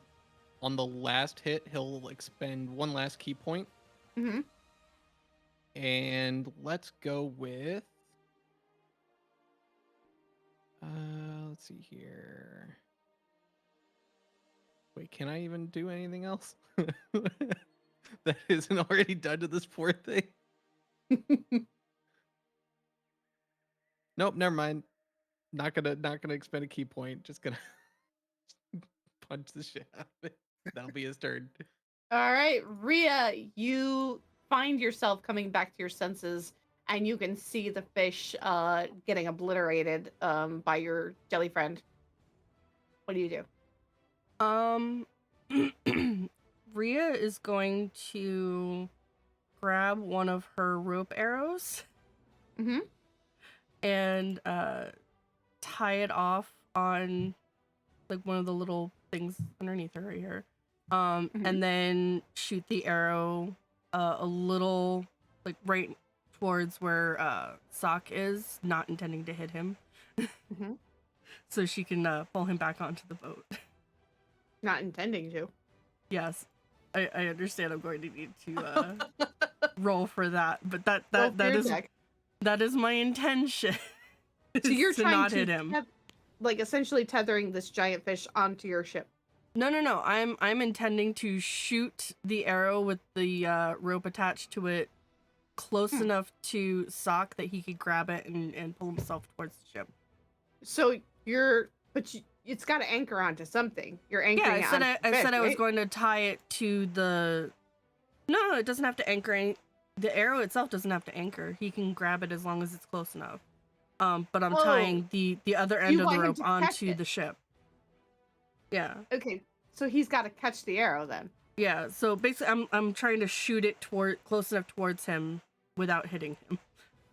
So then that way he can get back over. Okay, so when you roll your attack, Uh-huh. Sock has got to, first of all, know what you're doing and then roll a dexterity at disadvantage because this is like in combat. And you didn't give him Yeah. any warning that you were doing this. I mean, she would probably be like, sock catch, as she lets loose the arrow. Yeah, but he's kind of trying to hold for dear life. He is upside down on this fish. I mean, he My has a feet work. tail. It's fine. Yeah, He we could try has a it. tail. I'm not saying we can't. I'm just go for it. I'm just trying to Okay. explain the scene.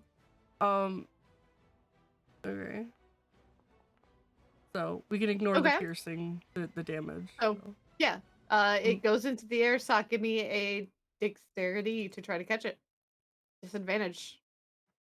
Because she's like, "Hey, catch," and you're like, "What?"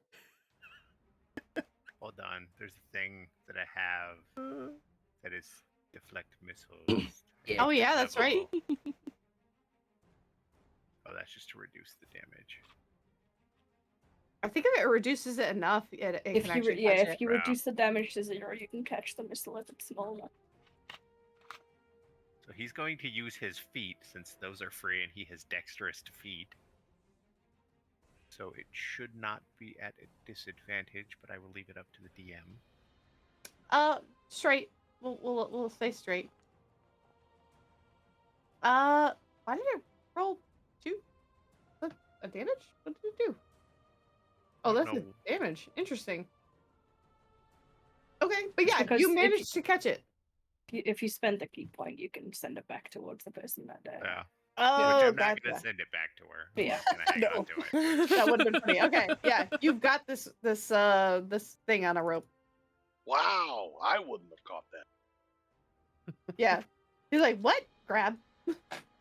Good Was catch. it Huh? Was it a shiny arrow? No, it's a regular arrow with a rope on it. Shiny tip. All right. Yeah. That was your Just action. the tip. Do you have any bonus actions or anything you want to do? Me? Naka's Yeah. going to shout, "Pull me in! Pull me in!" I mean, could I pull him in as the bonus action? Yeah, I'll allow it.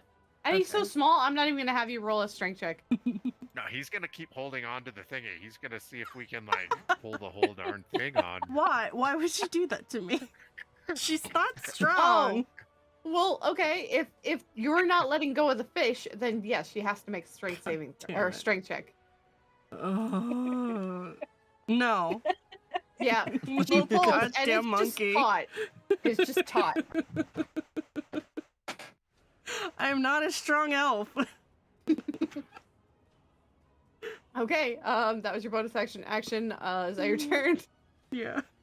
All right, Sock, you are up. Crux is on deck. Hey, Minnie, I Yeah? did forget one thing from mine. The key point that I did spend to do Arms of the Astral Self. There's also the dexterity saving throw where it takes 2 martial art die. as Okay, forced well, roll the damage. martial art die because it's incapacitated. It would have automatically failed.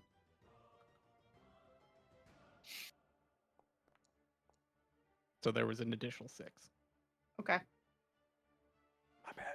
Sorry. No worries. Okay. Sock, you're up. Crux Okay. is on deck. So I am going to use my ability to climb. Mhm. And now that I have this arrow that has a rope around it, Mm-hmm. he is literally going to like roll up the fish in this rope. Okay. Climb into his mouth. See if there's any loot. Hold on, I'm Mind not there you- yet. The rope is only 50 feet, so there's only so That's much you can do. He's trying to at least, if it'll go around at least once, yay. If it's more than that, even better. It should. It'll go around once. Okay.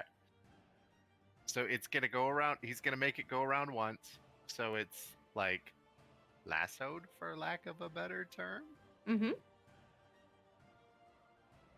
And then. then he's gonna punch it Okay. All right. Go ahead and punch it. a lot. Well, why are you guys beating this dead fish? What's going on? Tenderizing. It's These got guys are cruel. You're way more cruel than me. So first one, miss. oh shoot, with advantage. Oh, roll again. I'll take the first one, which yeah, it hits. Either way, it would have hit. Okay, so 1, 2. Okay. You know what I'm gonna say? Describe how you're finishing this thing off. Okay. So basically, he's just gonna go through and have the fish rolled up, and then he's gonna. You said it was belly up, right? Yeah, it was belly up. He's basically gonna go down to like its abdomen-ish area, like the chest area, Mm-hmm. and basically just like punch his way into it. Oh god. Yeah, find the loot. Oh, you're punching into its stomach? Yes. God. Okay. I have a bad visual. Bring me its eye. Well, Okay, hold on. you hadn't. Oh licked yes, it- give me a tooth. Okay. I'll have you.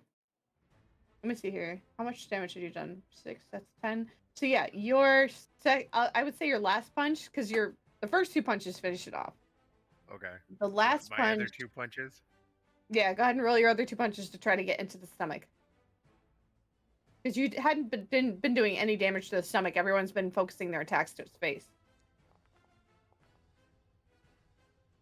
That's not good. The stomach's rather plated, so it's a Okay, little one more. difficult to punch through. But you do manage to make it through again, or finally, and punch into its gut. Since the battle is technically over, let's see here. So you would wrap the thing around it, right? Yes. And then as you punch and it's funny, it's supposed to regurgitate it. It doesn't explain anything about when your players actually punch into the stomach. But you punch into the stomach, and as you move through fish flesh, you see a skeleton in a strange suit. I take the whole thing, and I'm gonna pop its little head up like you would a puppet, and yell at Vlad, "I found you another friend!" while moving its mouth like you would a puppet. Rhea just face bombs. The funny thing is that it's a small enough skeleton. It looks like it's the skeleton of a dwarf. Okay. So Sock is gonna like chuck the head. And the suit. Oh yeah, I guess so. The suit kind of looks like it has areas where you can see within it. It looks something like this. Oh. Space. Hey, Sock, can you go ahead and secure it so we can tie it back to the ship? Okay, it's tied, so all you guys gotta do is reel me in. Okay. Oh, the then- suit looks like that? Yeah, that's what the suit looks like. Sock is totally gonna put the helmet on Okay. and be like, "Look at me!" So it fully encases your head, but it takes a minute to don on and off if you do the whole suit. While worn, it enables you to breathe an airless environment and renders you immune to harmful effects in any gas that surrounds you. This suit also grants you a swimming speed equal to your walking speed while underwater, or a flying speed equal... What? Or a flying speed equal to your walking speed in an environment with no gravity. Son of a biscuit! We now have a flying Have monkey. swim speed yet, so thank Jesus. Well, you I'm just gonna- overpowered Or the is monks it? even more. you. And it's not armor, is it? It's a fish suit. Wondrous It's item. not armor, which means I can wear it and not get penalized for it. Oh my gosh. Sock is just gonna be wearing this all the time. Yep, these are I'm my new gonna- clothes. I'm gonna climb over to the giant head, and I'm gonna take some teeth. Why would they put this? Give me a tooth as well. I want one of the big ones. I'll use it as a dagger. Give me its eye, please.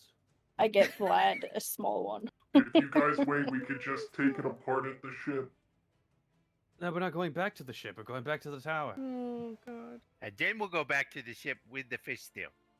Can I Glad get But we somebody were else heading to help towards me the reel ship, this but thing the in? ship is right there. Yeah, poor Rhea is like That's sitting true. there trying to hold to this rope that's taut. I'm Yeah, just like Bobo's almost helping with the horizontal rope. holding it. Sokka's Bobo's gonna gonna- call down and be like, Bobo, can you tell me how to gut a fish? We could just take it to the ship, and I can show you there, Okay, so that we don't lose anything. okay. Oh, We can have yes. food. We need to That's a show- wonderful we killed it, idea. though. We should take it to the vessel. We can study it. Perhaps. Yeah, how about we Find a don't use of dissect its it in the body. middle of the ocean in space? Alright. Don't worry, I'll help you dissect it at our vessel. I'm still taking Sylvet's teeth. Yeah, you find plenty of the teeth. Yeah. I would say roll me an investigation, and then I'm what I'll looking do for is teeth as well. Can I roll Okay. investigation as well? yeah, you both go ahead and roll investigation. We can't even get it away from the ship before No, everyone starts 'cause ransacking It's the tied to it anyway. Yeah, Vlad, you find you can remove 12 of the teeth. A lot of the teeth had been knocked out during the fight or loose, so they're easy enough to pull out. And then I'm gonna uh, keep the biggest one and give the rest to Olo. okay, Olo, you find an additional 5 teeth. Then I'll So get back you- on the ship and I'll help with the rope. So you Vlad, have 16 and I have 1. yeah, the tooth Okay, that cool. you find, by the way, due to the mass of this creature, I would say is probably over a foot long. A foot long? Yeah, Okay. a foot long tooth. That's like a short sword. Essentially, yeah. Could be fashioned into a short sword. Mhm. Or a sandwich. Anyway. All right. Bobo's Or a just gonna sandwich. take the rope and he's gonna tie it to one of the bits of the ship so that we can just. drag It's the already fish tied to back. the spot behind me because I anchored it Oh, before is I it? shot. Oh, okay. Yeah, it was just pulling it close enough. Riha's So- not strong. What's the name of this creature? So this, she's been calling it Big Mama, but Bobo, Bobo. knows it as a void scavenger or scabber. I just wrote down Void Shock. He didn't tell us that, did he? Or did he? I don't remember. I'm just gonna say It was identified when we were talking to Oh, The okay. lady. Coppola. Yeah, she had mentioned that it was a void scabber.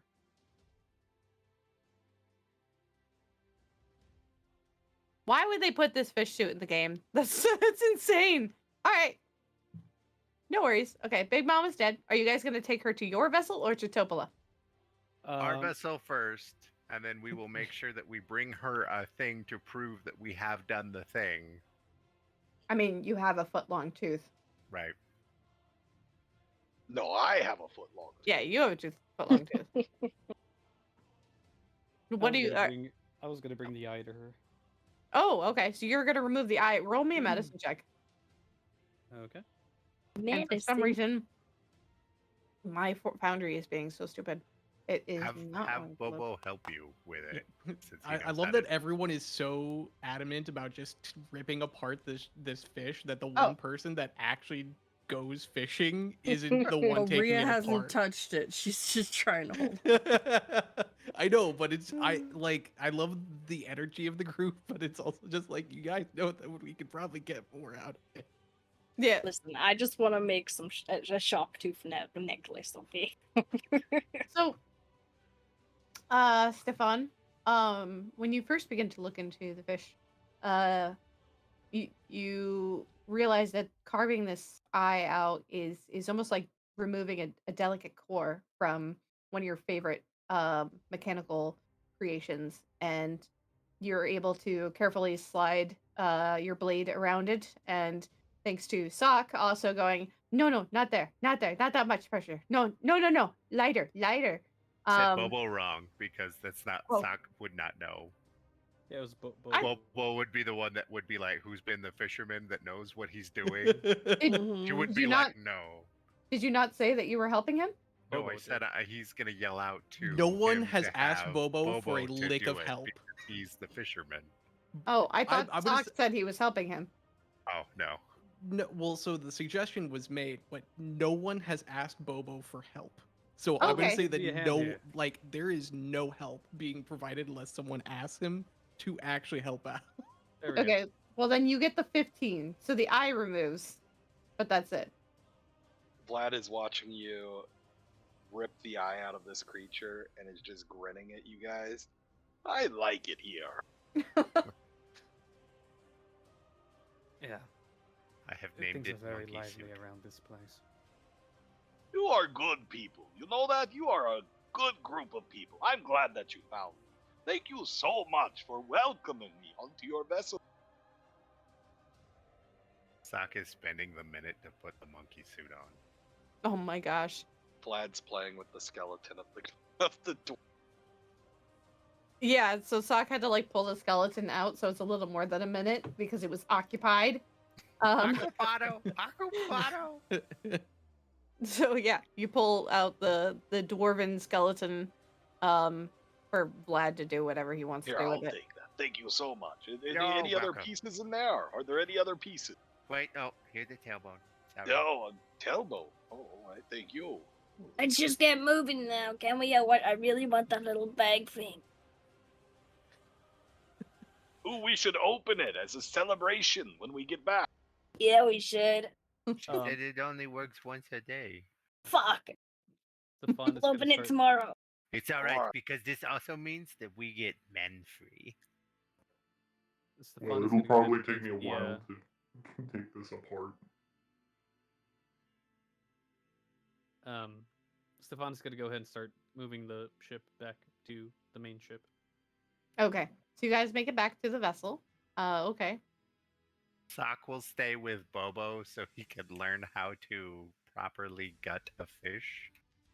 But he will make sure that he tells everybody who is going back, don't forget about man free. Got to make sure you get man free. Yeah, okay. Okay. He's gonna hug Olo. And then go back to trying to figure out how to gut a fish. Okay. So, I would say that we're probably gonna drop off the fish and bring back proof through the eye and probably a fin, I guess. All right. Anybody else doing anything when you're at the ship before you leave? I mean, Bobo's gonna spend the time because I imagine everyone is in such a rush that they're probably gonna leave anyway. So Bobo's just setting up a table, getting like cutlery ready, because this is gonna be a huge deal. It's probably gonna take a significant amount of time. Sok is trying his best to help. Okay. So Bobo and Sock are gonna stay behind, or are you guys just gonna wait for this all to get taken care of? Bobo would just stay behind and work on getting as much of the fish as he could, Okay. because it's food. Sok is going to literally go over this thing with a fine tooth comb and be like, "What else you got? What else is in here? Can we use this?" All right. I would say that's probably enough fish to last you guys a few days, depending on if you could preserve it well enough. Bobo, how do you dry or salt fish? I mean, given the time, Bobo would probably have since he already took inventory of what was on the ship. Did we have anything for preserving fish? I would say yeah. He'd probably he would have a stash of things that would preserve food. Okay, then I imagine there's probably some curing salts or something. Yeah. That he has set on the side of the table or something. Mhm. And yeah, he would probably spend the time downly delicately trying to fillet the fish, but then also setting aside any of the bones, any organs, the fins. He would kind of try and splay them all out as best as he can. Okay. Roll me a medicine check with advantage because you're experienced with taking care of fish, but it's also been damaged. But yeah, easy enough. You're able to get a good chunk of fish meat from this thing, and preserve a lot of it for to get ready for consumption. Saki is going to talk to the tree and ask if she drinks like blood. If she would. If she drinks blood, Well, I figured like it's water and like that's Feed her. it's good Nourish her. nutrients. No. Sure. I do For- not partake in that sort of thing. Water Okay. is sufficient. Okay, I'm sorry. I just trying to see if you wanted like I don't know, like we gotta take the blood out, and I didn't know if you wanted it. So okay, yeah. Do you like fish eggs? Is this a? He's gonna lean over to Bobo. Is this a girl or a boy? Does the fish have eggs? No. I would say with a okay. medicine check, no, it does not have eggs. No, no eggs. Might be out of season. Okay. He's gonna turn back to the tree and be like, I don't know. Do you want any of this? Well, what's Thank it you, need? but no thanks. Okay. He's gonna give the tree a thumbs up, like punch his fist out, and then thumb up. Okay. So then, out of the bones that are left, were Mhm. there any remaining fish teeth? Anything that would have been useful for maybe making a spear? Yeah, you could probably. I'll say yeah. There's plenty to make a spear. Okay, yeah. What he'll do is he'll set aside like the 3 best bones or something that could be fashioned into a spear. He's gonna set those aside next to his chest. Okay. I'll say it'll take a short rest to make a spear because the spear's not too complicated. Okay. Yeah, he'll just set aside the material for that in particular. But then he'll keep like he'll probably give the rest of the bones over to Vlad if he's interested. 'Cause Oh, he's all he's seen so far has been him messing with bones. He's just There's preserving the order, I guess, of the bone. definitely a lot of fish bones. Fish, I believe, is at a cartilage. I think the main thing you probably have is the skull. Which don't those also decay after a period? Can't remember if they The compost fish or not. skull? Yeah, I can't remember. What like Vlad would do with all of the bones is he would literally use them to decorate his cell down below. He'd probably, like, the head is big enough, he'd prop it open to be like the entryway into the cell. Oh my god. Okay. Feel bad Okay. if we ever have to use the cell. And somebody's gonna go down and be like, "What the legit fuck?" Well, This is what's my funny room. about it? What are you Mhm. doing?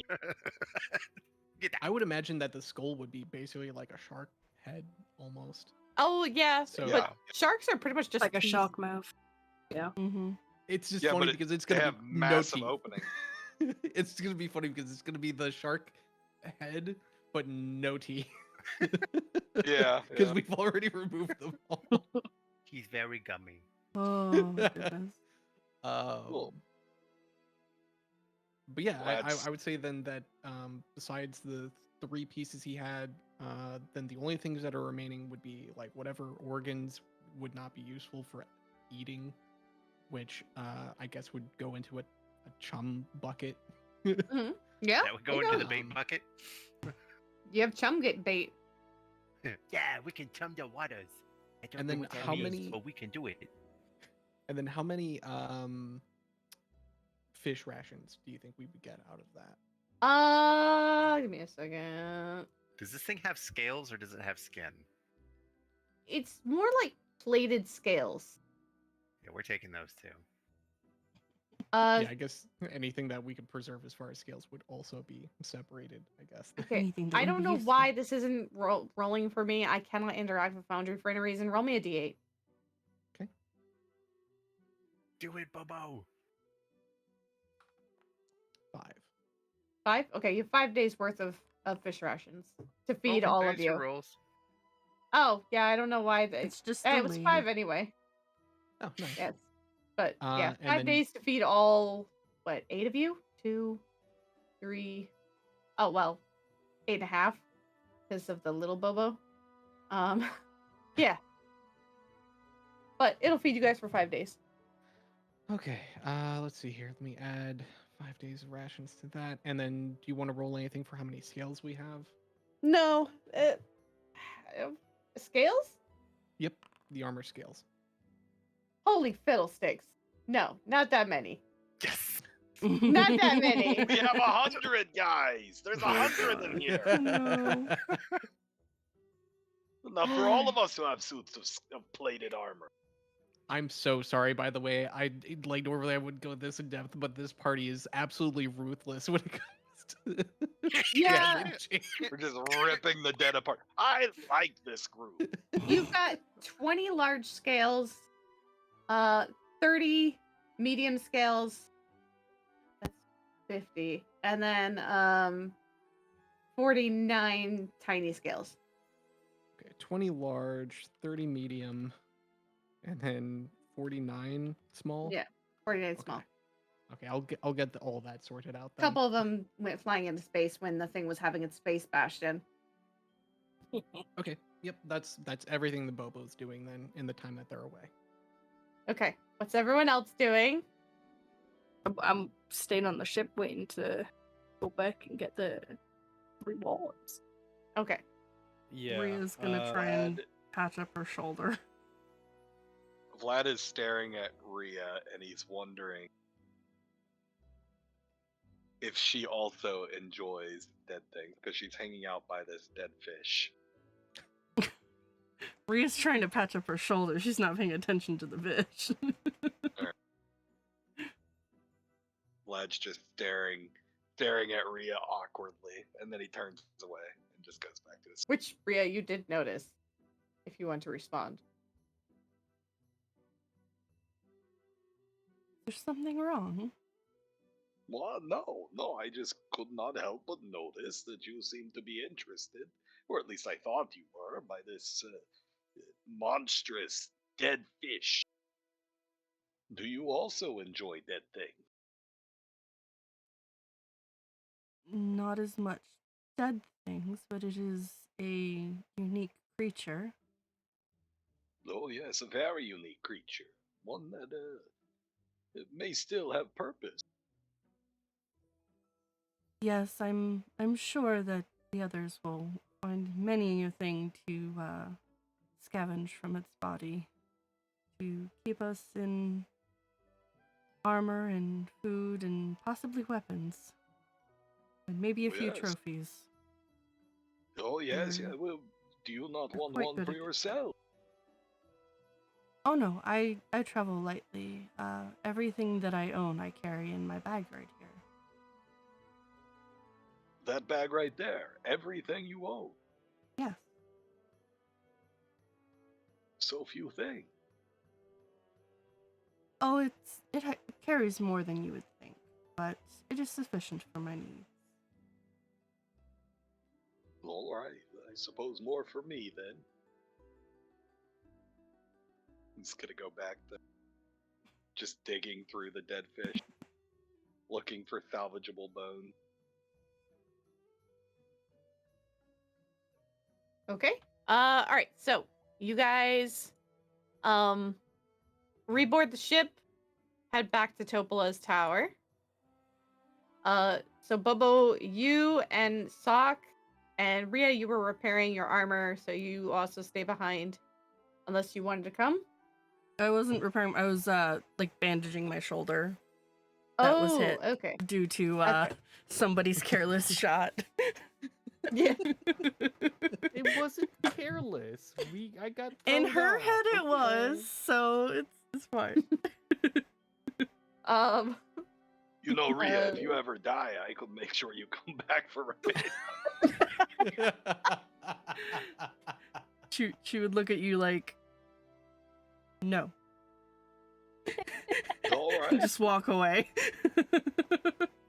I can assure you, it's not that fun. Okay. Y'all get back to a little bit. My southern drawl got out there for a second. You guys get back to Topola's tower. and she comes down. Wait, where is she? Oh, wait, you guys are on here twice. Hold on, sorry. Who are let they? me- Imposters. Imposters! I thought you guys already dealt with it. No. Let's delete that token. Sura's not there. Let's delete that Wait, one. why did I say PRP again? I don't know. Oh. Oh, because Because Vindo I was hit on the your wrong character one. sheet. Oh. Yeah, because I was looking at your character sheet. So when you guys come in and you head up to the second floor, Topola is by the kitchen. She's kind of watching over the two auto gnomes who have already at this time completely butchered the creature, the sirloin ringer, and have like a lot of its whatever remains of it is like bagged up and ready to go into compost, whereas the actual edible and useful bits are some are laid on tables, getting ready to cook and things like that. And Topola sees you guys. You're back. We are indeed. And here is proof that we took care of your little problem. And he pulls out the eyeball. That is fantastic. Now I don't have to worry about that anymore. So she's going to take the eye. Very well. Let me go ahead and grab that for you. Is she walking up and seeing? I haven't done it yet. I haven't done it Okay. Just seeing. Just staring at the Uh, shelves. I haven't done it yet. No, yeah, I'm just staring at it right now. I'm waiting for us to get the one so that there's one left, and then I'm waiting for a good moment. So, But Vlad is absolutely planning to steal this book. So Oh, she goes over to her case, pulls out the suitcase, and so who would like to take it? I would say, and she opens it up and nothing happens. It's spent for today, and then shuts it again. I could take care of it if you'd like. So she'll hand it over to you. We're taking Um, this little guy too, right? Although it's I- just patting the little robot gnome dude. Yes, little one, little Orwick, yeah. Orwick, you Orwick 2, you are to go with them. Here, and she'll hand Stefan a rolled up piece of paper. That's the instruction, the easiest instructions on how to bond with it. It's a process How that can do we take about get an him hour. down the stairs? Oh, he'll follow you. Carry Don't him. worry. Oh, okay. Oh, he'll just follow you. He'll He's follow not under gonna my- follow you now. He's not going to follow me, but I'm telling him to go with you. That's my command. Very good. Well, let's But go. he won't listen to you until you bond to it. There. Oh, I see. So it won't follow us right now? It'll follow you, but it won't listen to your commands. Okay. You'll have to like you look at the piece of paper that she handed to you, and it's like Dummy's Guide to Bond with Orwick. Step 1, and it like goes through this whole process. So it's that like you have kind to of like do. a tune into it or something. Yeah, how to attune to it essentially, Very well. and only the individual who is attuned to it can tell it what to do. I'll hold on to this for now. We can figure out ownership later, I suppose. Hey, And with Stefan, that- Yes. can I have that bag? When we get on the ship, I'll give it to you. Okay.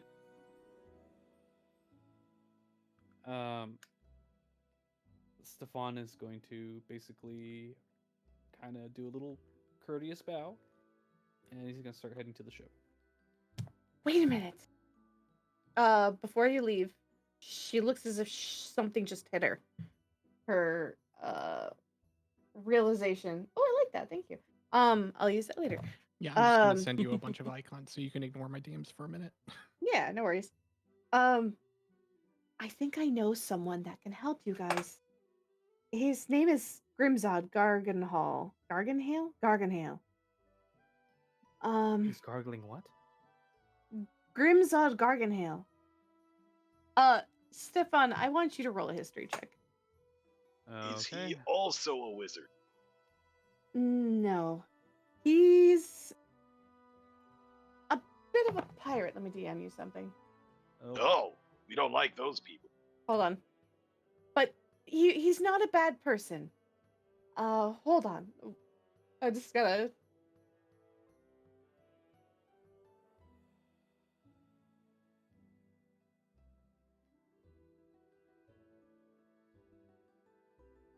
Do do do do do do do do do do do do do do do do do. Do do do Okay. do do do. That actually has gone through your radar with that roll. Um, but he tends to fight against the astral elves. And Me. he has no affiliation to the fanged devilfish.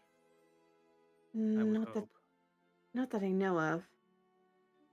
But he's got some ships nearby, a fleet, if I remember correctly.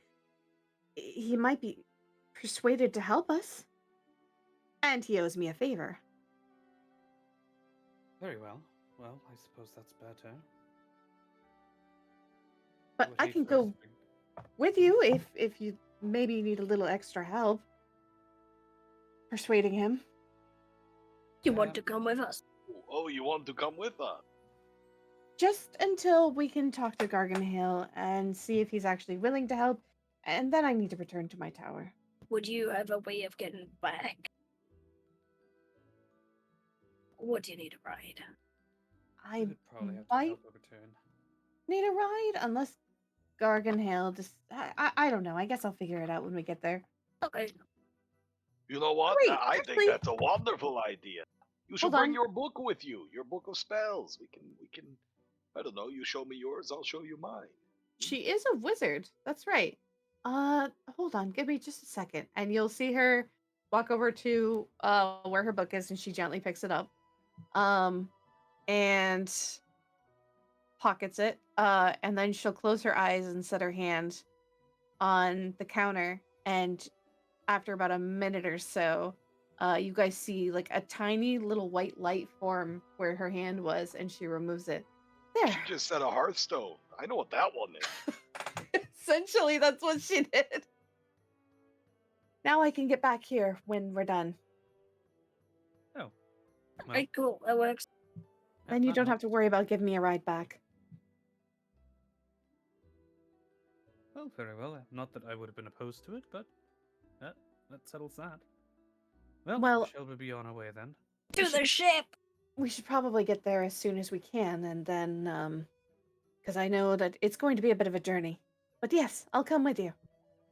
Very well. Just to be clear, the book that she pocketed is the same one that was on the shelf here. Yes, that was her spell book. Fuck. Okay, never mind. Yeah. If she's gonna go with you, she's gonna bring her spell book with her. Yeah. But yes, shall we be on our way? Yeah, let's do it. Okay, you all make your way back to the ship, the living ship. You now have 2 additional figures with you. One of which is Topola, another is the new gnome Orwick, Who wanted it? Sorry, I'm sorry. It's No, okay. continue. Orwick. I lost my train of thought. So yeah, you all make it back to the ship, and you now have 2 people with you. And one of them is ours. Yeah, it's going to be yours soon. My question was, who wanted to attune to the autonomes? I think it was Sock. Okay. He's going to take Sock aside and kind of go through the instructions on how to attune to this thing. So I think Vindo is away. Okay. So I'll pull this thing over here. Topola is on board. She gives Crux a hug. She kind of walks around the fish like, ugh. But she had actually also issued a command to the other Orwicks to make sure that they keep the place clean in her absence. Even though, they have not really been doing a good job of that, considering the place was covered in bird crap. But yeah, is there any last things you guys would like to do as you board the ship? I would like to walk over to Stefan. Okay. Hey man, can I hold on to that little bag thing? Bag? What bag? Oh yeah, you guys were given the item, which is the briefcase of abnormalities. Let me go ahead and copy this. She would have definitely given it to you. Which bag? One that we got off the lady. Oh, that bag. Yes. He's gonna go ahead and hand it over. Thank you. He goes to leave. Yeah, they wouldn't have been able to butcher that creature, by the way. After it died, it would have vanished. Oh. What? Well. Wait, Why what do you would mean it it vanish? vanishes? That's actually how it goes. It says the creature vanishes after 1 hour or when it's reduced to 0 hit points. It says So- the briefcase turns into it, doesn't it? So that's technically the briefcase. Open the bag and pull Oh, out you're an talking object. about the crab. Oh. Oh no, I an thought you were about the object. fish. Sorry, an object from the bag is thrown up about 20 feet, and then when the object lands, it turns into the creature. So it wasn't the briefcase, an object came out and became the thing. Okay, I misdescribed what happened when she opened it, but that's okay. I thought you were also talking about the void I thought you were scaffold, and I talking was about like, Yeah. what? No, no, I no, was no, like, no, no. All this work. No, the void scabber wouldn't have disappeared.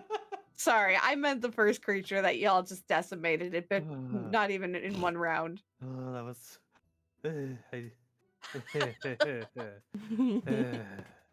Hey guys, there's some sort of odd creature on the vessel down here. I don't know. Should we get rid of it? Odd creature? What odd creature? It's I think it's doing something with the root. Oh, yeah, he's looking at Bobo's little thing. It's actually in a barrel right now. So when you Oh, look, it's in it a actually, barrel. yeah, it kind of just looks like a puddle of water. Never can't really- mind. False alarm.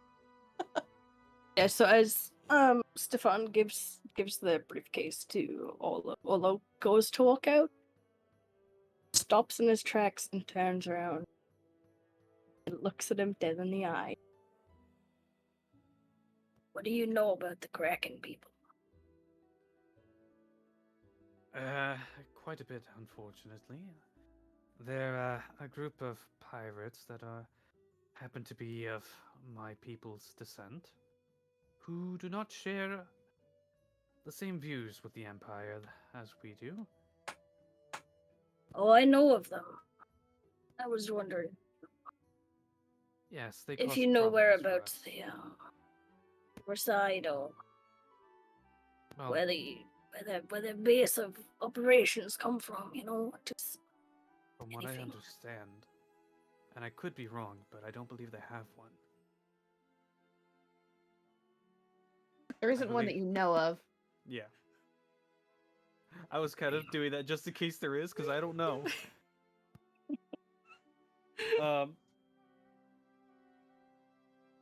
We don't know. See, If we did know, they probably wouldn't be around anymore. see, when I was younger, there was a ship with the Kraken sail attacked my ship that I was working on, that I lived on. And they took me. Sold me. I see. I'm sorry to hear Yeah. that. He took me and sold me to some kind of underground black market thing. The reason I'm so broke is because I had to work my way out. I see. Yeah, they're... And I'm just letting you know, if I see a Kraken ship, taking that fucker down. No, I'm right there with you. My brother used to tell me stories about his friends that went off hunting for it and never came back. So, if we do find one, we best prepare for a fight, because I'm sure it will not be easy. Yeah. Gonna be tough. But Good we'll talk. manage. I'm sure. Good talk. Polo just walks out. goes to the kitchen and finds some booze. Stroking the briefcase. You walk past Flinch, who's still cleaning. Walk past what? Flinch, who is still cleaning. I'll get you next time. Another round tonight? Oh, hell yeah. All Yeah, right. let's do it. Oh, who'd we lose? Vindo? Oh, yeah, Vindo. Yeah. Okay. All right. Any other last minute things? Vlad has gone down into the cells. He is now facing the long hallway, but on the other side of the bars with the door closed. His arms are crossed over his chest like he's dead, laying in a coffin, but standing up, and his eyes are shut, and he's just sitting there. Okay.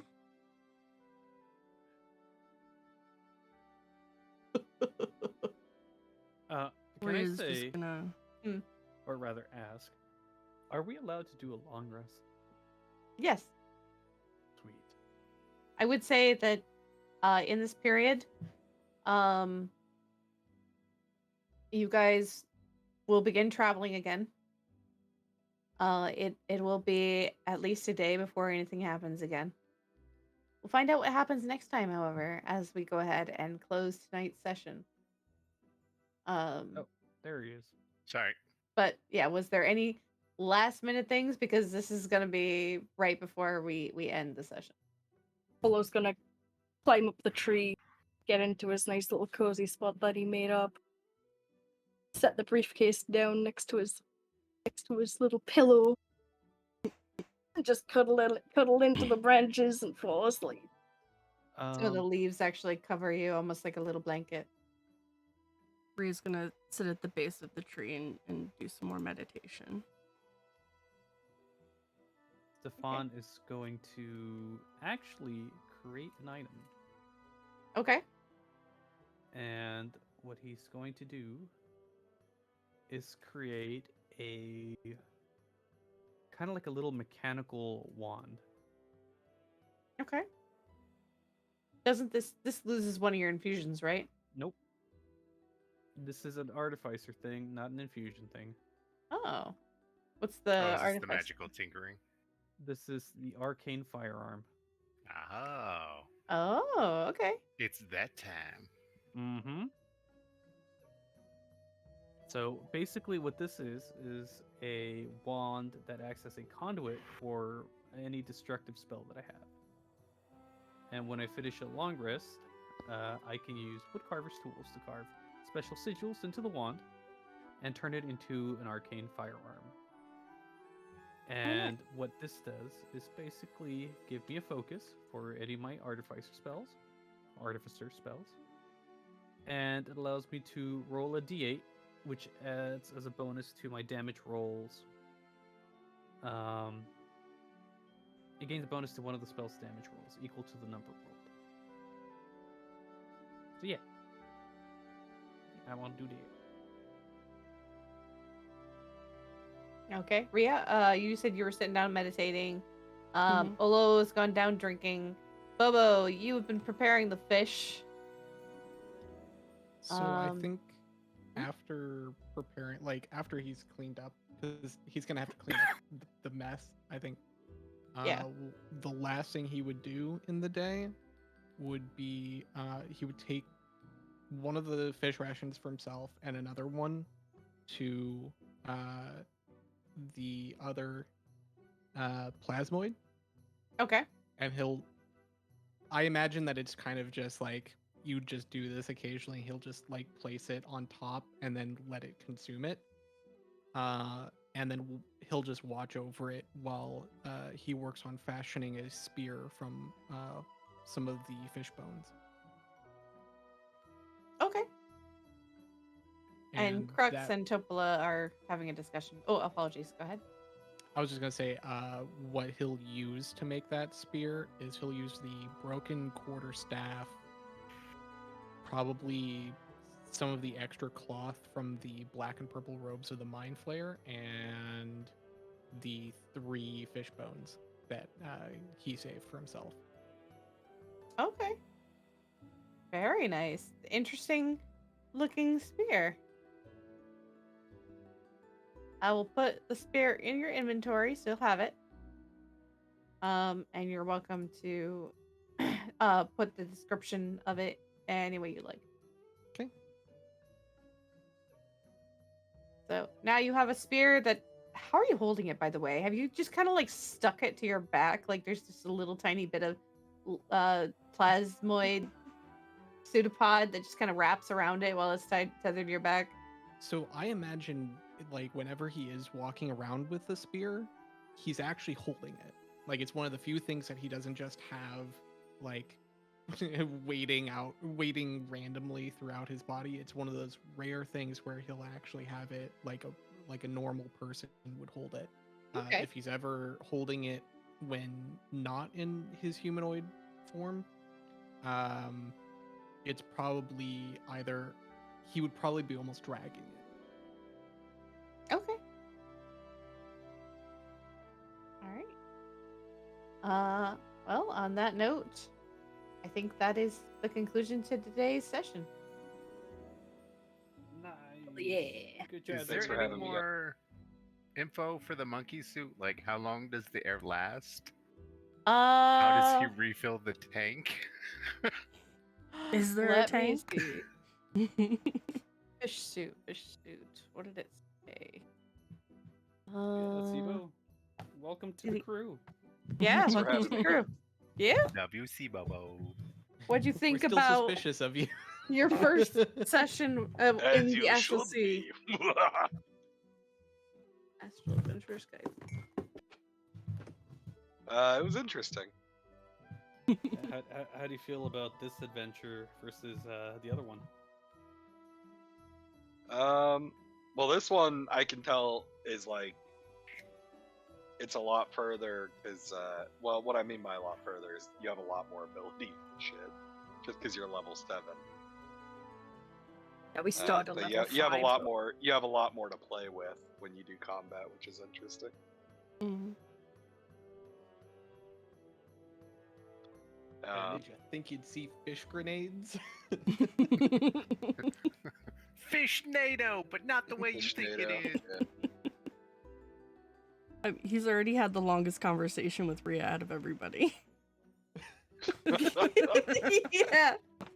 Do you also like that thing? She doesn't really talk, so usually her Yeah, you're kind of conversations rooting in are short. edgelordy. That's why No, Vlad she's- was like, "Huh, I wonder if she liked me." It's Did I not that find my she's friend? brooding in edgelordy. It's just that she doesn't know how to talk to people very well that aren't her family. Plus, there's a lot of animosity towards astral elves, Yep. and that's what she is. Yeah, So- Yeah, I so don't do she's well with people either. her- Here, let me her make you basic some assumption skeleton is friend. her basic assumption is that like everybody hates her on some level. They're just not willing to voice it right now. You really think Sock hates her? I mean, I said on some level. It's like subconsciously, but nobody's don't being think open so. about it. It's Sock the- is kind of like Sock I is don't the know one if that Sock was like, counts, "That's honestly. racist." Yeah, I Yeah. don't know if Sock Racist. counts honestly because he's the one who nicknamed her Auntie Giggles. That's fair. So she probably Has sees Sock- him as like a little brother or something. Has Maybe. Sock held your hand yet? No. What? To be Hasn't fair, even Sock held has your hand only yet? held your No. hand. Oh, really? Yeah, Yeah. you're the only hand he's held. He has written on I think we're married now. what is it? It's true. It's International Monkey Stefan's Law. back. I mean, I guess technically Sock has put his hand inside of Bobo to like put like items That's and fair. stuff. That is fair. Yeah. But there's not really any hand holding that can be done Mhm. there. You gotta have hands to hold hands. I gotta figure out if I can if I have the ability, maybe you know, Valor, do I have the ability to revive this skeleton of the dwarf? I don't think I do. I think I have specters, but I have to kill someone for that. Not yet. If you want, we can go through some of the spells that I gave you, and there is a spell that you can learn that is animate dead, and it does require either a skeleton or a corpse. Yeah. So if that's That'll have the to way be at, you like, want to the next go, level, I mean, right? we could talk to Minnie about changing some of your spells. No. What's in is decided. What's in is decided. We'll maybe when I level up or something. I've got Okay. specters, but in order to summon them, I have to kill a humanoid. Right. So I might have to kill that other wizard. Just saying. Oh no.